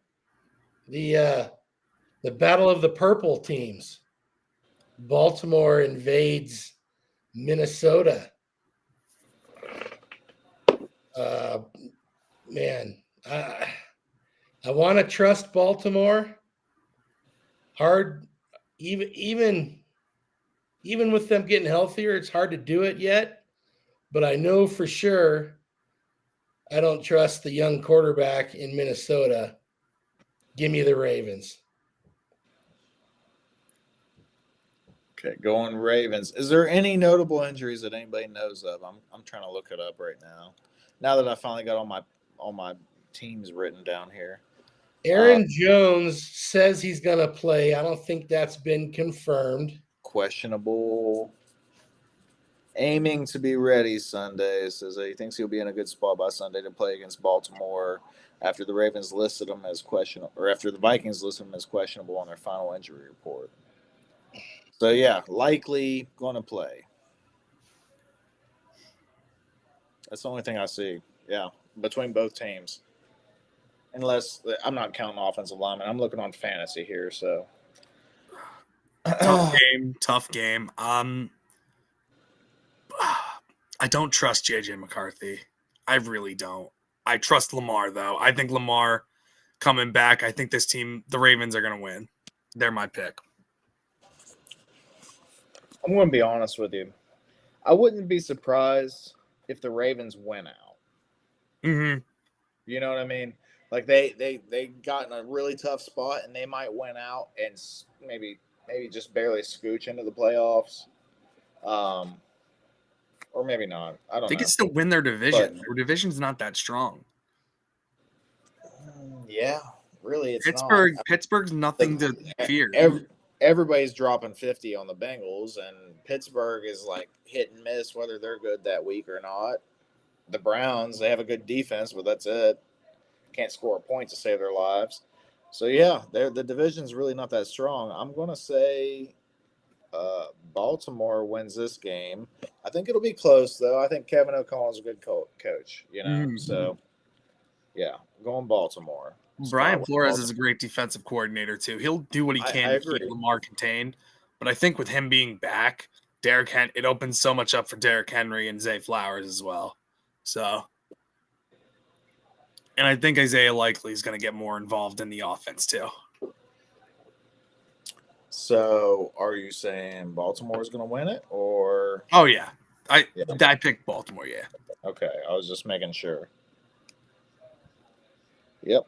Okay, so we got all four of us, including Dane, going Baltimore. We have Mo has the Ravens. Grinch, he's getting caught up from last one, Bills, but also Ravens. And if I can ever scroll up, I figured out another way to do it too. Look at me. Man, I'm clever. Ooh, we got Chris B going Vikings. Oh, Chris. Ow! Chris is over there howling, buddy. Howling. I think I already did that need. So, Ravens. Okay. All right. Yeah, he's even calling what it is, too. He said it's close. It's 27-24. That's his prediction. Hey, I mean, I could see it. Like I said, Kevin O'Connell's a good coach. Ryan was saying it. You know, they got a good defensive coordinator over there. But I don't know. I think it's Lamar's time to shine. I think he's going to go off. He's going to be on fire for the whole rest of the year, and they're probably going to win out or close to it. So, yeah. Moving on. We are skipping this next one because we're going to do it last. That's what we usually do. We are moving on to New England, traveling from the early Brady to the late Brady. Okay, New England is traveling from New England to Tampa Bay to play. We got Drake May playing Baker Mayfield. We got, I don't even know, is it Trevion Henderson starting at running back right now for the Patriots versus not Bucky Irving, Rashad White. So we got backup running backs going at it. I don't know, man. What are we looking at? New England's been rock solid all year. Leading the division. Last I knew of. The Bucks have been rock solid all year. This is gonna be a Bucks good got game. a new weapon too. Kyle Pitts is their new tight end there. Wait, what? Kyle Pitts got traded to the Bucks. No, Really? I thought I saw that on the trade deadline. How did I miss I think that? you had a dream. I don't know. Let me see. I thought I saw stop that something up. about I that. missed that one. I gotta look it up. It says on Wikipedia it says Atlanta Falcons, but it might not be up to date. Let me see.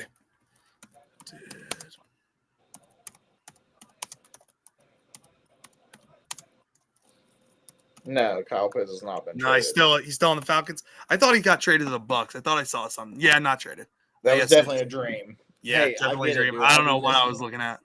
I thought he did. done That it. would have been interesting. That would have been interesting, though. I thought for some reason I thought I saw something, or it was a trade that fell through. Hey, they have Maybe a they great were talking. And Kate Otten is no slouch. Oh yeah, I like Kate Otten. I think he's an underrated tight end over there. It makes me want to take a shot. Anyway, Murph. What do you got, Scott? What do you got going on over there, Scott? Nothing. Don't tell me you're dry over there. Oh, come on. Is it a gummy night? No. I'd be sleeping. Well, at least you can enjoy your gummies. I'm not allowed. Damn DOT standards. Anyway, I'm going to go through the chat and kind of go where they went with it. We got Hamid Hayoka going with the Buccaneers. Oh, Havmo says the Vikings are beating the. Oh, never mind. That's later on. We'll get to that later. There, Havmo. That's like a week from now. Yeah, We'll talk about that later. If Dane wants to record that, he can. But yeah. Chris B is saying the Patriots. Havmo is saying the Bucks. Ooh, what do we got there? Is that bourbon? Oh yeah, Basil Hayden. Ooh, okay. I've never had it. I keep meaning to get that damn Sasquatch bourbon for you, Scott. I'm gonna get it for you one day. Where the hell is that? I sent you a picture of it. There's Sasquatch bourbon at one of down the road from me at the freaking local Walgreens. They got all the like I don't know. It's like they got like the moth because in West Virginia, like the local legends, like the Mothman and stuff like that. Like they have the Mothman, they have Sasquatch, they have other ones. Like they might even have like Loch Ness Monster for all I know. I don't know, but They got the Murph. the local legends, the Cougar Killer himself. Slayer. JT has the Bucks. Jesus Jerry has the Bucks. Chris B says, I'm drinking ginger ale, my DZ DayngerZone koozie. I'm about to say Cooster. Koozie. Yep, just like that. By the way, of all the non-hosts, cheers, Scott. All the non-hosts, whoever gets the highest winning percentage at the end of the year is getting a koozie. I'm just letting you know. Johnny Boy popping in. Johnny, we need your picks. We need your picks, damn it. Come on, Johnny. Let's have I a don't shot. want to hear one dirty joke from you until I see those picks, okay, Johnny? That's going to be really tough for him because he's probably thought of 5 already. Murph, sometimes you're just gonna spam them in the chat right now. Sometimes his picks are a dirty joke. That's true. He somehow makes that happen. I'm going to go because they're kind of one of my like favorites to like sneaky favorites to go. Like that's my dark horse team to hit the Super Bowl is the Bucks. I'm going Bucks. But this is probably going to be up for game of the week. I really like the Buccaneers. The Patriots have been Drake Bay's been shocking me. I didn't think he was going to be that good this year. Yeah. Buccaneers at home, though. They're at home. They got their fans behind them. Baker's been playing very good. Going Buccaneers. Man, Patriots are rolling, fellas. I don't know. Hard to pick against them. Give me the Bucks. Didn't seem that hard. Yeah, right. That is once again another lock for us because Dane also has the Bucks. I don't feel great about it. I just want to put that out. It's like Ryan It's said, tough. that is It's game of the really week. tough. Yeah. That is probably game of the week for sure. All right. Ryan, would you like to start us off with the next one? Division game. Cardinals starting Jacoby Brissett again. Kyler Murray was put on IR. Really? I didn't know that. Yeah. Wow. Okay. He was practicing last week. I think they're just putting him on IR so they don't have to play him. I think because Jacoby Brissett's better. Yeah, for that offense right now. So Jacoby Brissett starting for the Cardinals. I think he gives them a better shot to win, but I think the Seahawks being at home, Sam Darnold playing the way he's playing, I think give me the Seahawks for this one. Seahawks, okay. Yeah, Seahawks are, man, they're looking like contenders. They really are. Sam Darnold's up for MVP again. Like he's been dominant this year. But one interesting thing about the Seahawks these days, they're better on the road than they are at home, which has never been the case. I know. Kind of strange, but yeah, I don't see how Cardinals beat them. Give me the Seahawks. Now, did the Cardinals win their last game? Yeah, they beat Dallas. Spanked them. Spanked Dallas in Dallas. Brissett and the boys are going to do it again. No. Oh, shit. Wow. That's how I know I've had too many shots. That's how I know I've had too many shots, but I'm sticking with it. All right. We got Chris B saying Seahawks. And he is even giving us prediction 28-20. I could see it. See it. Wild Wave is saying Kyler's benched, dude. That's kind of what you're kind of alluding there to, Ryan. Yeah. Yeah. They made it IR just to be nice. They almost look better with Brissett, which is kind of why I went lone wolfing on that. Amid is saying Seahawks. Havmo, Seahawks. JT, Seahawks roll the Cardinals, he's saying. Grinch season, Seahawks. Jesus Jerry is saying Seahawks, but our beloved Bam Knight and Michael Carter TDs. McBride 6 catches. Havmo. Murph is probably right. He's changing his pick. Cardinals. That's right, Havmo. Join the bandwagon, baby. Hey, Murph. Murph, welcome to the 300 Club. Whoa. No, he's welcoming to the 600 Club. That's what's going on. All right. Havmo, if I have another shot or two, you should probably not follow me anymore. Okay. Oh, shit. All right. So, Ryan did the last one. Scott, would you like to lead us off with the next game, good sir? I always get this fucking team. Fuck the 49ers is what I say. And that's true. You do get this game every time. Every time. They do have the best backup quarterback in the league. And by that, I mean Brock Purdy. Oh. Yeah. No. I still pay attention to the 49ers stuff. Ryan, I lived in California a year ago, so I was surrounded by all those asshole 49er fans. But, man, a lot of people are starting to say Mac is better than Brock, although they say Brock can run better, but he can't do anything else better than Mac. Anyway, That wasn't in regards to you, Scott. That was in regards to Havmo changing his stance on me. Oh, he's flip flopping, is he? Yeah. I picked the Rams to beat the 49ers in LA. They couldn't get it done, but they're going to get it done this week. Give me the Rams. Give me the Rams. I got The you, Rams Bob. are going to crush them. I think the Rams get their revenge. Mac Jones is going to come back down to earth. I don't think he's that good anyway. Matt Stafford's a beast still. Give me them. Give me the Rams. Oh, Murph, contemplating here. My brain says to pick the Rams because Stafford's doing his thing. Puka's doing his thing. They look like they're rolling. San Francisco's missing Fred Warner. They got Mac Jones of all fucking people starting. Jennings starting to kind of catch a little bit, but I don't know. Here's a stat.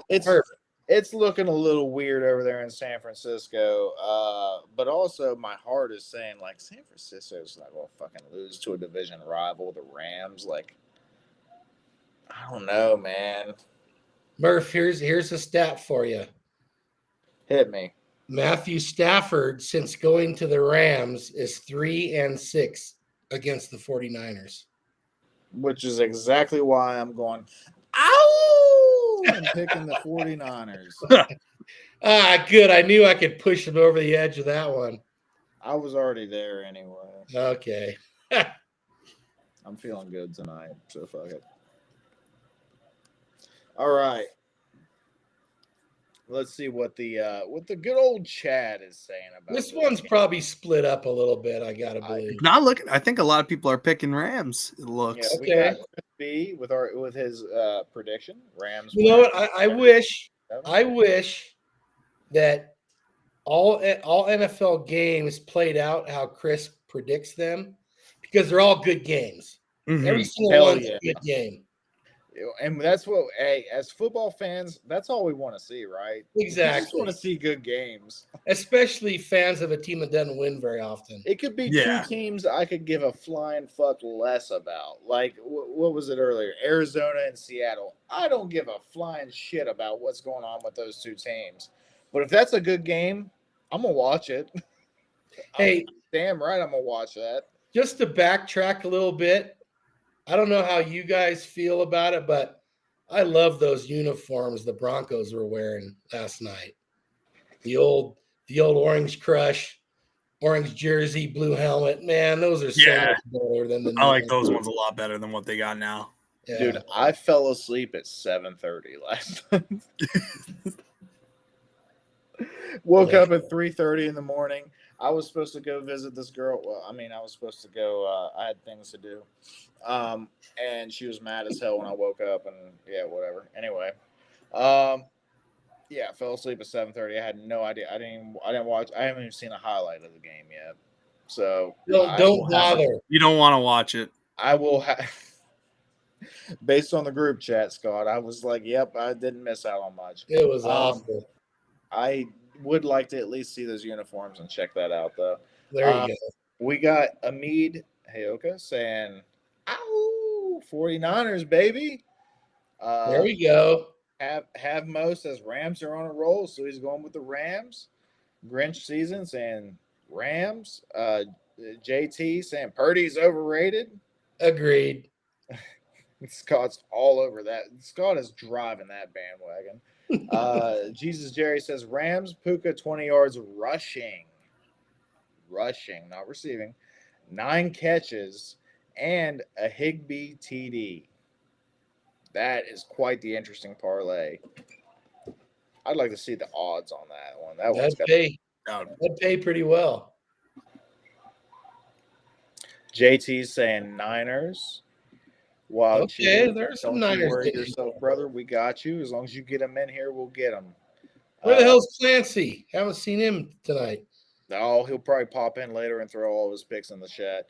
Dano, don't you worry about what was going on that night, last night. Every time Dane has to take a piss, is he sending a message into the Cat.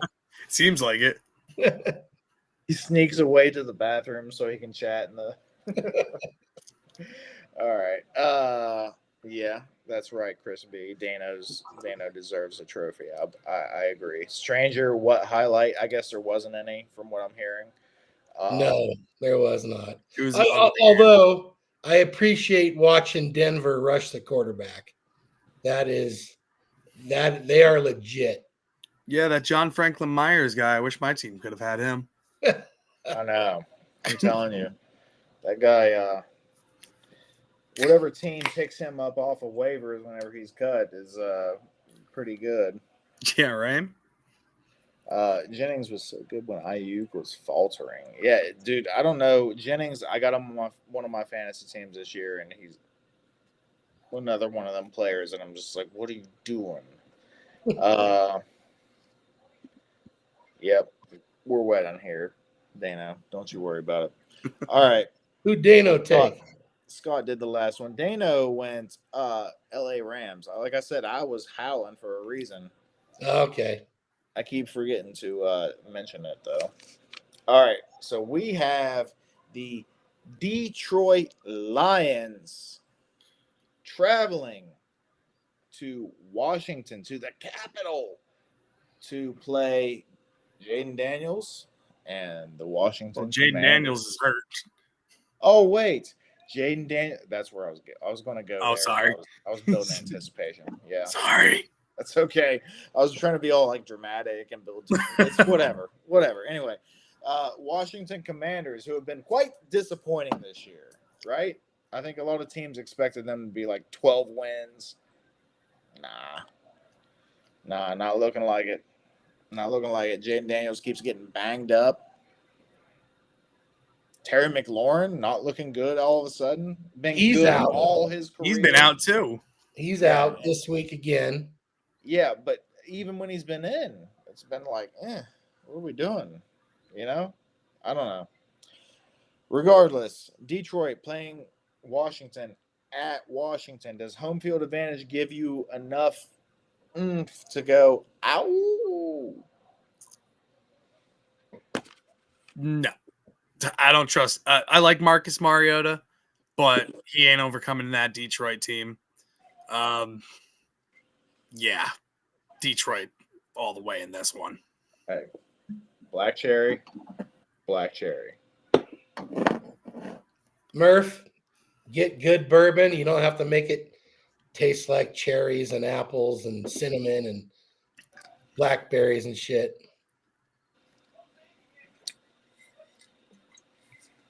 Listen, Scott, that type of stuff that you like to drink will put hair on your chest, and I don't need no hair on my chest, okay? I got enough. All right. Oh, yeah, my man, Marcus Mariota in the house. Oh, Jesus. Quack, quack. Marcus, quack, quack. Got to run for 2. Give me the Lions.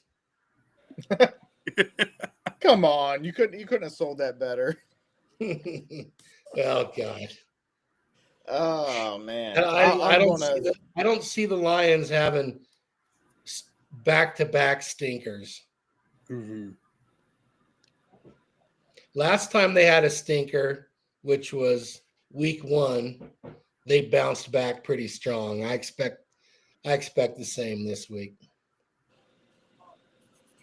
Yeah, I don't think it's a debate at all. It's the Lions. Yeah. Ryan? Oh, yeah, Lions. Ryan going Lion? Okay. Yep. All right. I'd be surprised if we have any Washington picks. I'm not seeing any in the chat. Wild Wave going Lions. Chris B going Lions with a prediction. 1 touchdown game. We got Amid going Lions. We got Dane in here, and he's pretending to take a shit at the charity event, I guess. Hope you're picking these games. We got Grinch season going Detroit. We got Jesus Jerry saying Lions. Gibbs, Montgomery, both getting TDs. Williams 50 yards. St. Brown 7 catches. I hope St. Brown does get 7 catches because he's on my fantasy team. Gibbs is on mine. I named it. Him to do it. I'm on drugs. Is what I named my one fantasy team. Anyway, Alex Anzalone. I also would love Alex Anzalone. Would you guys love Alex Anzalone on this team? Yes, he's an Yeah. AG guy. He is definitely. He could lead that defense so well at the linebacker position. I would have to agree. He is Quincy Williams to Robert Saleh is Alex Anzalone to Aaron Glenn. Exactly. That's the way I look at it. Havmo, Lions roar. Ain't nobody going howling on this motherfucker. Dano throwing money at himself again. You should throw money at the charity, sir. Thank you very much for the super Subscribe to the chat. DayngerZone on YouTube, X, and TikTok. I didn't even know you did the TikTok thing. Yeah, I send a lot of some of my YouTube shorts and stuff up to there. and Okay. everything. Okay. Yeah, I don't really do the TikTok thing. Mhm. I have one. I don't even know if I'm logged into it. Like people send me TikToks and I'm like I click on it and then it's like, oh, you need to like download the new update to the app, and I'm like, nah. I'm just trying not to fall into the trend because I'm one of those guys. But very, very popular TikTok is. So yes, props to you for being on TikTok and doing that thing. So guys, if you have one, follow TheJetsWard on there because you will get plenty of Ryan. Ryan is really good about doing his shorts and stuff like that. He's excellent about that. Thank you very much. Thank you. And JT is agreeing with us, saying Anzalone is a beast. Chris is showing you some love too. Thank you so much, Chris. Like, support, subscribe to the DayngerZone. Appreciate you, man. Chris is like the most supportive Jets fan, YouTube fan. Like, you know what I mean? Like He really is. He's nice, he's awesome guy. The nicest guy, I swear to God. It's ridiculous. Yeah. How are you so nice, Chris? Anyway, I did this one. So Ryan, you're next. Ooh, Pittsburgh at the Chargers. Fuck Aaron Rodgers. Give me the Chargers. Let's go. Give me the Chargers at home. That Steelers team. That defense is a disaster. They crazy. You never know which Pittsburgh defense you're going to get. And Chargers, I think they have too many weapons. I like Justin Herbert. Harbaugh is a damn good coach. I think they take this one.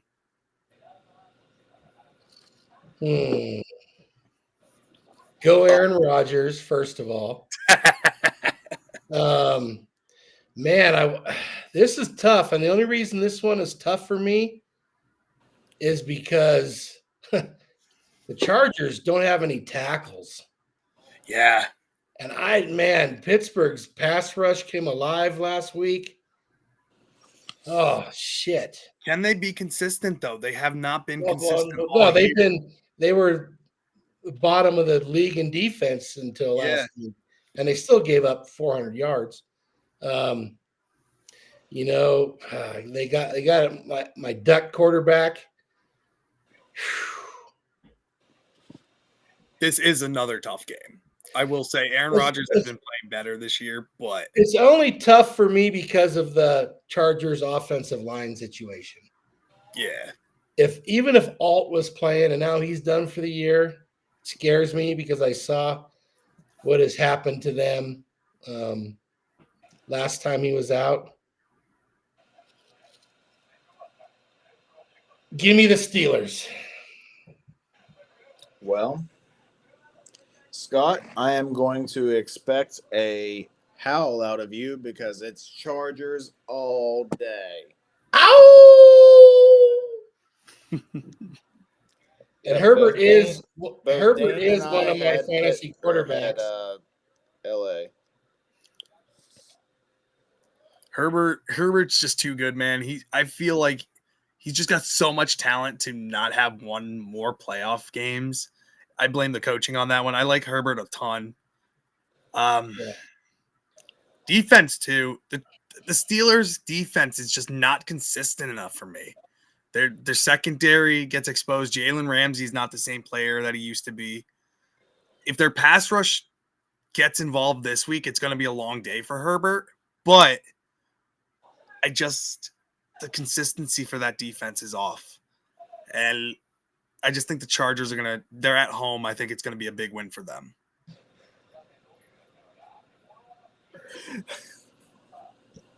You all right? I'm just laughing. Dane popped in here just to fix the way that the screen was set up and then jumped that back out. Like that's he was. I thought that was you messing with it. no. He was just worried I touch a couldn't read thing, it. and then like I saw like somebody join the whatever, like, and I'm like, huh? I saw the weird look, and I'm like, what is going on? Yeah. And then I saw things move, or a couple different things moved around, and then I looked down and that person was gone. And I'm like, this fucking guy, like, it was bothering him to the point where he had to change it. Anyway, I told you guys, like, mid-ass production out of me. Anyway, I think that the Chargers are, and I really hate to say this because I can't stand the guy. I don't like Harbaugh at all, but I think they're well coached. I think they're a solid team. Herbert's been balling this year. Even Keenan Allen at like 40 years old is balling. Like everybody, like the team is doing well. I don't care if they're missing tackles. Their backups are going to play solid. It's Chargers, man. Pitt is like, you don't know what you're getting out of them week to week. They lost that Cincy game. Why did they lose that? I don't know. Anyway, defense was ass. Yeah. Which, if they're ass against the Chargers are going to drop 35 on them. I don't know. Yeah. Anyway, Scott, would you like to take the next game, sir? Oh, sure. Monday Night Football. Yeah. The Tush Pushers against the Tush Pusher Crybabies. Yeah, this ought to be a good one, man. Green Bay, they can look like dog, you know what, sometimes. They've lost to the Browns.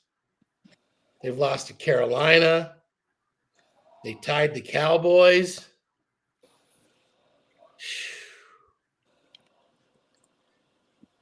I hope Philly on their first snap lines up and does a tush push just to say F you, Green Bay.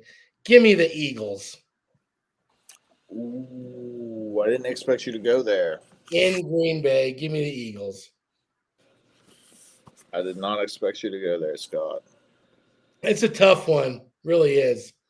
Yeah, between this and that Tampa New England game, these are the two games that's like. This is gonna. I guess this is a really tough. The Chargers is a close one too, but this is a tough one.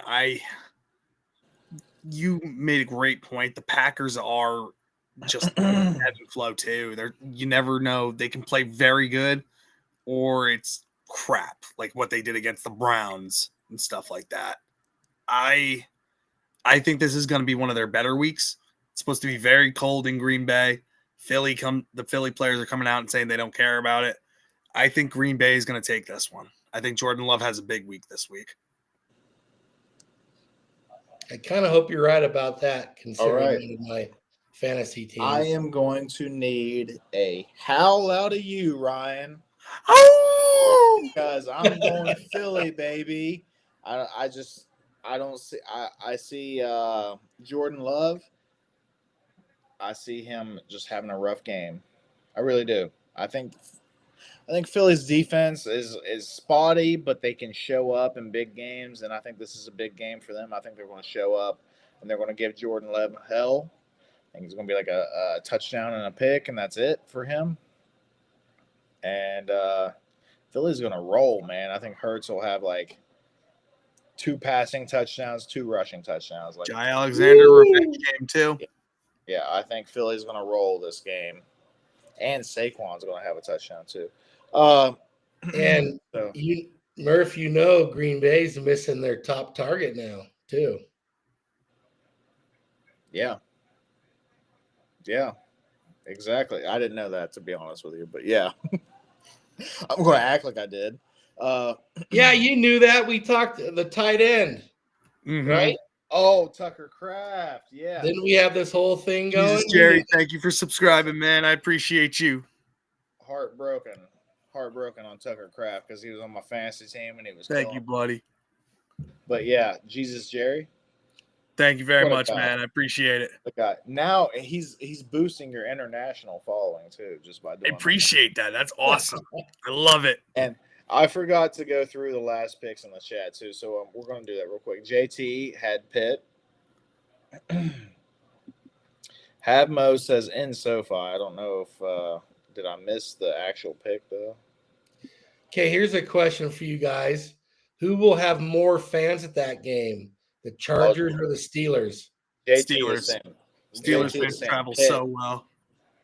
Pitt and SoFi. So Wild Wave had Bolts. Chris B also has the Chargers. And Chris he gives B, us what's the prediction. score? Oh, there we go. Look at that. Another great game. He's all over it. He's all over it, I swear. Havmo has Chargers. Steelers don't win 2 in a row, he says.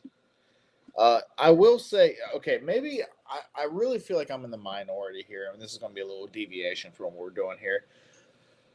The Chargers, like, dark blue uniforms with the bold and everything, like, I think those look so much better than the powder blues. I know people love the powder blues. I think that dark fucking blue looks really good. When they wear those, they look clean as hell. Am I crazy? No, you're not. No, I go back to the gold. I like the gold pants, the white jersey, the blue helmet with the lightning bolt. So they're road jerseys.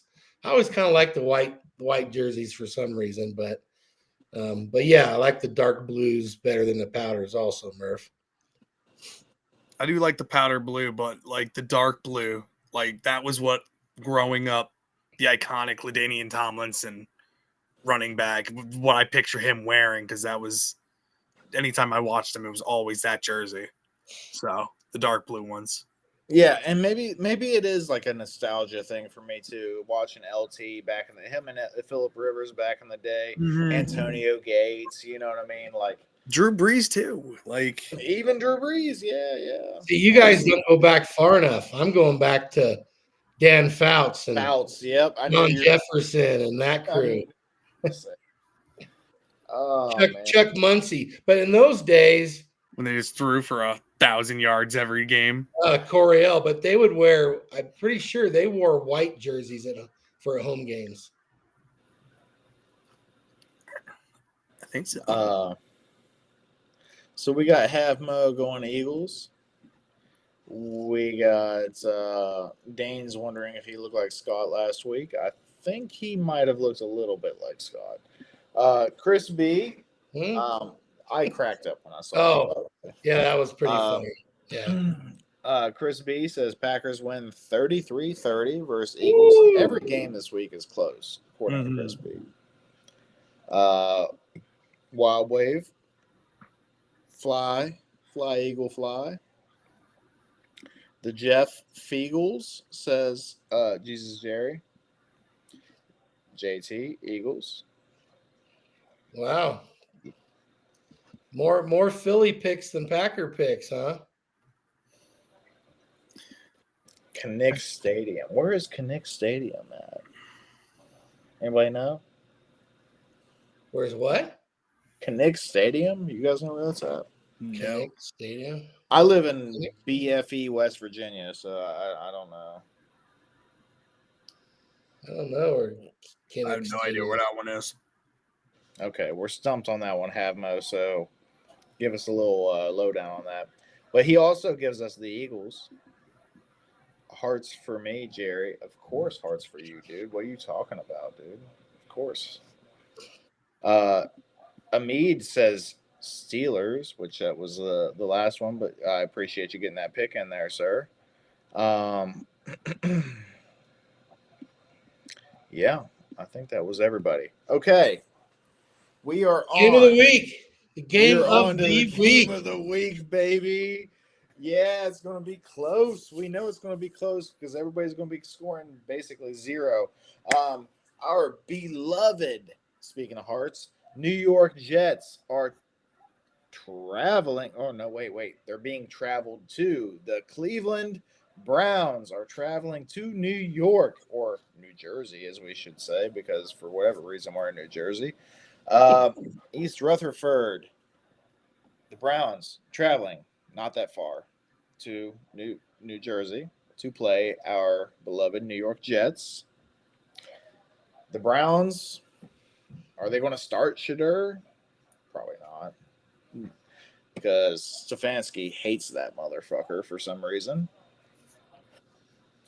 I don't know of any notable injuries on the Browns. I'm trying to think of on the Browns side if there's any notable injuries. He probably hates me because he was forced to draft him by the owner. I would agree with that, yes. Mm-hmm. Now, I will say that Judkins has been a beast. I think Judkins is a beast. Their receiving core is a little bit lacking. It's Jerry Jeudy and what after that? They got a receiver back this week. Can't remember his name. I know Njoku is healthy. And they got Fannin too. Harold Fannin. He is questionable. Mm-hmm. I think he's leaning more towards playing, though, from what I've heard. I know they signed earlier this season. They signed like an undrafted rookie. I forget what his name is, though. It seems up in the air. It's I don't know, limited practice Friday, so I don't know. We'll see. They have Malachi Corley, so we're fucked, right? Oh God! Can you imagine? Corley goes for 150 yards and 2 touchdowns. Dude, that's life as a Jets fan. Garrett Wilson will be back, right? Last I heard, he was supposed to be back. Mm-hmm. Questionable, but expected to play is what Yahoo says. How much are we going to see from A.D. Mitchell and John Mechie? See, I don't know. That's what I'm curious about. I'm not sure. Will Sauce be back from his concussion?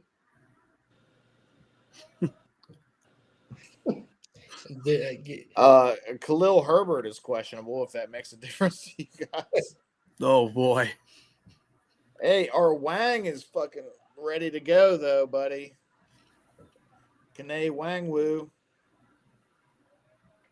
That's our Wang. Our favorite Wang. All right. You guys got any thoughts on the game, or you just want to throw your picks out there? Gonna be a low-scoring game. Dylan Gabriel has looked bad this season. I don't think we might see Shedeur Sanders at halftime with how bad I think Dylan Gabriel will play. So I think the Jets end up winning. Myles Garrett will have a field day. I think Olu Fashanu will have to struggle with him. But I think we'll get something going late in the game. And it'll be a field goal type of game. So I think the Jets end up winning, though. Well, the only quarterback who's looked worse is number 7 for the Jets. In some games. Do you think he can? Well, do you think he can continue what he did 2 weeks ago? Not against the Browns. No, I do not. I'm not. I was never anywhere near the Justin Fields bandwagon. Never bought it for a second. That being said, he's had two really good games. I'll give him that, no question. Man, it's a tough one because, like you said, a field goal game, and it literally might be 3-0 or 6-3.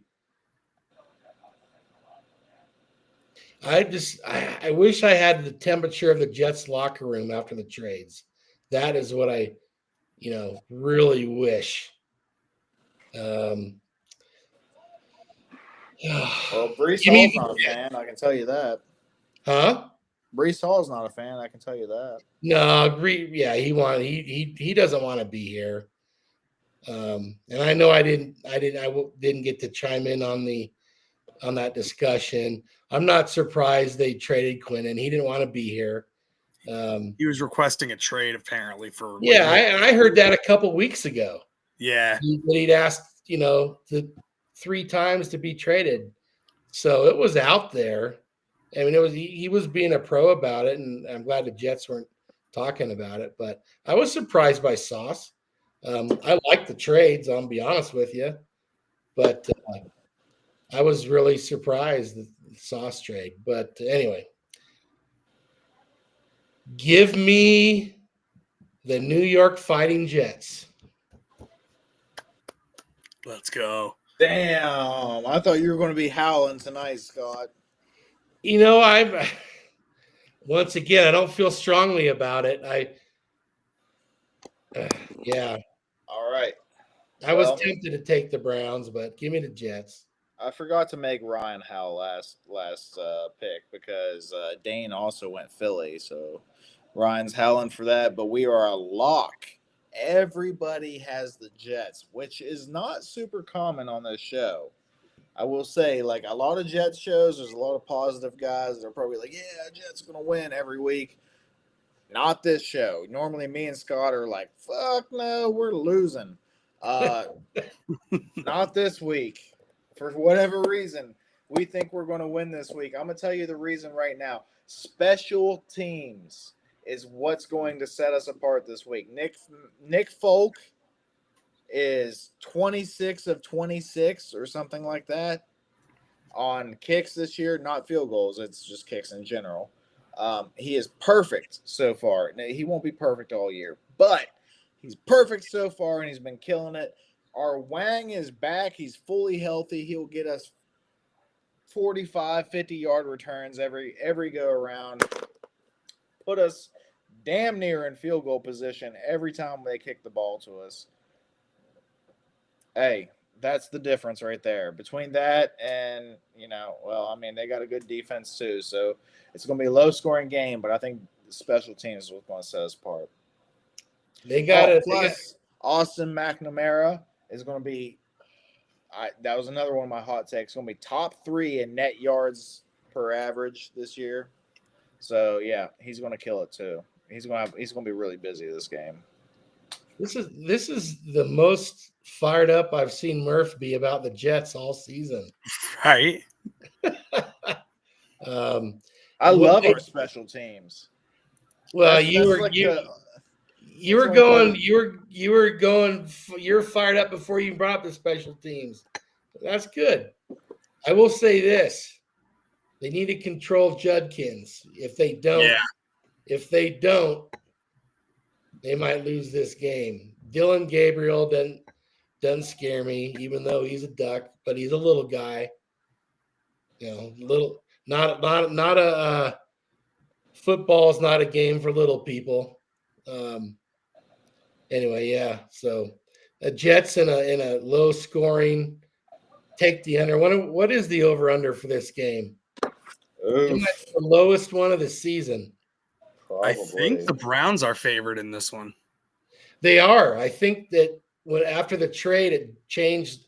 It flip flopped like 2 or 3 points or something. The Jets were. Then there was the trade. Then it flopped over to the Browns being favored. Yeah. Wow. Does ESPN not tell you? That's weird. I figured ESPN would tell me. Yeah, I'll tell you, Murph. Give me a second here. Interesting. Yeah, okay. I mean, yeah, Judkins, we got to keep him under control. But Dane told me that the Browns need to worry about keeping Isaiah Davis under control. Always. It's almost like we don't have another running back. that just went off for 3 touchdowns last game. Well, maybe they don't have another running back that wants to be here. Yeah. Fair enough. Well, for not wanting to be here, dude, he needs to not want to be here more often if that's the case, because I'll take 3 touchdowns every game from him. Over under 37 and a half.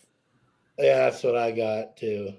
That's actually a little higher than I was expecting it to be. I'd still bet the under.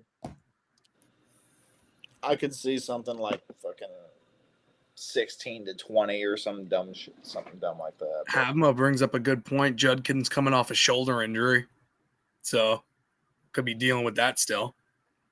Yeah. And Ryan, you bring up an excellent point that I should probably highlight the chat. All right. Dang, they've been cooking this last couple minutes here. Jeez Louise. All right. Kane Wang Wu. JF7 must be on point. Brees will ball, Havmo says. I don't know if anybody's gonna ball. Yes, Chris, Cedric Tillman. He's kind of a big play guy, although I don't know. So is our Wang, okay? Our Wang. Hey, Murph. Let a cougar figure your Wang out. Might have already. As our good host here, DayngerZone says, check out the JetsWard on YouTube. Gives you. Thank you very much. Thank you. Appreciate it. Chris B is saying 23-16 Jets win. Dang, all kinds of points. It's a higher score than I thought I think it's going to be. Yeah. JETS is Hamid's Hayoka saying. Memberships. I like that. Subscribe, or I can't even say it. Jesus Christ. Support, subscribe to the JetsWard. Thank you, Chris. We got Fields versus Gabriel. Matchup of the century.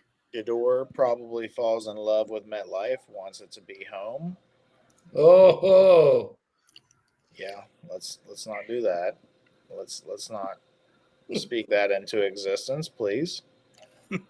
I've already heard it. Wild Wave, I'm assuming, is picking the Jets because he put a Jet on there.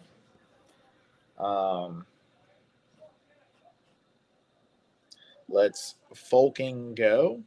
Chris B dropping all the puns, all the wordplay. Love that, Chris B. Keep it up. No Browns picks, huh? Dane wants to know why you're picking against a Duck quarterback. He was a Duck for 1 year. He was all over the place. Well, that's college anymore. They're all 1 year and gone. I know. I'm not a fan of that. Me neither. Isaiah Williams. Chris B's bringing him up. Anybody have any takes on Isaiah Williams? Is he going to be a big part of the offense like he was last game? No, I don't think so.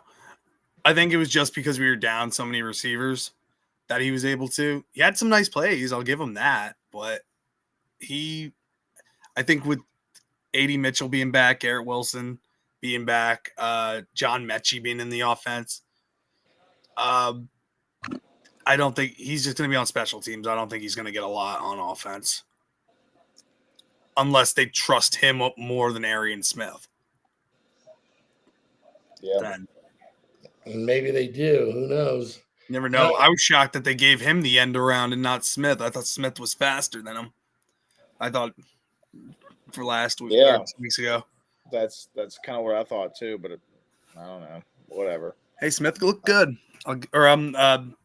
Williams looked good. I'll give him that. Yeah. He made a couple plays. If we can seal up the run and continue to not give up the pass, we'd be okay. I agree. If we Sounds can like a good plan. If we can play defense, we'll be good. Yes. Stop the run and don't give up the pass. We're in every fine. Chris B loves our New York Jets special teams too. Well, I'm right there with you, Chris B. That's about the only thing I love on this team right now. Is our special teams. Banjo's got them boys playing. let me ask you guys.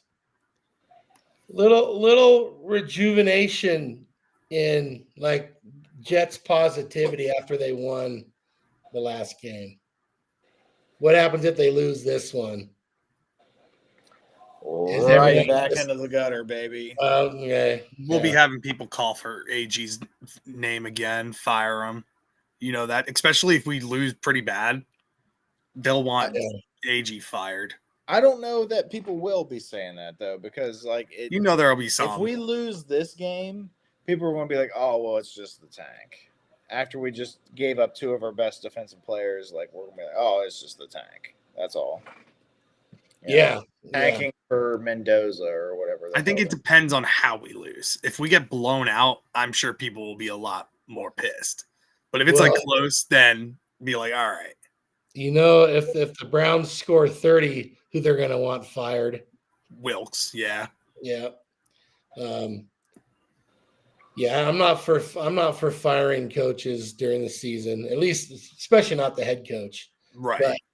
But like Murph, like we mentioned earlier, man, if you got the opportunity for the right head coach with a young quarterback coming out that he wants, I don't know how you can't make that move.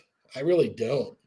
I mean, assuming the Jets don't win 7 games down the stretch here and look like they're, totally turning the page. I don't know how. Look at Dane just going crazy. He's just, dude, he's feeling good over there. He must be drunk. He's throwing drinking money all around. Yeah. He's probably already donated $1,000 to charity at this point. Dane gifting 5 memberships to join the DZ crew. You guys know that if you are gifted a membership or if you join manually, you can join the Discord. And Dane will have some extra little perks for you guys. I know he's working on some things behind the scenes. I'm not going to reveal anything because I don't know shit either, okay, guys? But I know he's working on some stuff behind the scenes with that. Extinguish the Guilt. Infrared Jets. Red, love you, buddy. Red, Buzz what's Nutter. up, man?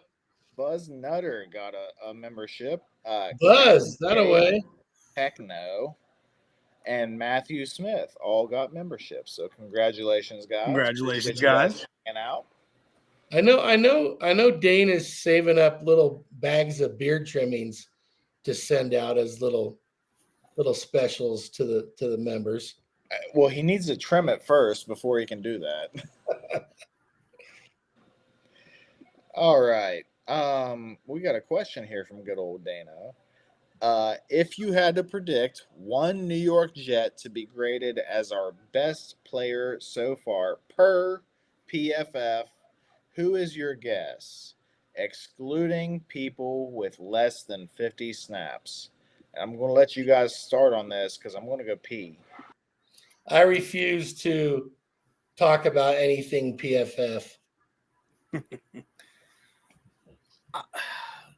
I would probably go with Murphh. I think Murph's been the most consistent. That was my first thought, swear to God. He's looked awesome, and he's been able to hold his own.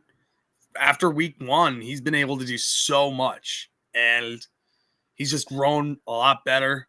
He's looked like the best offensive lineman that we've had, because I know Fashanu's been up and down this year. Tippmann's looked solid at guard, but Murphh would be my guy. Either him or who else is there? Defense. You can't. Briggs, maybe? JJ? I don't know. JJ's been hurt.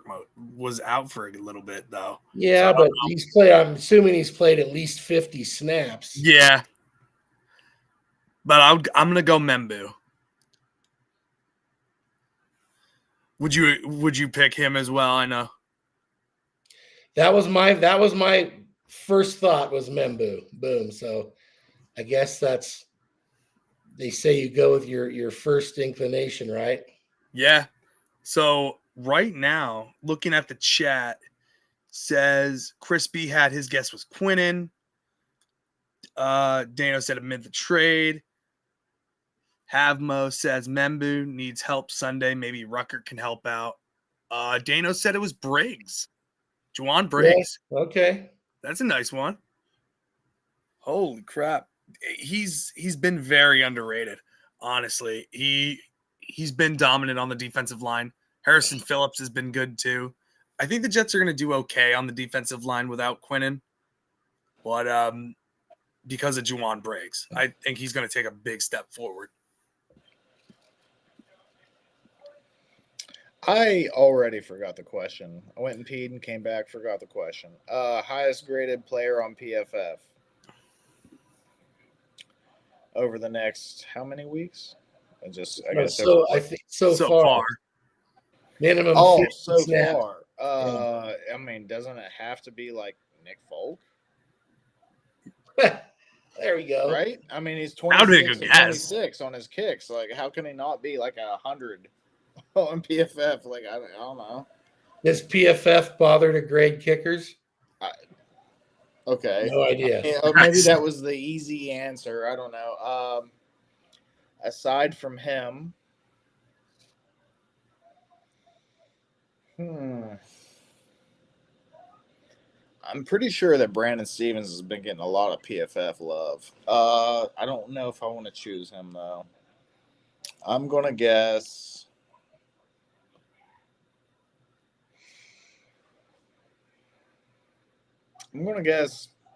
Oh, fuck it. I don't know. Membu. I'm going to go with Havmo. Membu. Yeah, you're not going to be howling with that one. That's what we all said. That's what we all said. Really? Yeah. Really? But Dane knew none of us were going to get that one. Membu is top 5, but the answer was Juwan Briggs. Really? Yeah. That doesn't surprise me because he's been having a good season, dude. Mm-hmm. He outshined Quinnen enough to the point to where we were like, yeah, fuck it, let's trade him. Is Dane home now, just chilling in the chat, just acting like he's just? I'm pretty sure surfing? he's got to be home now at this point, and he's just enjoying the shit out of himself in the chat. Folks should have fought to kick that 62-yarder, so he got a PFF graded 0 that game. So that's why he's not the top guy.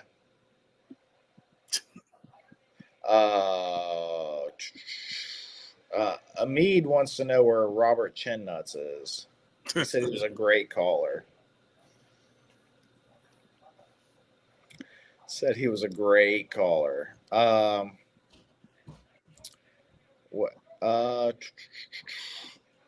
Dane says, "Shush, Scott.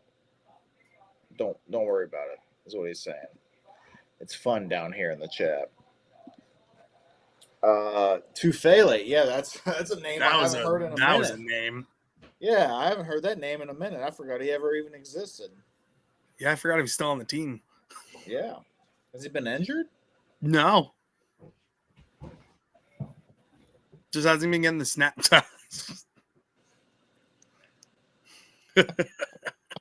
Hey, Robert Chinnuts, are you guys like rooming together? Are you guys roommates? You and Scott? There we go. Robert Chinnuts is a true Jets fan. Look at him. He looks plenty grumpy. Plenty grumpy. He could definitely be a Jets fan for sure. Dano says he is a Robert Chinnuts truther. And I got to say, I agree. I am too. Especially those. Never mind. I can't go there. Those chin nut beard hairs that he has going on. Those pubescent beard hairs that he's got going on. Michael Moore. I don't even know what that's in regards to, but I'm down. Sure. Michael Moore. Robert Chinnuts is representing for our New York Jets. That's right. That's our new mascot. Robert Chinnuts is going to lead the Jets' chance from now on. Jets, Jets, Jets, Jets. That's right. And he smacks the nuts every time. It would be hilarious that every time you said a letter, they like suctioned up. All right, I'm done. Fumanut. Jesus, Amid.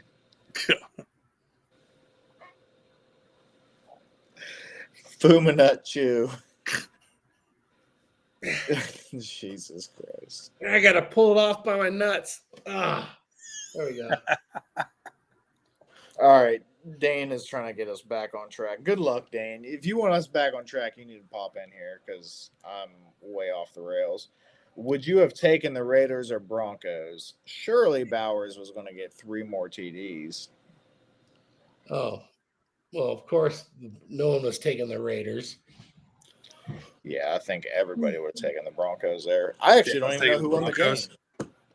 Oh, the Broncos won 10-7, Murph. Oh, wow. That sounds really appealing to watch. Pretty brutal. I would have chose the Broncos, though, for sure. Dane, we did kind of touch. God damn it. We did kind of touch on this earlier. Hell yeah, we would have taken Jacoby Myers for a 4th and a 6th. Why didn't we? I don't know. Ryan, why didn't we? Because apparently we already had the trade in place for Adonai Mitchell. It was the day that we traded, that the funeral for Nick Mangold was. And apparently Darren Muji said, to Chris Ballard, don't announce the pick until after all of that goes down. So apparently we had that trade done very early on before the Jacoby Myers trade came along. So they didn't want to announce it because they wanted to honor Nick Mangold. So, see, and that's why I asked you, because I had no idea of any of that going on. Mm-hmm. I think the Jets want to go young and fast anyway. Yeah. AG said he would earlier on that he wants to add like anybody that would help the team. But Jacoby Myers would have been fun. But like you said, I think he just wants to stick to the younger guys. He might go after some older veterans next year to help out the new youth movement coming through here. Like Anzalone will probably be brought in to help flourish the defense and get people up to snuff. But He's not super young though, is he? Anzalone? isn't he? I think he's in his like late 20s. That's old man in NFL years. Yeah. Alec Pierce is a free agent. Chris B brought that up. Alex Pierce for the Colts is a free agent this offseason. 31. Oh, never mind. You won't be able to see it because of the damn. Yeah, whatever. Anyway, yeah. Alex Anzalone, 31. Why is that last name super familiar? Is that Fireman Ed's name? Anzalone. I think that's Fireman Ed's last name, Anzalone. Oh, really? Yeah. Anyway. Dane's just gonna go to bed. Well, fuck you too, Dane. What the hell? I'm not far behind you. Yeah, I might be jumping off in a minute or two. It is about 2 getting a.m. tired. So I say it is time for Ryan to plug your shows. Plug anything that you got going on, any special shows you got coming up, any ideas that you're tinkering with. What do you got going on, Ryan? So make sure, guys, you like and subscribe to the Danger Zone. Murph killed it tonight as the host. I appreciate you allowing me on to join you guys. Scott, it was nice meeting you and doing these pick'ems with you. Awesome guy. Guys, like and subscribe to my YouTube channel, TheJetsWard. I go over all the different things going on in the NFL, all Jets, and like to talk about other teams as well. And follow me on X, follow me on TikTok, Instagram. I have a channel as well. So follow me on all those things. I'd love to have you guys on there. And thank you very much again for having me on here, guys. Yes. We appreciate you, Ryan. Thank you for coming in and hanging out with me literally the entire night. I did not expect that at all. I thought like hour No or maybe worries. a half. And you're just like, you know what? I'm a ride. And I'm like, hell yeah, ride with me. Let's do this. We were having a So good time. I It was appreciate fun. you. I No appreciate problem, you man. hanging out with me. It definitely helps having somebody to bounce ideas and talking points off of. So yeah, thanks for coming in, guys. All his stuff is in the description and below. Dane already took care of that, and if he didn't, then yell at Dane for it, not me. I am just holding the fort down. Anyway, Ryan, appreciate you, brother. Thanks for Thank you coming very on. much. Appreciate you and too, Can't bud. wait to have you again. If you ever want to do any kind of collabs on your show or whatever, just reach out to me or Dane. You know we'll pop in, we'll help out. Definitely, man. I appreciate you guys. Thank you so much. And have a great rest of your nights and go Jets. Yep. Have a good night, Take brother. it easy, Ryan. See you guys. Bye. Murph, when Dane's not here, you got to stay up late.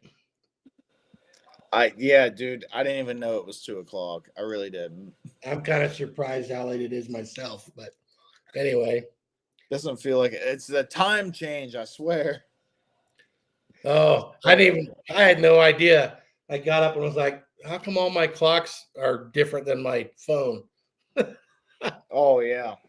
Yeah. Damn, that's how unplugged and out of society you are, Scott. Yeah, I look at the sun to know what time it is, Murph. Yeah, that's a way to do it. You just do like the thing, right?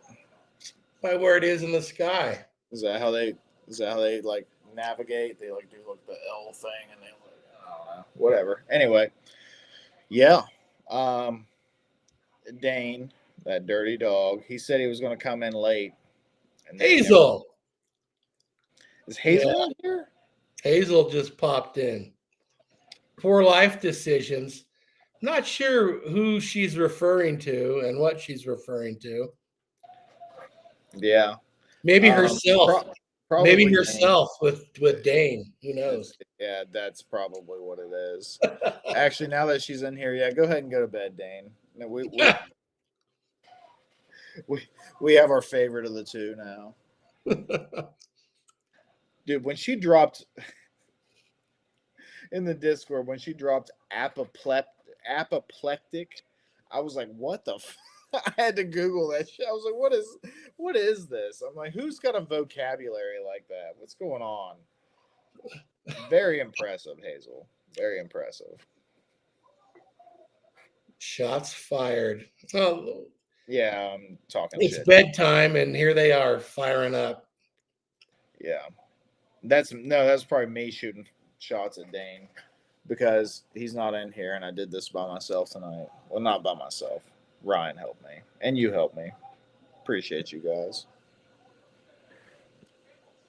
Havmo says he's going to be spying Dante Moore at 2:30 Central. They are playing just down the road against Iowa. I'm guessing Iowa there, Havmo.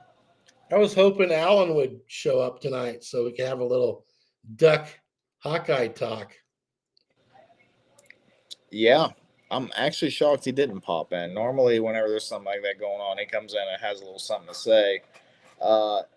Hazel, 11 p.m. Yeah, that's your guys' weird time over there on the west side. This is 2 a.m. here, and that is way past bedtime for this fella because this fella's been up since 4 a.m.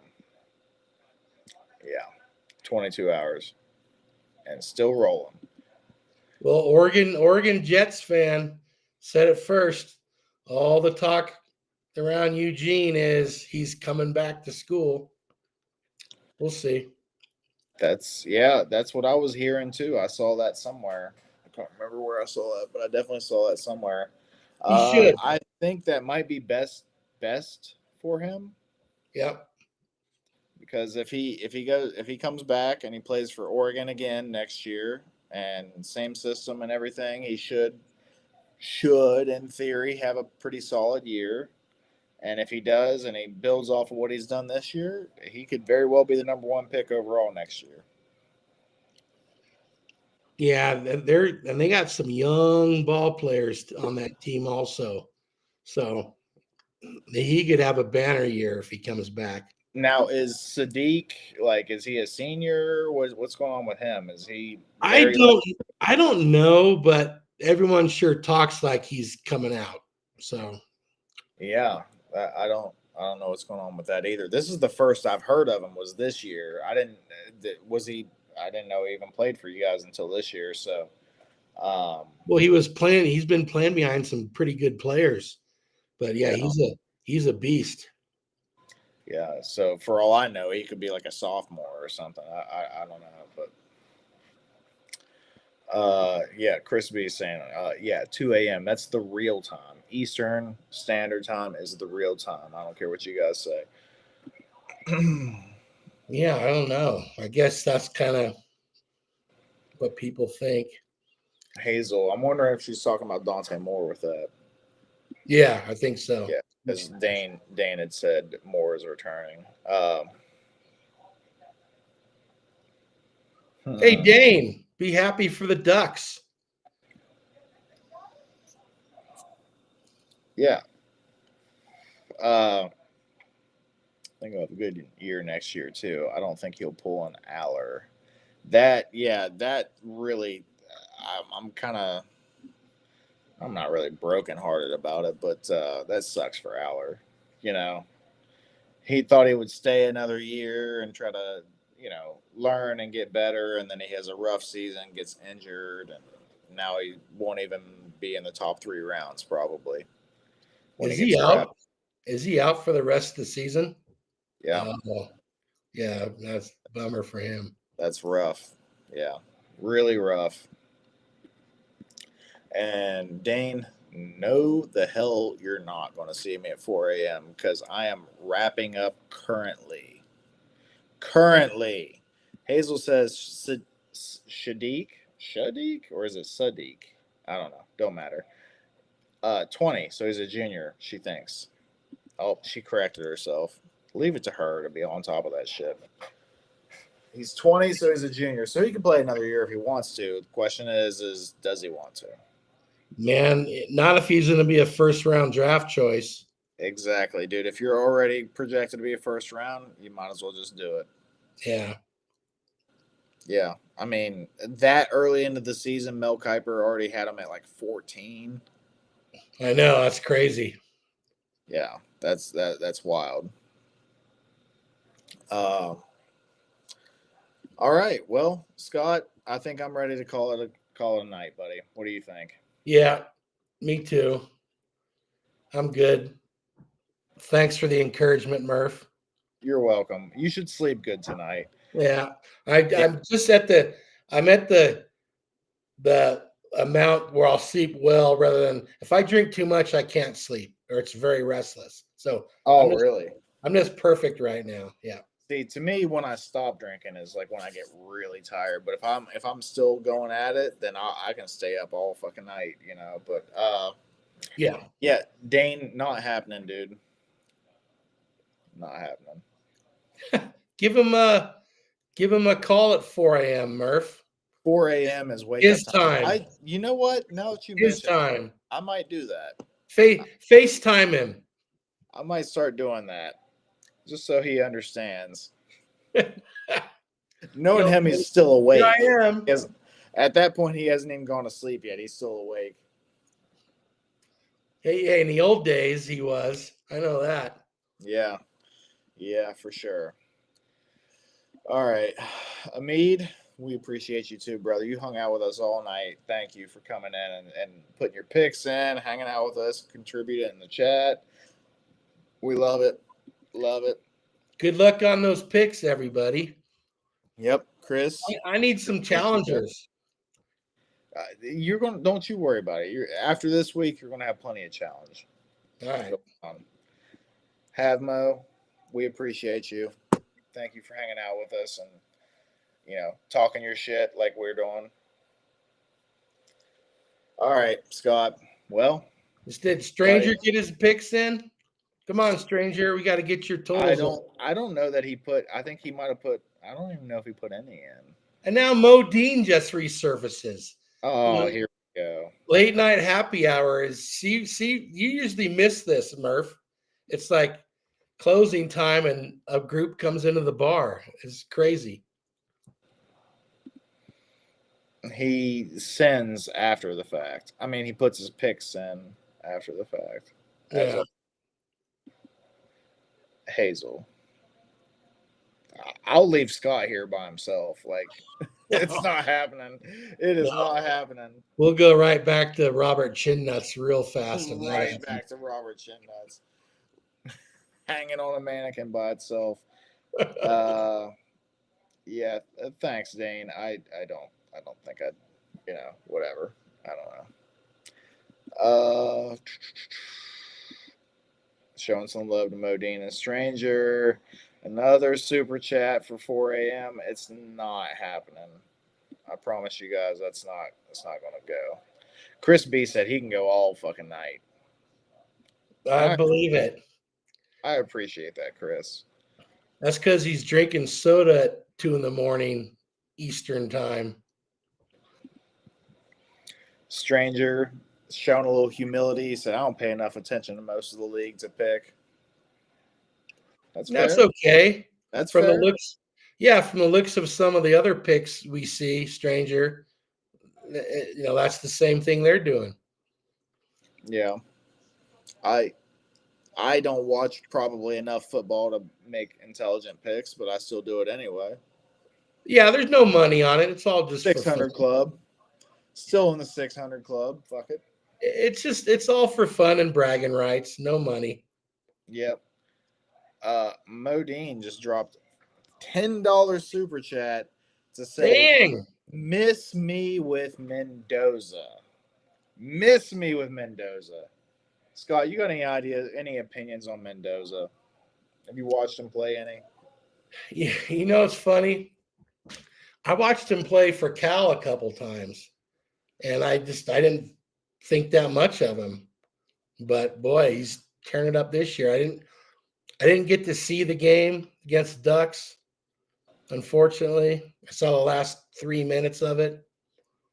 So maybe I'll watch the game. I'll try to watch the game against Penn State tomorrow before the Ducks travel into Iowa City to face the Hawkeyes, but we'll see. I'll wait and see when all the guys who really know what they're looking at start breaking it down. At this point, I don't care what a bunch of fans say and some that sort of thing. Whatever. Come on, Iowa City is not a thing, Scott. Come on. What is that really? That's not a thing. Yeah, Iowa City. That's where University of Iowa is. No, Iowa State is in Ames, Iowa. Okay, where is Iowa University? Murph, you got to get out of West Virginia once in a while. I really do. Iowa but City. Not Iowa. Holy shit, you're not kidding. Boy, not Iowa, though. I know nothing about geography. What I do know is that those two troublemakers in the chat think that they're keeping me till 4, and they're trying to derail this. And I think Modine was even joining them with his little super chat. We appreciate the shit out of you, Modine, and I understand your trepidations about Mendoza, but you could make a case for every one of these quarterbacks sucking, just like you can make a case for every one of them being good. I do like Mendoza. I think he's got it here, and that's the big thing for me. Still plenty of college season to watch. Maybe I'll be cold on him by the end of the year. We'll see. But I should watch that game tomorrow. I'm going to try to. Hey, Murph, we went full circle. Kinnick Stadium is in Iowa City. Remember Kinnick Stadium from earlier in the night and we didn't know what they were talking about? Yep. Probably should have knew that. But I didn't even know that there was an Iowa City. Why would you name it Iowa City? I don't understand. There is not a West Virginia city, Dano, and you know that. You know that. There's barely a West Virginia, much less a West Virginia city. Come on. I got drunk in Nevada City, but it was in California. Okay. Well, Nevada City was in California. Yep. Okay. That's yeah. I think there's a Colorado City in Colorado. Haven't been to it though. Yeah, definitely not a. There's a Paden City in West Virginia, but not. There's a New York City.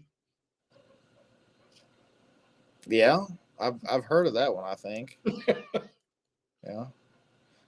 You're right. Oregon I City. went to the West Virginia school system. What it was like straight A's. I hit high school and didn't give a fuck. Went from 4.0 to 0.7 my first report card in high school. And then I ended like a 3.5, but that's okay. My mom several years back gave me like all these school records of mine. And so I went back and it's kind of funny. I peaked in 5th grade. That was purely obvious by my teacher's reports. Peaked in 5th grade, and then the give a fuck kicked in. Or don't give a fuck kicked in. I mean, and you're just like, I like sports and girls. And then I had to add beer into it later on. And yeah, as you can start getting into like high school days and stuff, that's whenever. Yeah. I get that. Definitely get that. Mo says, well, you got to make your pick wisely. You're going with Mendoza, and I'll go with Dan Marino and not end up like the Jets. Well, I don't think Dan Marino's in this draft, Mo. No. But if we ended up with Ken O'Brien, I'd be happy. Especially with this offensive line. I should have expected that from you, Scott. Hell yeah. Yo, baby. I don't know. For me, it's like let's wait until the end of the year before I start stamping my quarterback. You know what I mean? Like, let's see the whole college year under the belt, and then look it all over, and then see what we think's best.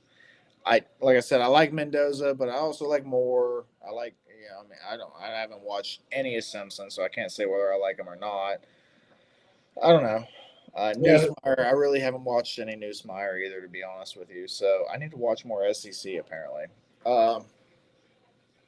We'll see how it is at the end of the season once we're able to kind of evaluate everything a little more.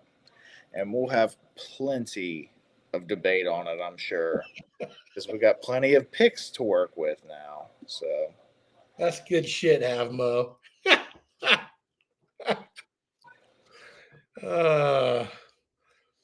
Dane played Paden City in basketball. Dude, there's no way they slaughtered you guys. Like, there's like 100 people in that place. Like, they had to have been horrible. Dane, you probably scored 75 on them yourself. Come on. Hey, I played football against the Pittsburgh Steelers. There's a city in the Bay Area of Pittsburgh. And in youth football, we played them.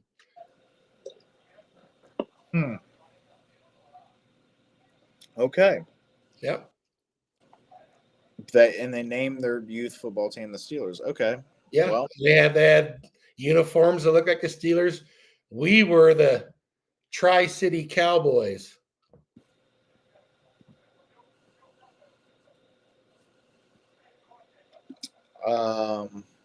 Did you read Havmo's, Murph? Because please do.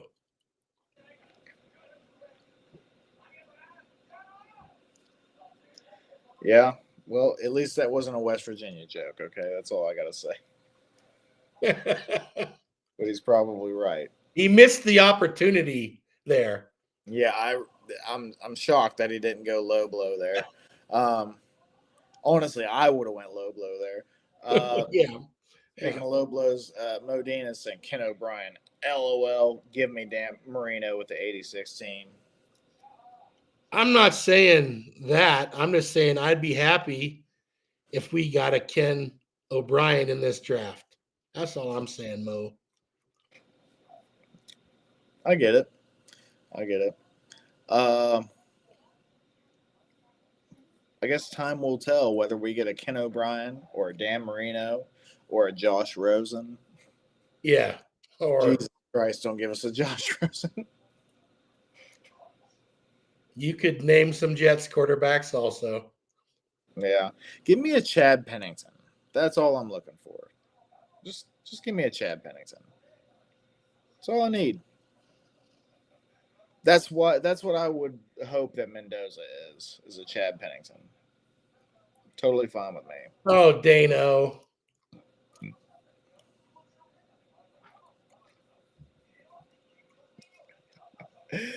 Oh, jeez. And yeah, it is Hazel. I'm not gonna argue with you. Like I hate this state. So yeah, it probably is a truth. I hear people talk around me, and I'm like, oh my god, like it's like super cringy listening to people talk around me.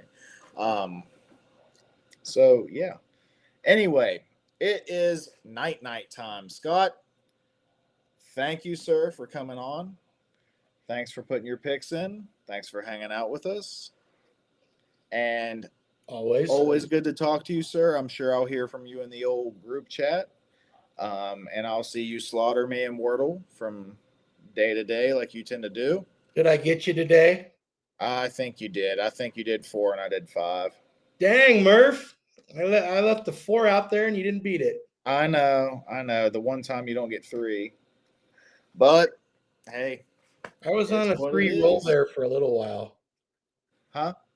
I was on a 3 roll there for a little while. You were. And I do that too. I get hot and cold on it. I get hot and cold. Sometimes I'm like 3, 3, 3, 2, 3, 3, and then I'm like 5, 5, 5, 6, 4, 5. Jesus. Anyway, sometimes they just really piss me off. Anyway, everybody, have an absolutely wonderful night. Thank you for hanging out with us. Dane, Hazel, love you guys. I will see you guys next week, Scott. I will hear from you in the chat probably tomorrow. Will be us. Dane, hear from you in the chat. Whatever. Anyway, love all you guys. Have a good night. Night, everybody.